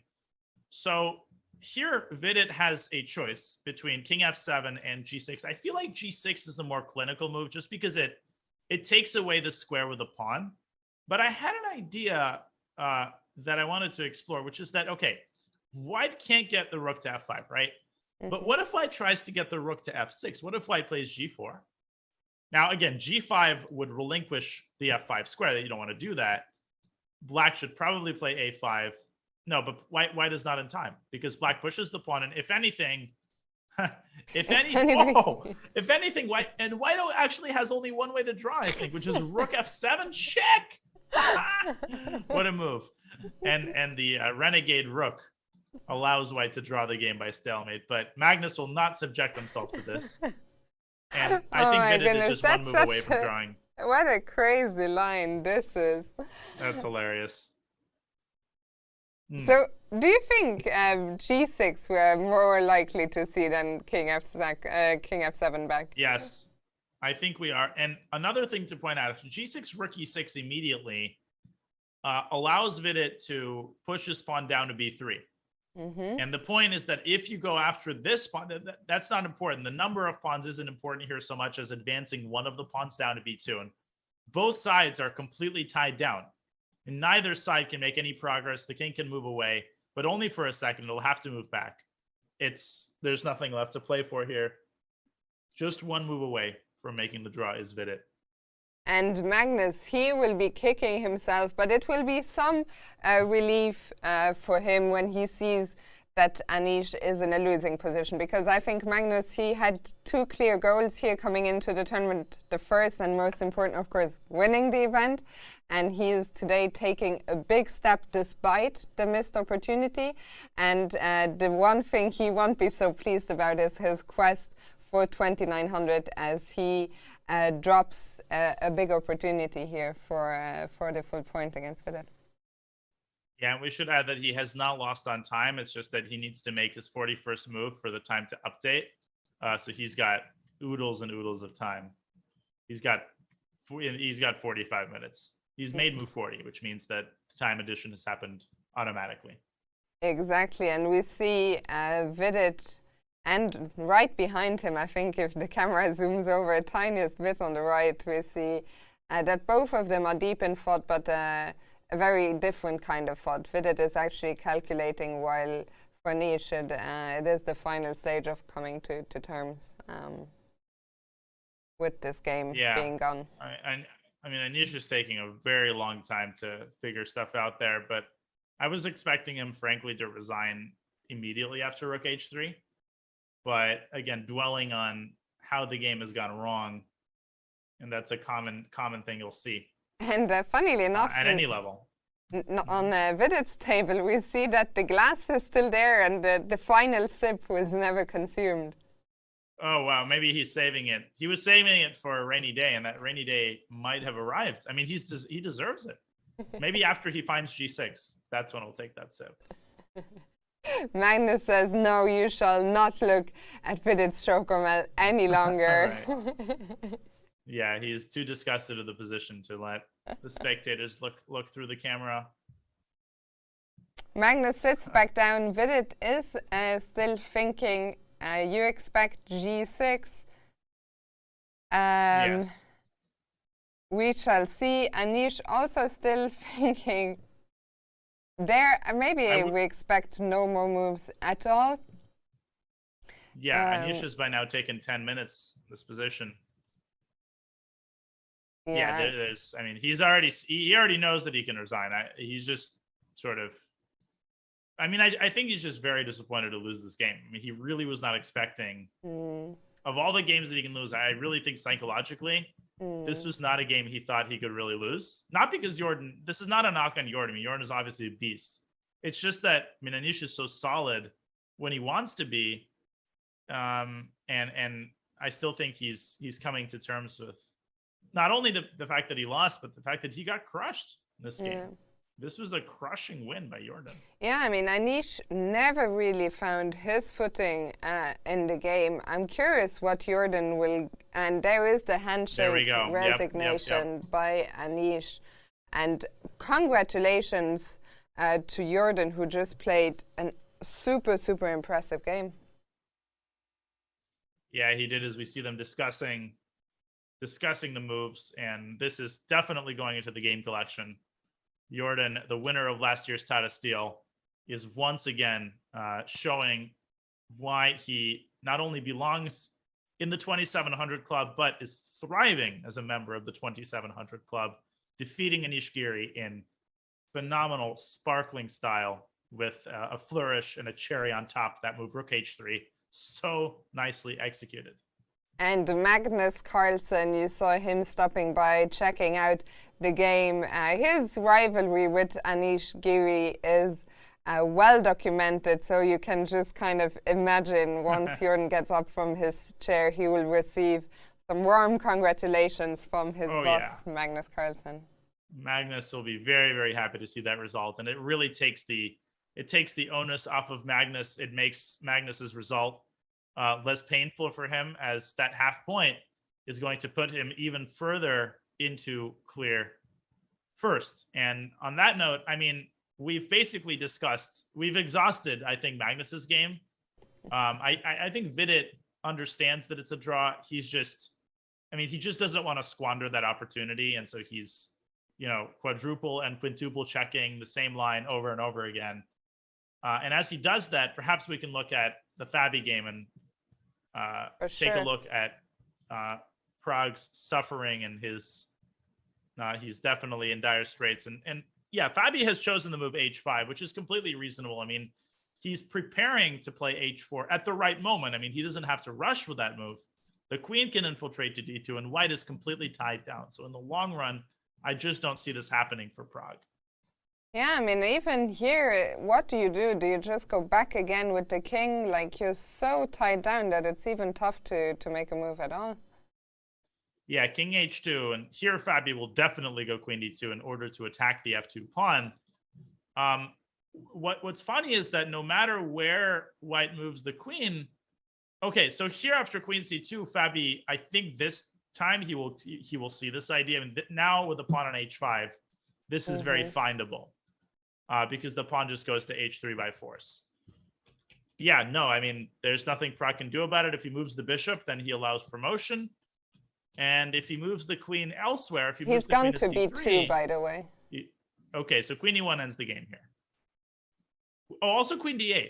Queen d8 is another possibility with the idea of checkmating white on g4, forcing, okay, this forces the king to drop back. Oh, queen h4, queen takes c4. Beautiful. That's full really board nice. Awareness strikes again. Queen d8 ends the game on the spot, actually, just on the spot. Because once Prague loses c4, he's going to resign. And Fabi sees it. I have no doubt that he's going to play queen d8. I can almost guarantee it. Queen d8. Vidit has gone king f7, by the way. Oh. So not g6, but king f7 we thought also is enough. Now we're back in the same position we were in earlier, where Magnus tried rook e7. Maybe we can bring it up for a second as Fabi. It's the same. Yeah. It's the same exact thing. The only thing that concerned me about this was this move g4 that I outlined in order to pave the way for the rook to come to f5. But if you actually look at this concretely, rook f5, there is this move b3. Very important for black not to procrastinate on this, to play b3 at the first opportunity. And once again, we are very familiar with this type of position, which is an immediate draw. Do you think, I guess Magnus will try this line. If not, there are no other attempts, right? No, there's literally zero attempts. I mean, you could play g4 first. And Vidit's default is just to push his pawns. That's also what makes this so easy for black. Black doesn't have a big choice. Like, black just pushes his pawns. Okay, maybe Magnus could try something like this. But here there's rook c3. And if anything, once again, white is just playing with fire. I think Magnus is going to repeat moves with rook f3 check and rook back to e3. And yeah, this will be a great hold by Vidit as Fabiano. He is still thinking both of these games could end momentarily with Magnus.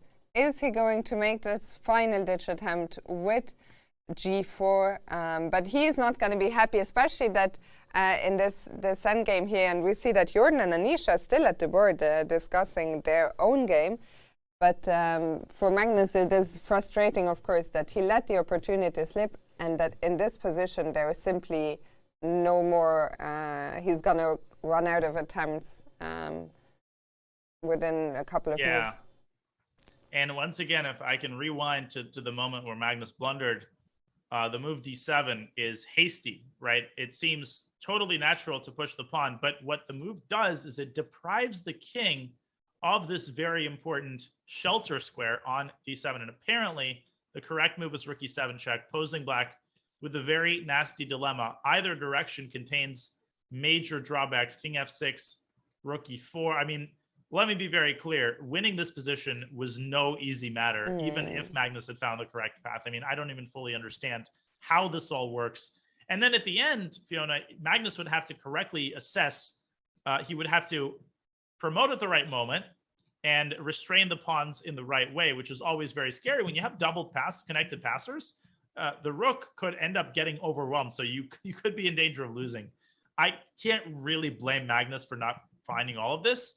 I suppose he's just going to be mad at himself for playing so quickly. Yeah, also, well, in hindsight, I'm thinking, how much time did Magnus even have on the clock? Because both of the players, maybe I don't know if we didn't pay much attention to the clock times or if the players had enough, but it could be Magnus didn't have plenty of time, that's for sure, to calculate this. And we don't know. It could be that he considered the alternative, but just couldn't calculate the black pawns advancing in so little time. And maybe he also saw that this is a risk-free option. He knows that he has a draw in his pocket whenever he wants it.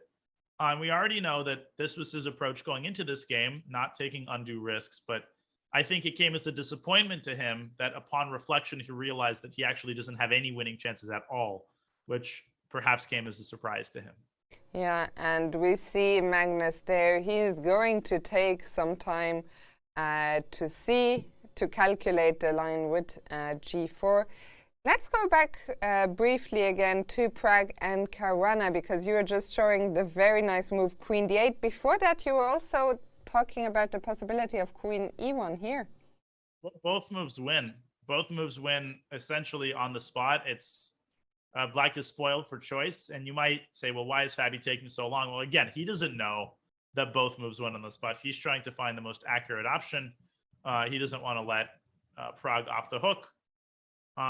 Probably the computerish option is to play queen e1. And again, the point of this move isn't to go, well, it is to go for checkmate. Black threatens queen h4 and queen g4. But if the king escapes, then there's this idea of h4 followed by h3. And black is just going to make a second queen. It's as simple as that. Look at this bishop on a1. That is really what kills white. That bishop is just staring at its own pawn. Without the pawn on e5, white would have a lot more practical chances. A classic example of your own pawns hurting him. For sure. I mean, for a while here, Pragg would have given a lot to just say to Fabiano, take that pawn. Can we just get it off the board? Because right, please. Yeah, it really was giving him zero counterplay. If the bishop at least was active but stuck on a2, but it was stuck on a2 and impeded by its own pawn. And if you look at Pragg, he also you got a feel for Pragg when you look at him there. Yeah, I mean, he's just sitting there suffering. He's waiting for Fabi to inevitably find the winning move. And Fabi could end up taking 25 minutes here. I mean, I don't think he will, but that's one of the hardest experiences, to just sit there and wait for your 2,800 opponent to find the winning move. Yeah, that's also, why. Yeah. I was just, if Fabiano, very likely he might see queen d8 and queen e1, and he's gone there queen d8, and then yeah, this is going to spell the end of the game here. Yes, that's it. Pragg might resign here. He might make a couple more moves. The problem is that he loses the pawn on c4, and with that pawn, I mean, the whole position topples over. He's probably going to go king h4, king g1, king h2, king g1, queen takes c4. You know what makes this completely indefensible is the fact that white doesn't even have an inkling of a chance for a perpetual check. If white could somehow get the queen into the game, into the action, okay, at least Pragg would keep playing. But the problem is, if you consider this line, after queen takes a1, queen f6 check, it might look like white's got perpetual, but he doesn't. The king very easily sidesteps all of the checks. Yeah, and queen d8, Pragg, I agree with you, might just resign, or might play king h2 and resign once c4 drops. Yeah.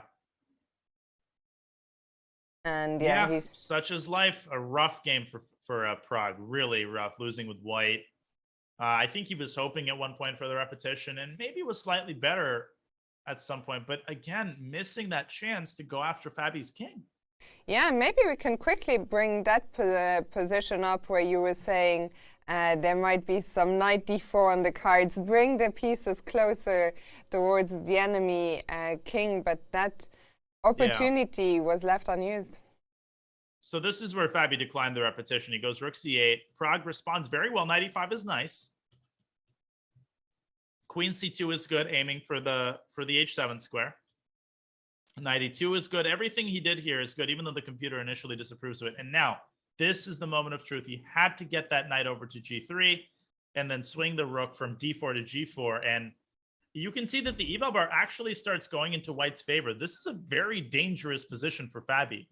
But Pragg going in the other direction, knight d4. And I think I'm going to interrupt this. We have an interview. Oh. Not yet, apparently. No, not yet. Not yet.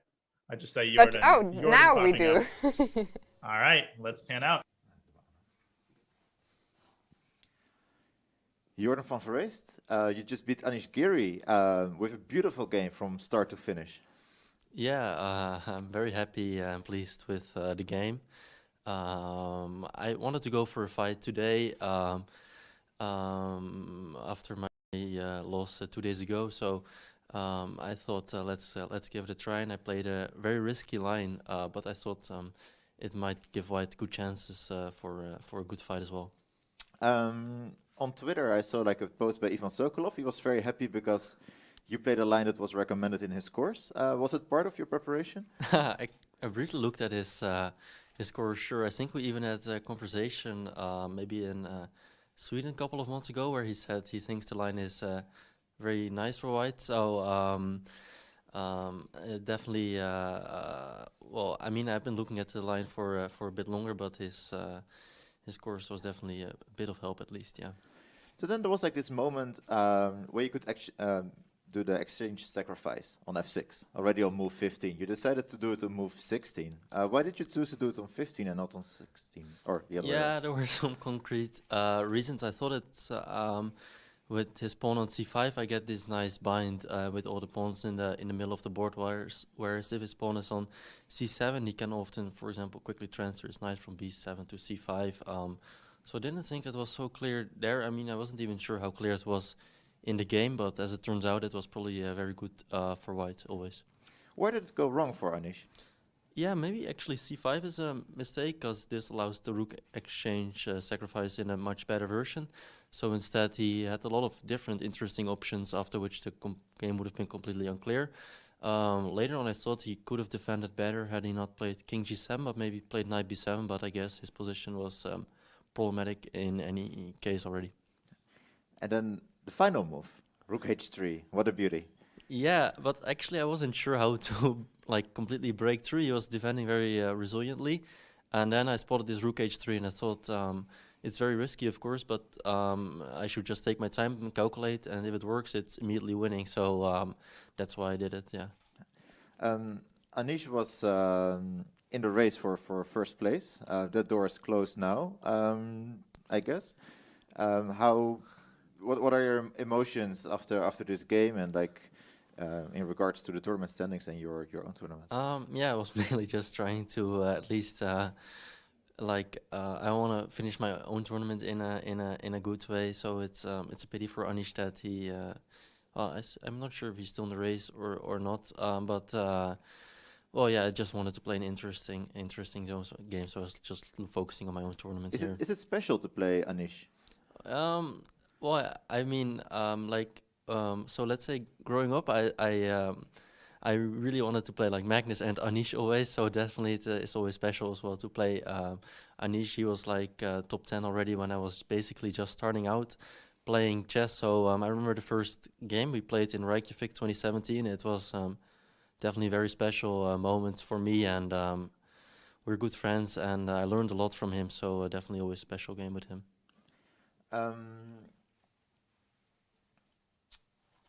How does this game rate in your best game collection? I have to think about that, but I am for now I'm very happy with it. Yeah, for sure. Was it a perfect game from your side? Sorry? Was it a perfect game from your side?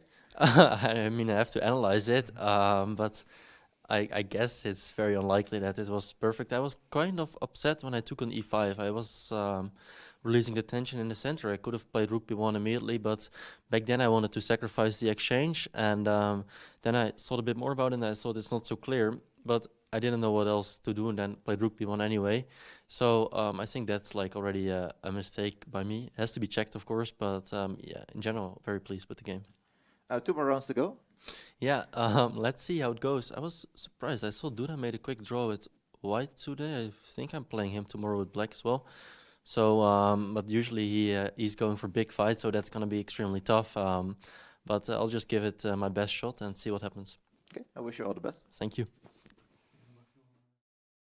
Jorden van Foreest clearly very happy, of course, with his win against Anish. As he said, they are great friends, so he feels sorry, of course, for Anish, for whom it's the end, I think, of his hopes for a tournament victory here. But of course, he is trying to get his best. He has his best interests at heart, Dania. You can't have too many considerations for your friends over the board. Yeah, for sure. And, you know, he was being modest, but this definitely will have a prominent place in the best games of Jorden van Foreest to be published at the end of his career in 2060. And Fabi, by the way, a good practical chance by Prague. He's played f4 in order to create the e4 escape square for his king. Now, the fastest path to victory for Fabi is to give a check on h4, and then, you know, the transformation that we are familiar with, giving up a2 in return for a decisive attack on the king. Now, the key thing that he has to see here is the maneuver of the knight from h4 to f5. This attacks e3, and this is totally devastating. White loses all of his pawns because the queen is unable to defend that pawn while defending the bishop at the same time. White has to escape with the king. And now queen takes e3, king c2. And the simplest is just queen takes f4, and everything collapses. White will lose g2 as well, and white will lose the game. That's a stunning little move, knight f5. Yeah. But Fabi, once again, he has so much time on the clock. I think there's a very good chance, Dania, we will go down this exact line. Yeah, he's down to 38 minutes. I mean, taking a lot of time on every move, just hammering it all out, making sure he's not allowing any counterplay. I think this is a very realistic thing to see. I mean, he understands that this is an idea to give up the pawn. There are other enticing moves. There's the move queen d3, for example. After king f2, queen b1 is another thing that I noticed. The only roadblock here is that after, okay, white just keeps the status quo. What is the finishing blow here? What is the finishing touch? Still has to be found. So queen h4 is more accurate. Yeah, queen h4. The move we expect, the move that Fabiano is calculating. Maybe we can quickly update Magnus Carlsen against Vidit, where Vidit a couple of moves ago we thought maybe he'll play g6. He went for king f7. I think he'll do it now. Maybe now, yeah. Well, king f7 is possible, but probably not necessary, because there's a cool line here. So in this position, white can play king e7. And black has to give this check. And what's a very important detail, after king d6, you cannot give the check because, again, white builds a bridge. But, of course, black wins the game with king takes f5 and a skewer. So white can still draw with king f8, rook d2, rook f7. But, Fiona, this gets messy. White takes on g7. And Vidit has absolutely no need to allow this. I mean, he can allow it and he'll still make a draw. But I really don't see any downsides to the move g6. I fail to see what it is that, you know, Magnus gains from inducing g6, and I feel like this will force a draw more efficiently. I mean, rook e6, b3, and if Magnus takes on g6 here, then he'll only end up with a worse position after rook b6, a5, and already here white might be losing. There's just no way to stop the progress of the a pawn. So Magnus kind of, you can see him waiting for Vidit to inevitably play this move. Yeah, exactly. Magnus, he knows that if Vidit finds either g6, which probably is an immediate draw, king f7, probably good enough, this is over. But Vidit, you always... Oh, Fabi. Huh?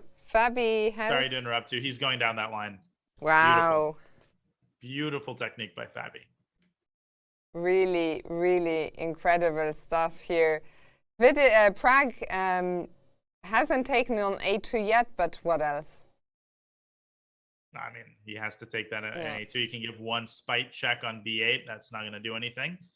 I was thinking about queen b8 check. I was just toying with some funny lines, f5. But here it's simply knight h4 check. Black doesn't even need to take anything. Queen b1 check, king f4, queen f1 check. Look at that geometry. King e4, queen takes f5 as mate. And king g5, the queen corners the king and checkmates it on g4. Many, many such lines. The knight and the queen is among the deadliest piece tandems, probably the deadliest piece tandem in all of chess. And it's on full display here. For sure, and Prague we see Prague has just captured on a2. And Fabiano, after what has been a disappointing event for him today here. He is really being clinical in the end, and tomorrow he will have a game which can redeem pretty much anyone's tournament. If he can beat Magnus tomorrow, he will be, he might be forgetting about the start to the event. Huge, huge, huge game tomorrow against Magnus. And I really wonder if Fabi will, I mean, I'm not necessarily expecting Fabi to go crazy. You know, it's entirely possible that we have a Berlin and we have a quick draw. But I think that Fabi is going to sense he's going to get a win today. And, you know, with only 2 games left, this, as you said, is a chance to redeem his tournament. If he beats Magnus, everything is forgotten. If you beat the world champion, nobody remembers how you did in the other games. Everybody remembers that you beat the world champion. For sure. And here, well, knight f5 is the move. You've already put the arrow on the board. That is the move we're expecting, and that will be very likely the last move of the game. As you said, White cannot defend. You know what he just did there? Hmm? Do you know what he just did there? The sip of water. Yes. Do you know what that means? It's over. It's, yeah, exactly. I'm getting ready for my last really move here. Foolproof. There's just, if your position is bad, you're just not thinking about drinking water or eating. Or very often, if there's a granola bar or something by your table, you're only going to eat it if you're like happy with the outcome of the opening. At least that's true with me. Like, I never eat at the board or drink at the board unless I'm satisfied with my position. What is it? Some kind of self-punishment? Right. Well, it's also like you feel like you haven't deserved it. Yeah, I guess it is kind of self-fun. I don't know what Fabi's thinking. I really don't know what he's thinking about. I mean, just knight f5 it's really the only move in the position. Now that you've played knight h4, especially now that he's gone down the whole line, and I think he's getting ready. There we go. He was just savoring the moment, you know. And Magnus, I think, is watching from a distance. I think that's Magnus. As Vidit has just made a move, is it? It's hard to make out from this angle. He's played g6. That's it. That ends it. So we expect. Okay. Sorry, Daniel, you were saying? No, Fabi's still thinking. Yeah, I was saying, like, I expect knight f5 and a resignation here, and then the Magnus game. But who knows? Maybe Magnus's game will end even sooner, as Fabi is just reaching out, and he has played not knight f5. What? I mean, I'm sure this is also winning on the spot. Yeah, this is also this just as winning, actually. This move is just as winning. It's in Zugzwang. White isn't Zugzwang. White doesn't have look at this. Look at the king. White doesn't have a single move with any of his pieces. I mean, I think the only thing I see is bishop c3, but now knight f5 results in checkmate. This might even be better than knight f5. Knight g3 is unstoppable mate. Amazing. I mean, Fabi is just a monster. Queen this F1 is why he's number 2 in the world. Queen F1 is he number 2 currently? Huh?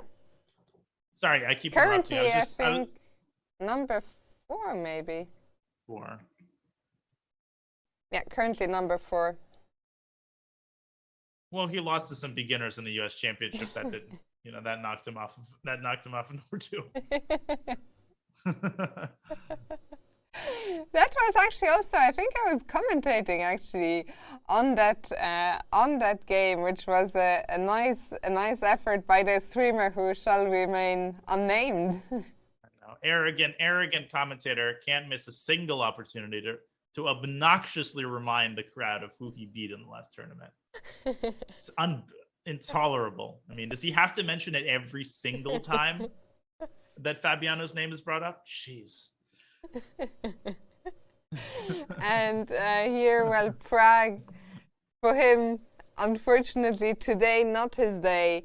But no matter what happened, I mean, he had the win against Niels, and especially the win against Vidit from 2 days ago, which he, I think, will never be forgetting. Yeah. And there is the resignation. Beautiful job by Fabiano. What a game. No, I mean, this was really, the end of this was an absolute masterpiece. And the king ending the game on e4 in the center of the board. But for Fabi, good on him in the early stages. We thought this might end in a repetition, but he played on and was rewarded with a full point here against Prague. Definitely worried about rook coming to g4, but after Prague played 94, I thought that my position was better, and I was pretty happy with my technique the rest of the game. I'm sure we'll hear something like that in the interview. And Caruana is still not having a great event, but as we discussed, tomorrow's game with Magnus is going to be huge. And on that note, let's switch on over to the last remaining game of the day. What a day, what a quick day it's been in Rook E6. This one is hurtling toward its conclusion. And Fiona, Rook E6 is essentially a draw offer because Vidit is going to play B3. Magnus is going to take on A6. Let's just wait 1 second, Tanya, for the board to be brought up. Here we are. Oh, yeah. My bad. There we go. So Rook E6 has been played by Magnus. Vidit is going to play B3. Magnus is going to take on A6. After B2, Rook B6, simply King F7, and neither side can do anything to unlock either of the kings. And the funny thing is, Vidit, we haven't seen him look so relaxed all day long. It's been a tough game, but now finally life is good. The one thing you don't want to do is go A5. This is really the only way to lose the game because of Rook F6 and King E7. And obviously, okay, Rook D2, Rook D6. So what is the difference, you may ask? Why is it so important to play B3? Well, if White goes for this, after Rook E2 check, Rook E6, takes, B2. The pawns promote simultaneously, and White doesn't have any checkmate. The king has too much space. On the king side, Vidit just double, triple checking, making sure that there are no shenanigans there. Yeah, but B3, the move that we expect, and then I think Magnus will also not be interested in spending more time than necessary on this game. So after B3, I think it will all end very, very quickly from here on out. Yeah, I guess that Rook F6 check can be thrown in and then he can take on A6, but that doesn't actually change anything. B2, ultimately the Rook has to go and stop the pawn, and then Black moves in with King F7 and toggles between F8 and F7. White can play G4, G5, and this can be added in just, for fun, but that's it. And then, as you say, there's just a deadlock. It feels like Vidit is getting ready to make a move. That hand is switching slashing toward Bethlehem. Yeah, it's inexorably moving toward the B pawn. He's just, against anybody else, I can guarantee you, even in this tournament, he would, nice camera angle there. He would have played B3 5 minutes ago. Against Magnus, you have such paranoia that you're going to let the draw slip, that he's checking this a billion times over. Yeah, and really, once again, that is just the effect that Magnus has as well. I think no other player in the world has that sort of power over his opponents. For sure. And Vidit still deep in thought. What do you think? How long until he plays B3? It might actually be 20 minutes. I don't know. I feel like that from my perspective, there's nothing to calculate. It's really an incredibly simple line, and it's the only move. Otherwise, every other move is ridiculous self-sabotage. But I don't blame him. He's playing Magnus. You don't want to squander a win. Why? You want to play too quickly against Magnus? Got 30 minutes on the clock. Yeah. I think it'll be faster than 20 minutes. I think so too. I think and there is the stare. That's always one of the signs. And by the way, very soon we'll be hearing from Fabiano. Although we've gotten some first insights already. Yeah, the tournament hasn't gone too well for me, but I was quite happy to score the win today. Yeah. Let's go to the other Fabiano. All right. Fabiano Caruana, you just beat Pragananda with the black pieces. How did the game go? I think I was a little bit worse out of the opening. He played a rare but not entirely new idea to play A4, and after A5 we get a very known type of position, but these pawns create some potential squares on B5 for him and on B4 for me. But it's maybe a little worse, but it's more or less a normal position. Then we were kind of shuffling around, and he went for a very ambitious idea, 95. But I thought it's a little bit maybe too Can I ask one ambitious. question about that? Because I think like you were actually like repeating some moves. Were you intending to, like, if you would repeat moves, would you go for the draw? Well, I sort of avoided the repetition with rook c8. I could have kept playing bishop b4, bishop d6, and I assume actually that he would have continued playing, but I didn't want to leave it to chance that the game ends immediately, and of course the draw isn't bad, but it would be a little bit too short of a draw. So I played rook c8 to sort of avoid that, and also to provoke him into some potential stuff like this. And yeah, at some point it just went very quickly downhill for him after he played knight d4, which I think was a very large mistake. He could take on b5, queen d3, and I think it's very close to equal. Of course, I'm comfortable. I certainly can't be worse, but I doubt I'm really better. And yeah, I don't know how bad it was for him after knight d4, but it was extremely unpleasant. And the endgame, I think, is losing, although it's a little bit close. It's kind of concrete that I never let him get my a pawn. Just tactically, he never is able to get it, and it advances all the way to a2. Yeah, earlier in this tournament, you had some struggles, for example, like with your coach, who was in quarantine. I think he's released now from that. Does it make you feel better here in Wijk aan Zee now? Now everything is like also like things reopened here. Yeah, it does feel a lot better, especially now that restaurants have opened like the last 2 days, and things seem more or less back to normal.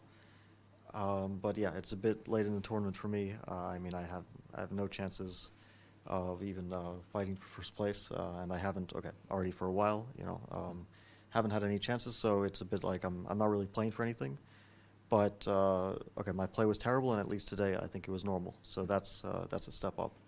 Like my play for, I don't know, pretty much the entire tournament up to this round was really, really awful. Mm-hmm. Even the games I won were pretty bad.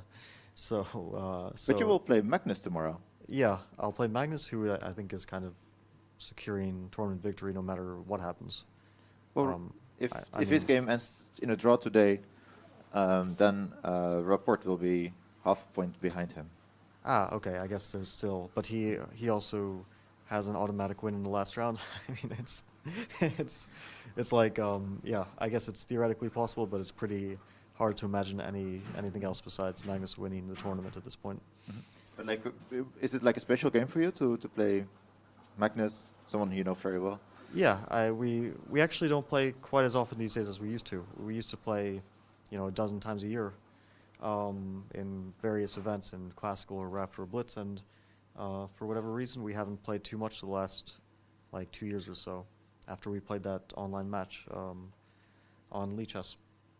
After that we really haven't played so much. So yeah, it's a bit I guess it's somewhat special occasion. But yeah, it's also we've played so many times against each other that it doesn't feel so special. Okay. Well, I wish you all the best. Thank you. Thanks. Fabiano, they're saying what I think most people are thinking. Magnus, his tournament is very close to being in the bag. Of course, Dubov sadly had to drop out after testing positive. And Dania, you called it, Vidit might be spending 20 minutes here. He still hasn't gone B3. I would not have had this level of patience. And I think Magnus, you can kind of tell that he's getting angsty. I just played B3 already kind of expression. And Vidit is, I've never played Magnus in a classical game, so I can't even really imagine what he's experiencing. And it has to be just this paranoia that, there's some trick, because when you're playing Magnus, there's always something. It never is what it seems. Except in this case, it is what it seems. Even the great Magnus, he cannot move. He cannot make an illegal move. So the king literally has no squares. But Vidit might take another 20 minutes. I mean, there's no question that.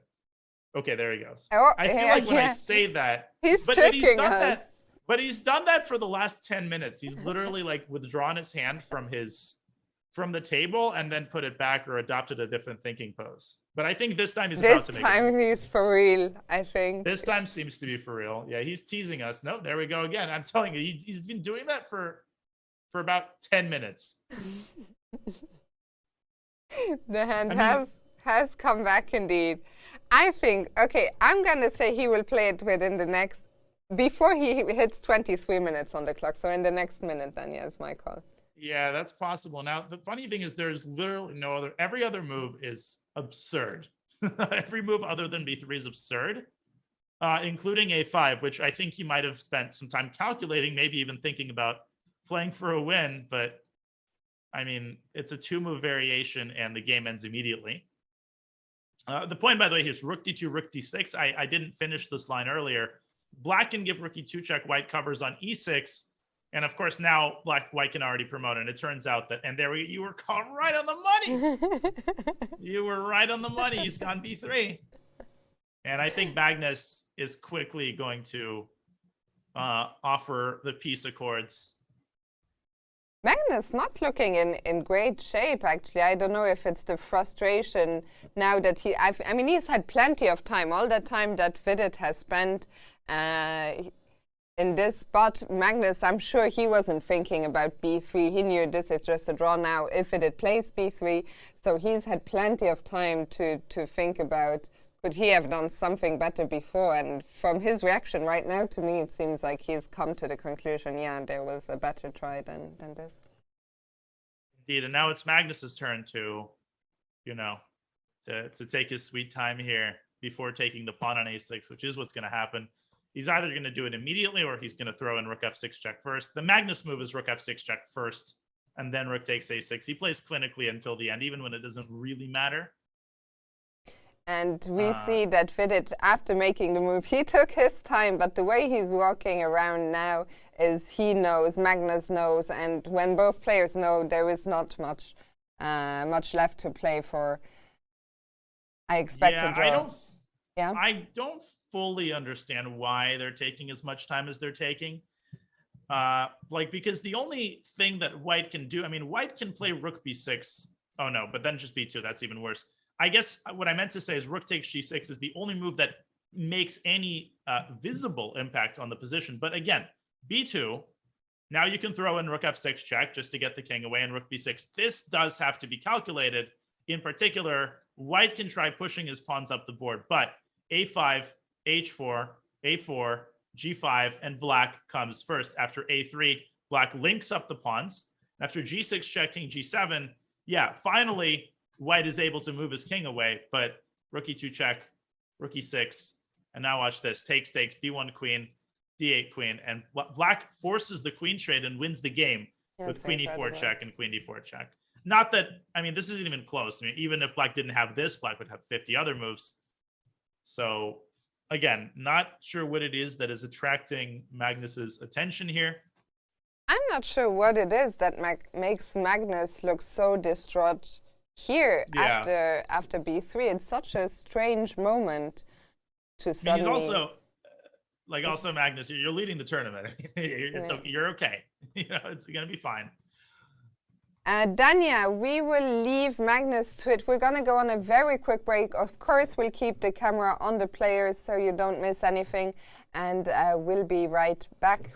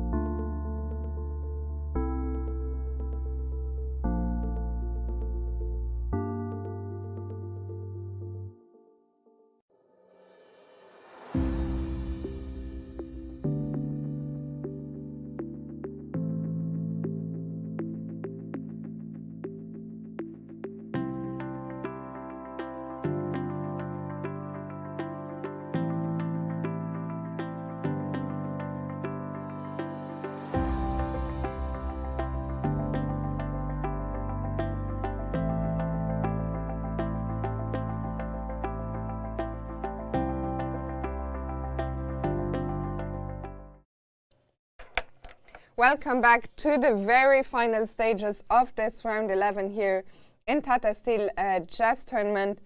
And Dania, it took a while for us to get there, but now the game really is well and truly over, and there is the handshake. It is, handshake. A draw agreed, and they decided to go into that queen end game. And what a save for Vidit. Recovering from that incredibly painful loss.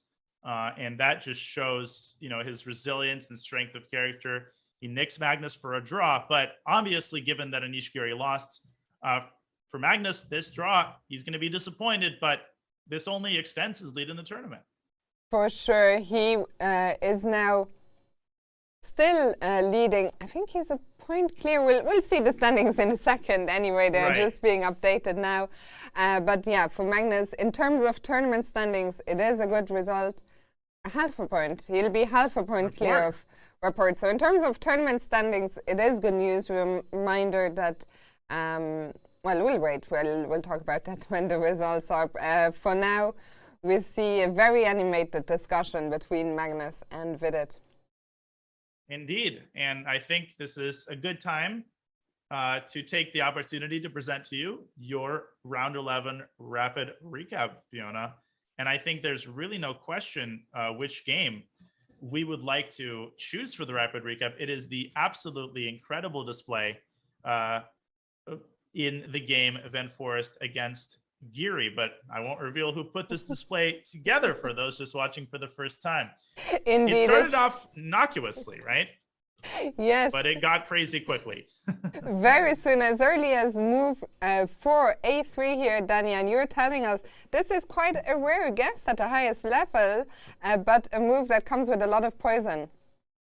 It does. This is called the same-ish variation. It forces the trade on C3. And the point is that, yes, White has damaged his queenside pawn structure, but in return, White occupies a massive center with pawns F3 and E4 with Anish going for sort of the traditional way of playing against this variation. He goes after this weak pawn on C4 with everything that he's got, while Jorden, he tries his best to defend that pawn and simultaneously keep expanding in the center. So that's what we see happening over the next couple of moves. Queen E2 overprotecting the pawn on C4. And after Anish's next move, D6, here comes Jorden taking some ground with F4. Yeah, this is a very nice multi-purpose move. First of all, he expands in the center. But second of all, and most importantly, and this is just exquisite, knight F3. And just in time, he brings the knight back to D2, defending the C4 pawn one more time. And Anish just runs out of pieces that he can use to attack that pawn. The knight on F6 has no way of approaching the pawn. And this is where things started going south for Anish. He starts by playing E5. He strikes in the center. Jorden responds with castle, just keeping the tension. And Fiona, this was quite possibly the most important moment of the game. Absolutely, a big critical moment. We were maybe expecting queenside castles, which doesn't look too appealing at first sight, but the problem with the alternative of castling kingside, which is what Anish ended up doing, it runs into a big attack on the kingside. It does. Jorden starts by opening up the F-file, and he had an immediate exchange sack on F6, but he decided to throw in the move Rook B1. And it seems in retrospect that Anish should have taken this opportunity and gotten his knight off of F6, although after Rook F3, followed by a Rook lift, the position remains incredibly dangerous for Black. But Giri decides to strike in the center. Dania, maybe we can just show that one line. If Anish had sacrificed immediately on F6 with this incredible Queen F2 variation. Yeah, there was an unbelievable line pointed out by some people. Queen F2 looks like a blunder, right? Allows Queen D1 check. Okay, you have to cover with the bishop. No, you don't. You can play Knight F1. Looks like another blunder. But after Queen H4, incredibly, it turns out that White has unstoppable threats against Black's king. In particular, the threat is to play Bishop H6, follow up with Queen takes F6. There's going to be mate, and the apocalypse is going to happen on the dark squares. Bishop takes E4. And just in time, White links up the rook and the knight with mate to follow. But can you really blame Jorden for not seeing this particular variation? Definitely I don't not. think so. Especially not as after he was given the chance one more time after Anish's move C5. Now he decided, Okay, this time it is time, and he went for the exchange sack on f6. Indeed, and queen f2 was still possible, but Jorden going for queen f3, also an incredibly powerful attacking move, hitting Anish where it hurts, forcing the queen back.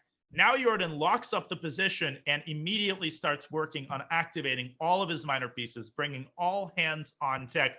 We were expecting him to swing the knight around to h5, but he decided to keep his knight on e3, and I was particularly impressed with this idea, using the bishop, Fiona, as the primary attacker of this incredibly weak pawn on f6. Indeed, and that bishop just maneuvered itself over to h4. There was nothing black could do to stop it. And here is maybe the moment where the game was decided. Yeah, I mean, Anish had to bite the bullet, bring the knight back, and just hunker down in total passive defense. Is this fun? Absolutely not. And White has multiple ways he can try to improve his position. In particular, there's this idea of bringing the bishop back to e2 and then ultimately swinging it to h5. But black can try to play queen d8 here, maybe bring the knight over to d6. He's still in the game, but Anish kind of reacted in a panicked way. He went rook h6, which ends up being an incredibly costly waste of tempo. Why? Because Jorden goes queen f2, a move that he wants to play anyway, because it paves the way for the bishop to swing either to g4, which would decisively weaken the f5 square, or in some circumstances, if the rook returns to g6, the bishop can swing to h5. And essentially, Fiona, that's exactly what happened. Indeed, we saw first the rook come into the game. Black was forced to play king g7 to defend f6, and here comes that bishop. And now we see that Anish has nothing better than to go back to g6 anyway. Yeah, and here bishop h5 was possible, maybe even the most accurate, but Jorden choosing an alternate way to prepare bishop g4. Out of desperation, Anish plays bishop takes h3, but the very prosaic reputation, bishop h5, and black is totally busted here. If rook h6, then among other things, White can just take on h3, take on f6, and now get this king out of the way. And there's going to be just decisive stuff happening on the g file. Anish decided to give away this rook on g6, and then the pawn falls. And Fiona, we were just very impressed with the way that Jorden took this all the way to the full point. It was, I mean, very clever. I mean, possibly a perfect performance by Jorden, who brought the queen in now, queen h4, and the attack just continues. Where you were also pointing out, Jorden doesn't need to find an immediate mate because black is just tied down. There is nothing he can do.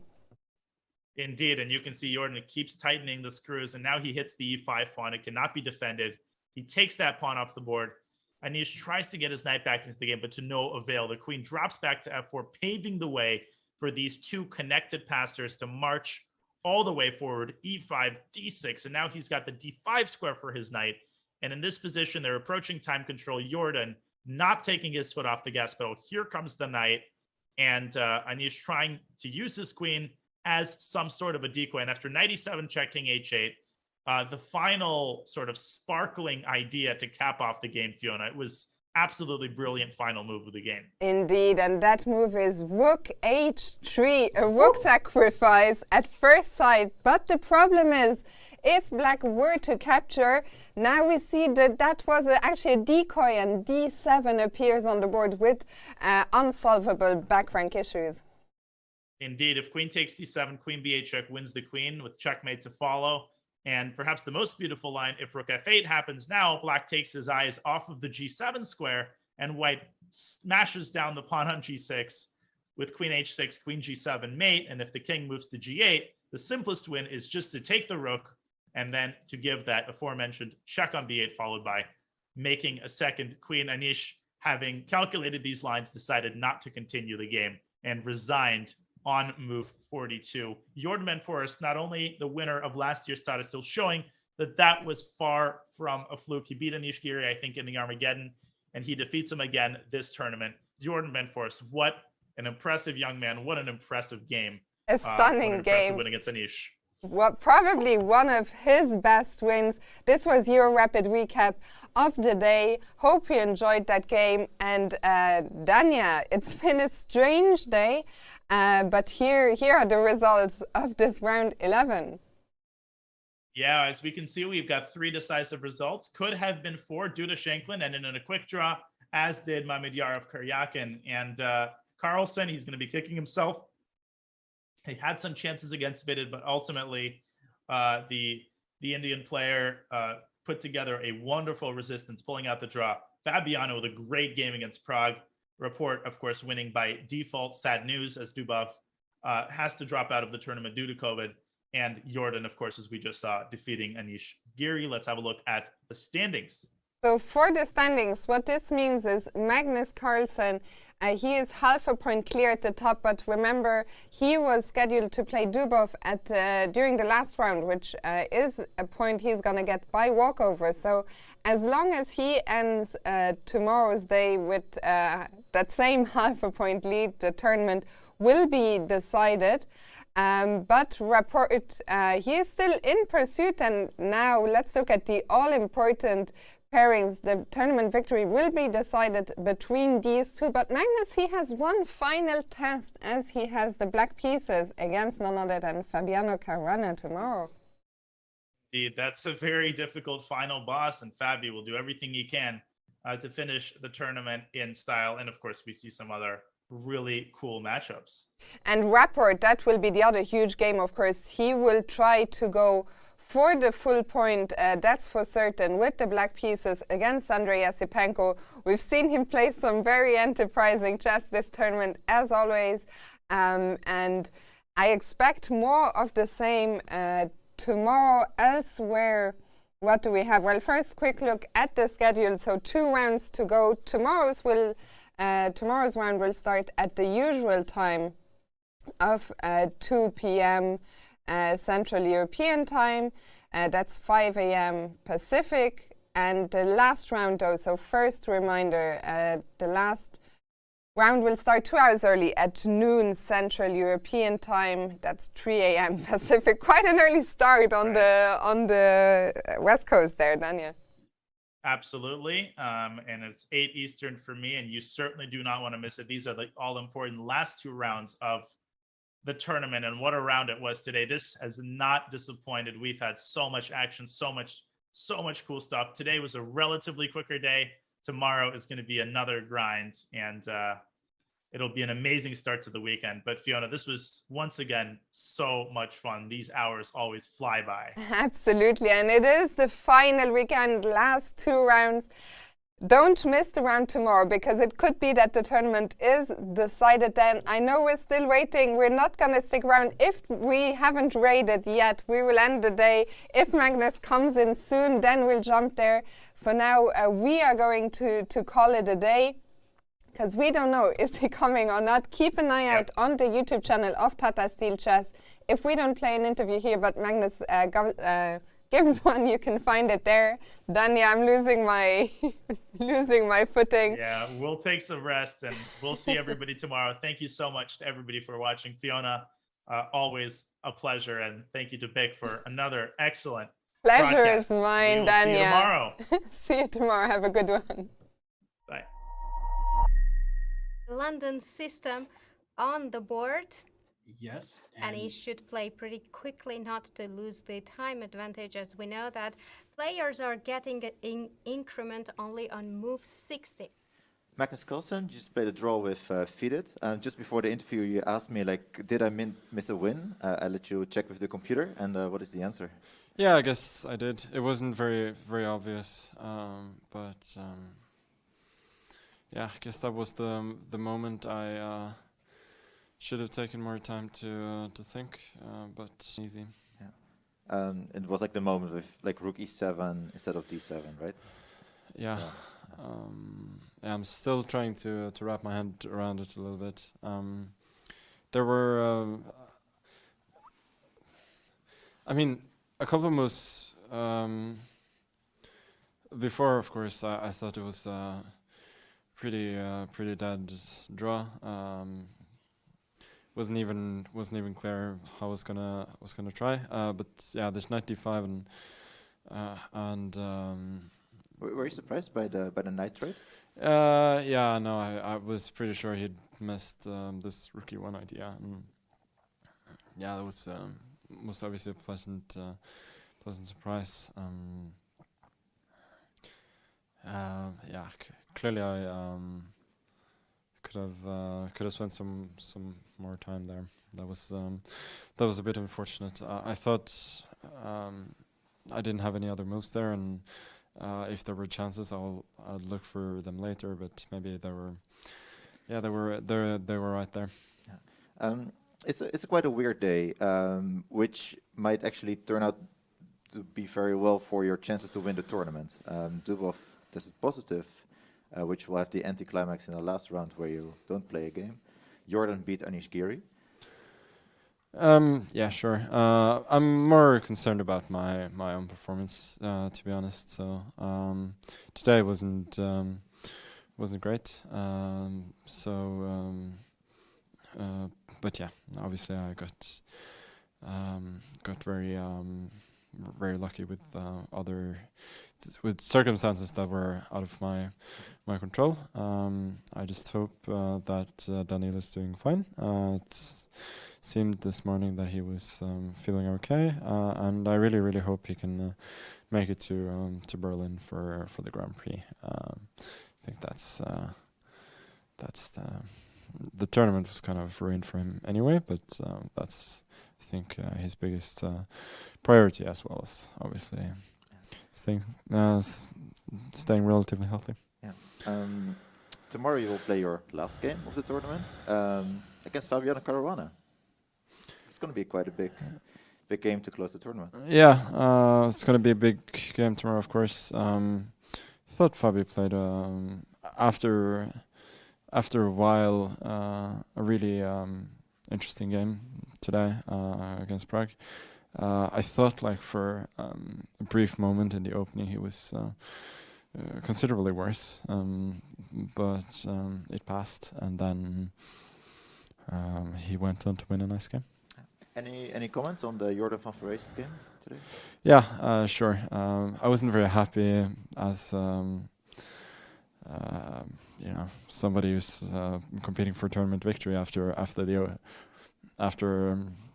before I'd made any of my moves. He'd already played the same-ish, but yeah, you gotta say he played a very good game as far as I could see, and it goes to show his top level is very high. He can play some awesome games, and I'm happy for him. Okay. Well, thank you, and all the best tomorrow. Thank you.